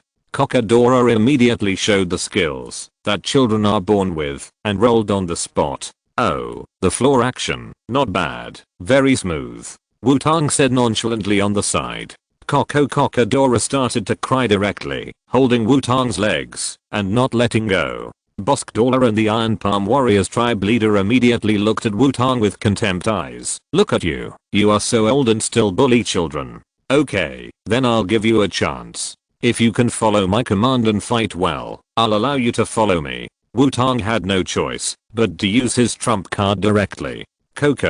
Cockadora immediately shouted to indicate that it was okay. Okay, as for the target, the wall is ready. Are you ready? Wutong asked calmly. Cockadora turned around and shouted while staring at the wall seriously. Okay, Cockadora, use impact. Wutong commanded. Cockadora shouted and then decisively shrank into a ball. Boskadora and the Iron Palm Warriors tribe leader didn't understand what Cockadora was doing. After a few seconds, Cockadora bounced up from the ground and looked at his body with a puzzled look on his face. What happened? What happened? Look, you can't even follow my command. How can I let you follow me? Wutong said with his hands spread out. Cockadora shouted to Wutong. It must have been an accident just now. Let's do it again. Okay, let's change the skill this time. Cockadora, use mud throwing. Seeing Cockadora's look, Wutong decided to play it again. No, give Cockadora another chance. Cockadora inserted its two front paws into the ground, and then, under the expectant eyes of Boskadora and the Iron Palm Warriors tribe leader and Wutong's expression of watching the show, he inserted his head between the two front paws.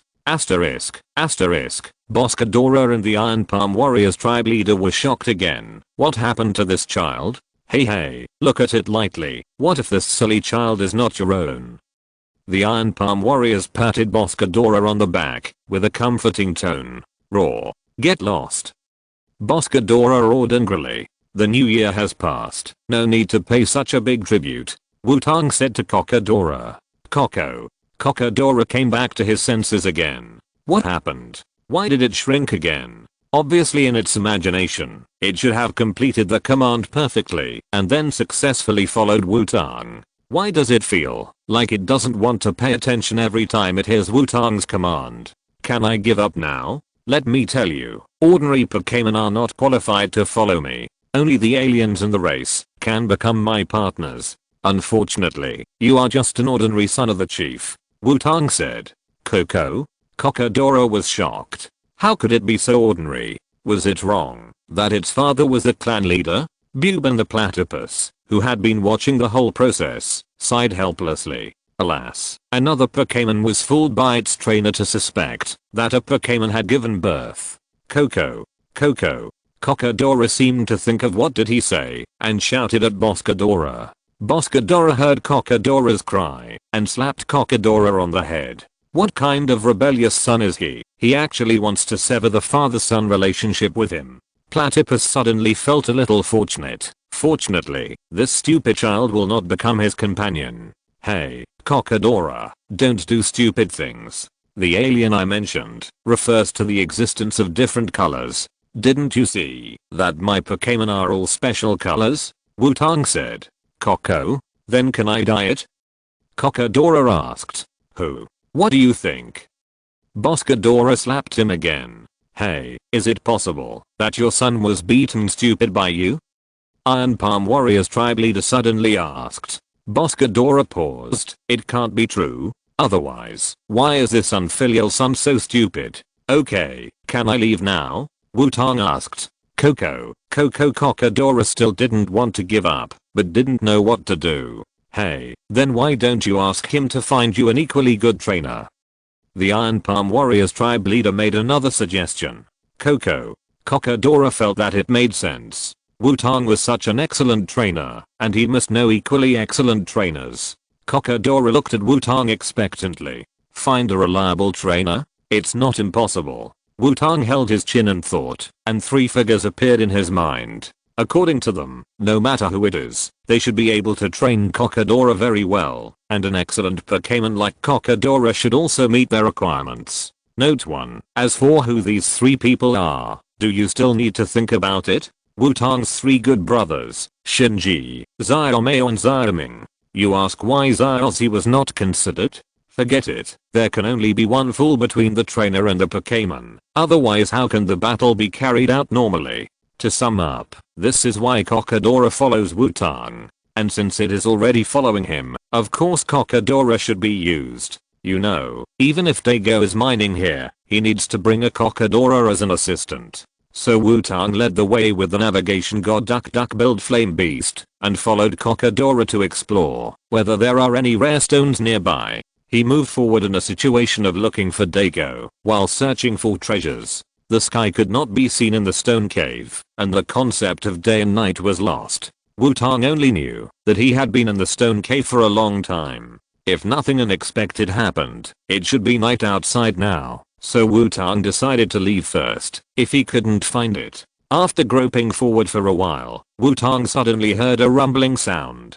Without any hesitation, Wutong ran towards the direction of the sound with 2 Pokémon. A white light appeared in front, and Wutong came to the place where the sound appeared. This is a terrain similar to a circular valley, but it is an underground valley. There was a circular hole on the ground, which looked like it had just appeared suddenly for some reason. As Wutong expected, it was already night outside, and the moonlight shone down the hole like a spotlight. Under this natural spotlight, a man with a tall figure, silver blue hair, and ordinary mountaineering clothes, but with an elegant temperament stood there. Are you okay? Wutong asked tentatively. There is no doubt that the man in front of him was Wutong's target for entering the stone cave this time, the most handsome and strongest champion of the Hone region, a stone fanatic, and Sfuchi Dago who always wanted to pass the championship job to his friend Mikali. Sorry, did the loud noise disturb you? Who are you? Hearing Wutong's voice, Dago turned around and said, I'm Wutong, and you are the champion of the Hone region, Dago? Wutong introduced himself. Of course, he knew that Dago should have recognized him, but out of courtesy, it is still necessary to introduce yourself. Yes, I'm Dago. It seems that I did not recognize the wrong person. I'm the grandson of Mr. Aquan and Ms. Xingzi, Wutong, right? My boss Kotora has received a lot of care from you. Dago said. Sure enough, that boss Kotora that looks very strong is Dago's. How much did he miss at the beginning? Wutong thought secretly with tears in his heart. You are too kind. Boss Kotora has been bred very well, and I'm just working according to the guidance of my grandparents. There is nothing to praise, Wutong said modestly. No, that is also very impressive. I think there should be no one better than you among your peers. You are a more powerful Pokémon breeder. Even many older people may not be better than you. Dago gave Wutong a high evaluation. It seems that Dago is really optimistic about Wutong. Thank you for your high evaluation of me. By the way, Mr. Dago, what happened here just now? Wutong asked. Just now, there were 2 small Geodudes fighting here. One of the small Geodudes seemed very angry and wanted to use Big Bang. The other Geodude was also unwilling to use it. Dago thought about the situation just now and said with a headache. Deg. Backquote. Wutong was speechless. This is not a small Geodude. This is more than Thunderbolt. Are all Geodudes so irritable? Then, how are the 2 Geodudes now? No, using Big Bang in the stone cave should not be able to end with just one explosion. Wutong couldn't help but ask. The structure and geological problems of the stone cave. If there is a skill like big explosion, the entire stone cave will be affected. Yes, I was afraid that they would cause harm to the stone cave, so I'll let them explode outside. Dago said. Outside? Wutong couldn't help but look at the hole above his head.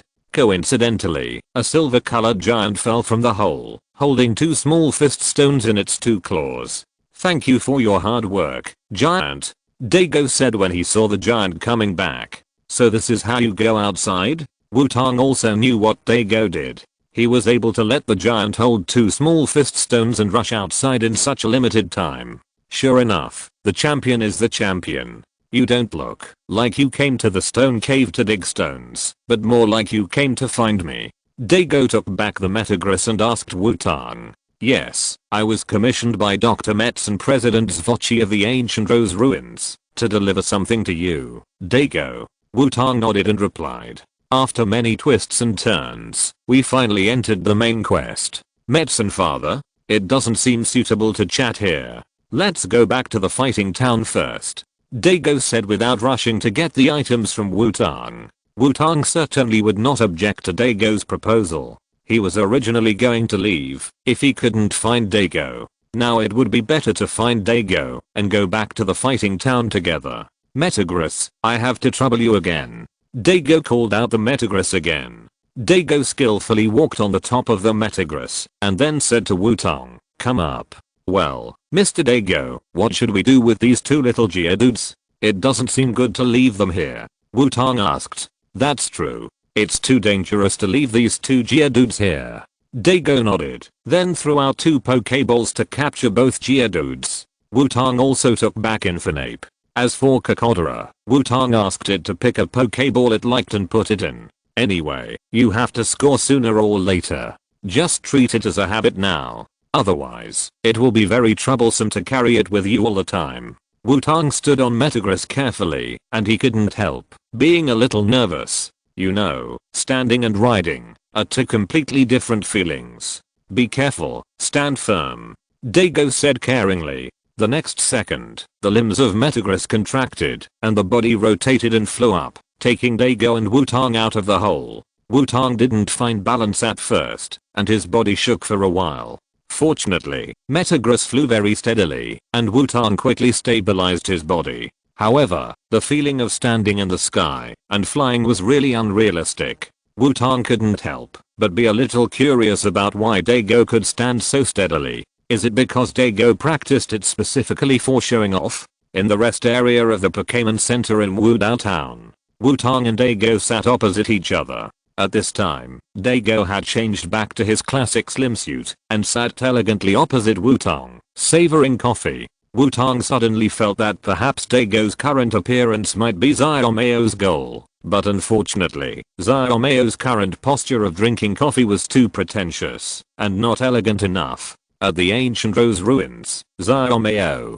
who was constantly recording information in front of the ancient coelacanth, suddenly sneezed. Note 1. First of all, the number of words in the note is not included in the number of words in the text. The number of words in the text is enough to be 4000, and there is no water word count. Then, let's vote for the time being. Who do you think Kokodora is more suitable for? A. Shinji. B. Xiaomeo. C. Xiaoming. Then, just in case, let's say that from the beginning, Ice Cube did not have Boscadora in the home team, that Wutong expected the option exists, so there is no such thing as forcing a pet to be given away. As for those who think that they can send it home to raise, even if they cannot command it, it is somewhat unnecessary to do so. It is like Ice Cube does not smoke, but accidentally gets a good cigarette, and Ice Cube's good friend smokes, so it is completely okay to give the cigarette to the good friend, right? It does not have to be kept at home to collect dust, right? Right? Chapter 500. The old man was very happy. Wutong did not say too much nonsense, and went straight to the point with Dago, first taking out a package from his backpack. This is the package that President Xiaozhi asked me to give you. Wutong said. Okay, thank you for your hard work. Dago put down the coffee cup and took the package. There was nothing to hide, and Dago opened the package in front of Wutong. There was a slate in the package, which should be a simulated slate made of plaster through casting. The whole slate was not complete and looked a little incomplete, while the intact part had many small dots in a regular pattern. Wutong certainly recognized this inverted film imitation slate, which should record the method of summoning the 3 pillars. There was also a letter attached to the back of the inverted film slate, but Wutong had no way of knowing the content of the letter. Dago looked at the letter, and a thoughtful expression appeared on his face. Obviously, Zifachi Mugen gave him a difficult problem. Wutong did not ask, but imitated Dago's previous behavior, and began to taste the coffee. Of course, the unfamiliar movements, whether pretentious or elegant, were all gone. It vividly explained what it meant to draw a tiger, but end up drawing a dog. As for why Wutong did not take the initiative to ask, taking the initiative to help, and being asked for help, are 2 completely different concepts. Aren't you curious? Dago asked. Of course I'm curious, but as a basic courtesy, I still think it's better to wait for Mr. Dago to tell me. Wutong replied. Is that so? It seems that you are more interesting than I thought.